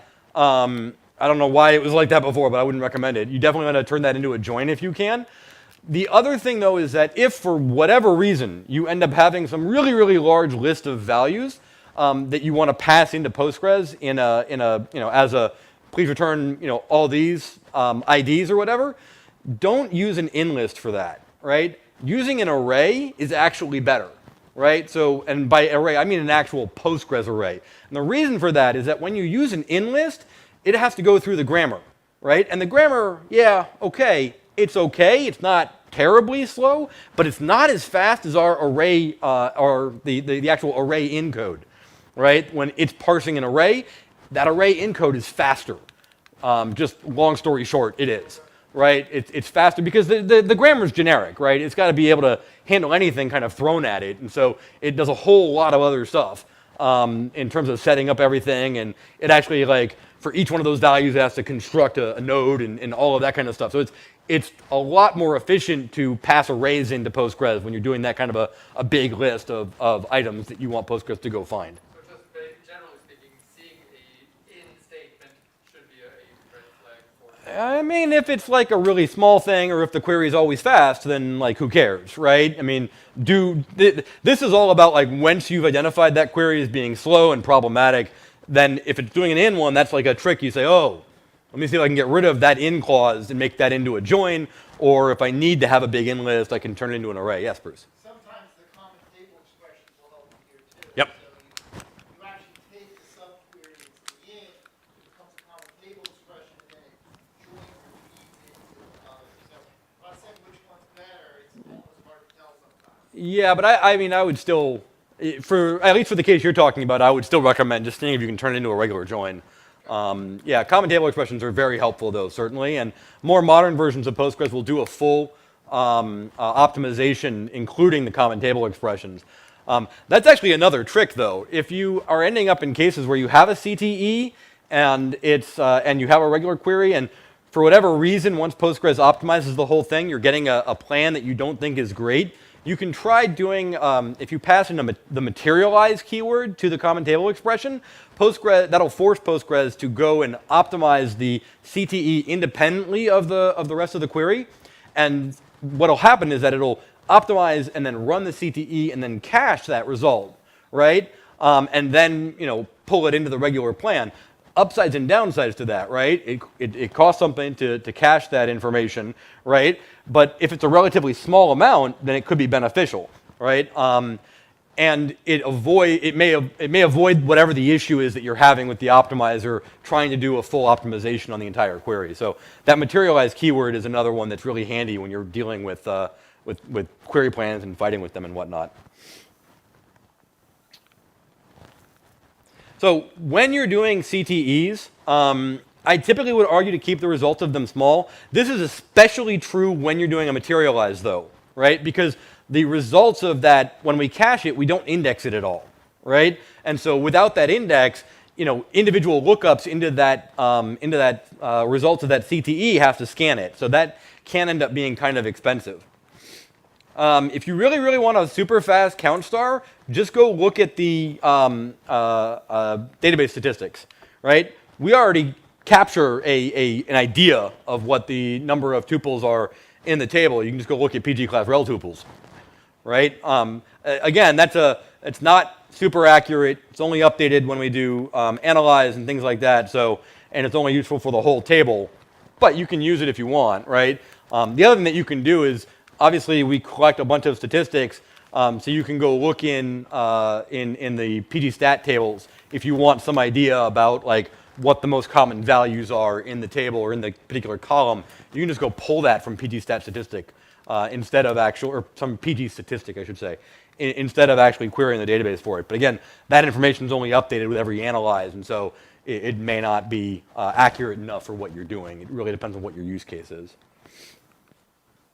So, again, increasing work mem and maintenance work mem, setting effective cache size, and increasing shared buffers. Those are all, very memory-oriented things, but, those are things that are going to help you out with your queries quite often. Partial indexes and functional indexes, I mentioned them a little bit earlier, really, really helpful to have. With a partial index, it will index only part of the table, which can be really handy, particularly if you have like a very common value, right? A great example is like an orders table.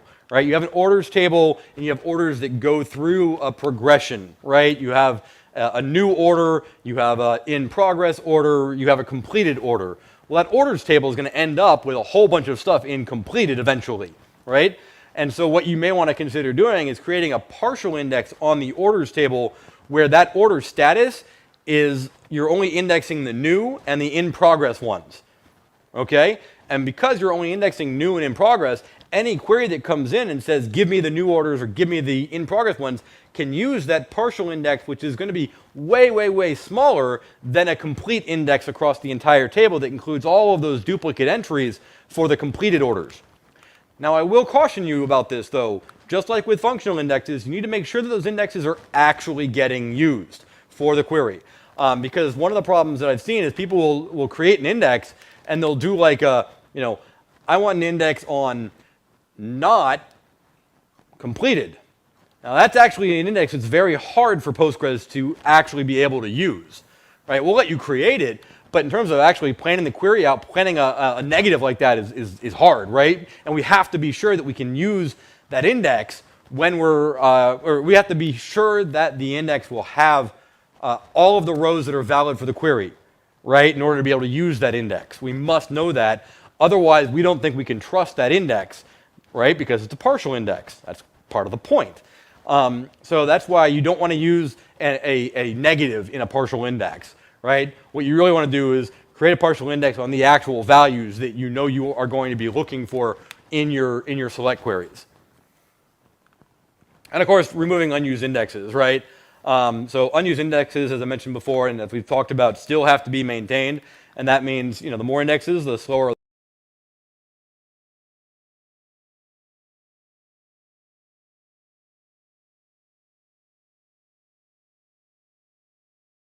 of minutes here in terms of for questions. I know you're not, I technically have 4 minutes according to my watch, or maybe I'm 6 minutes over. I don't know, one of the two.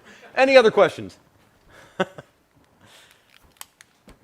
No other questions? Nobody? Hint system to Postgres. Nope.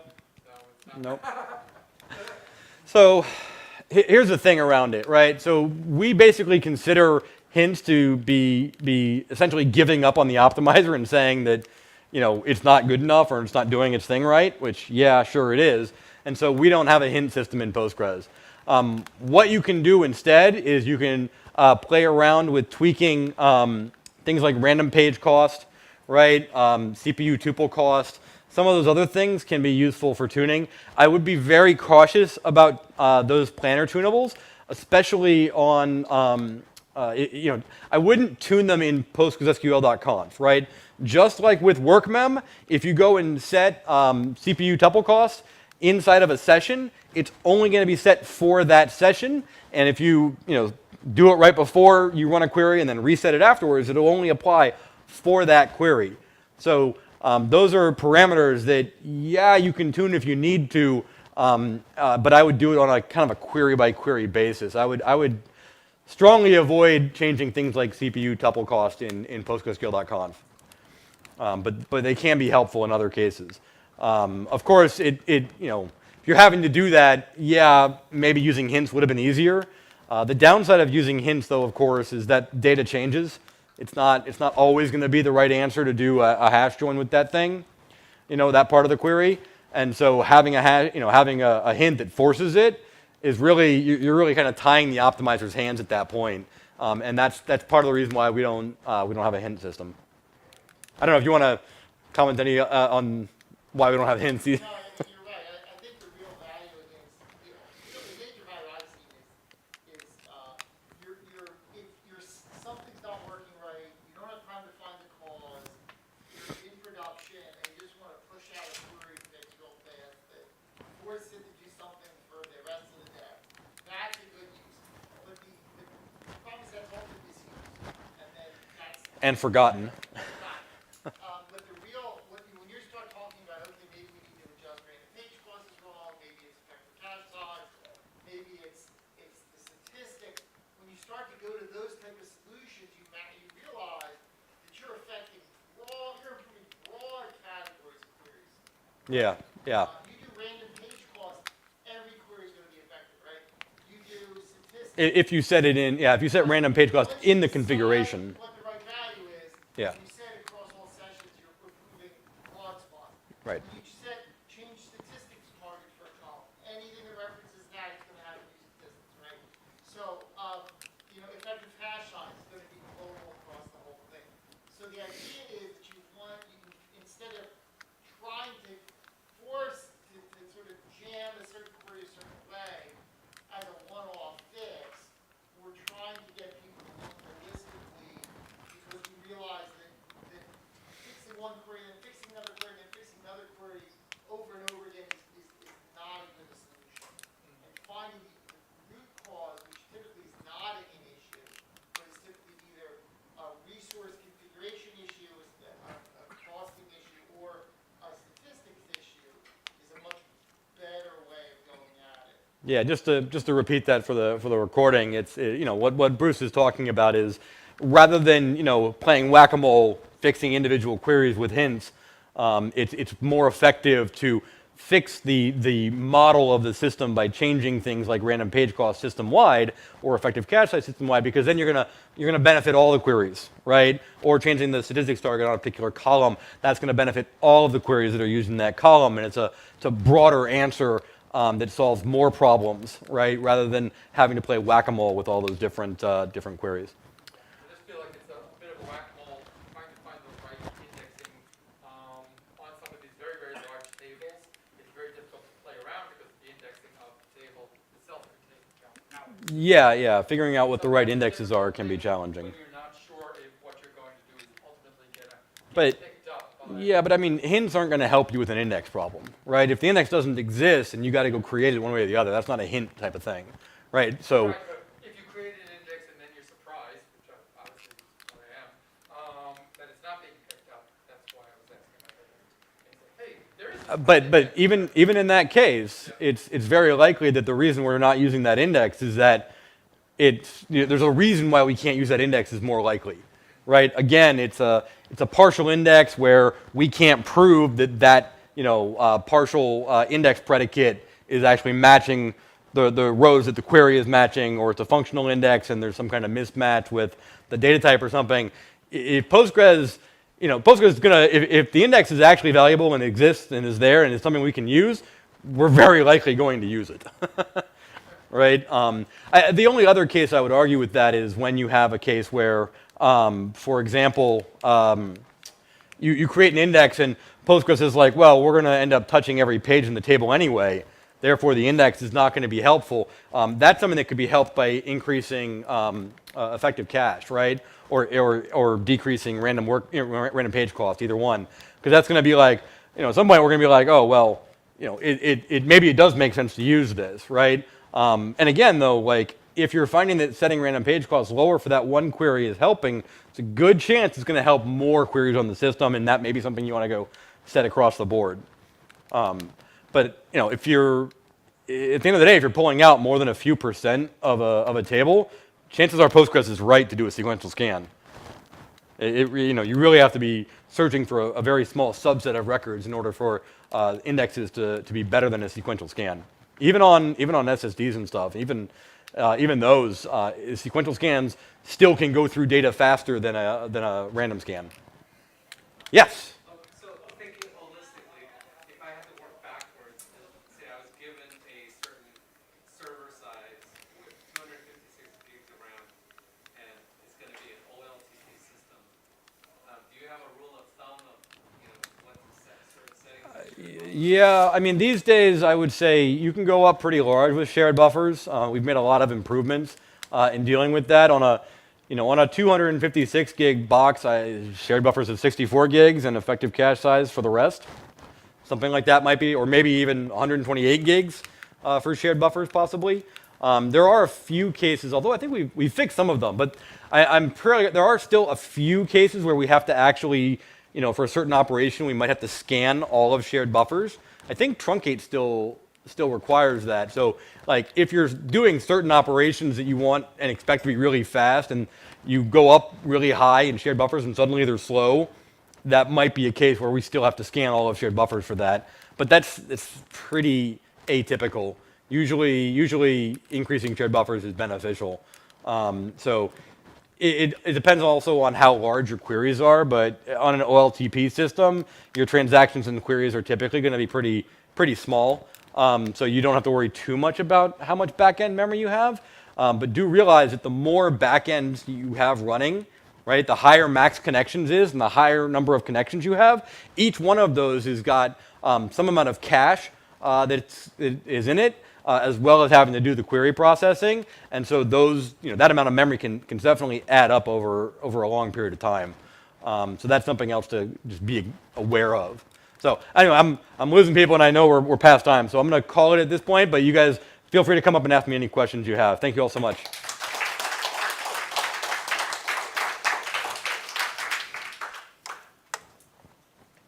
I feel like this deck keeps getting. Oh, I should turn this off.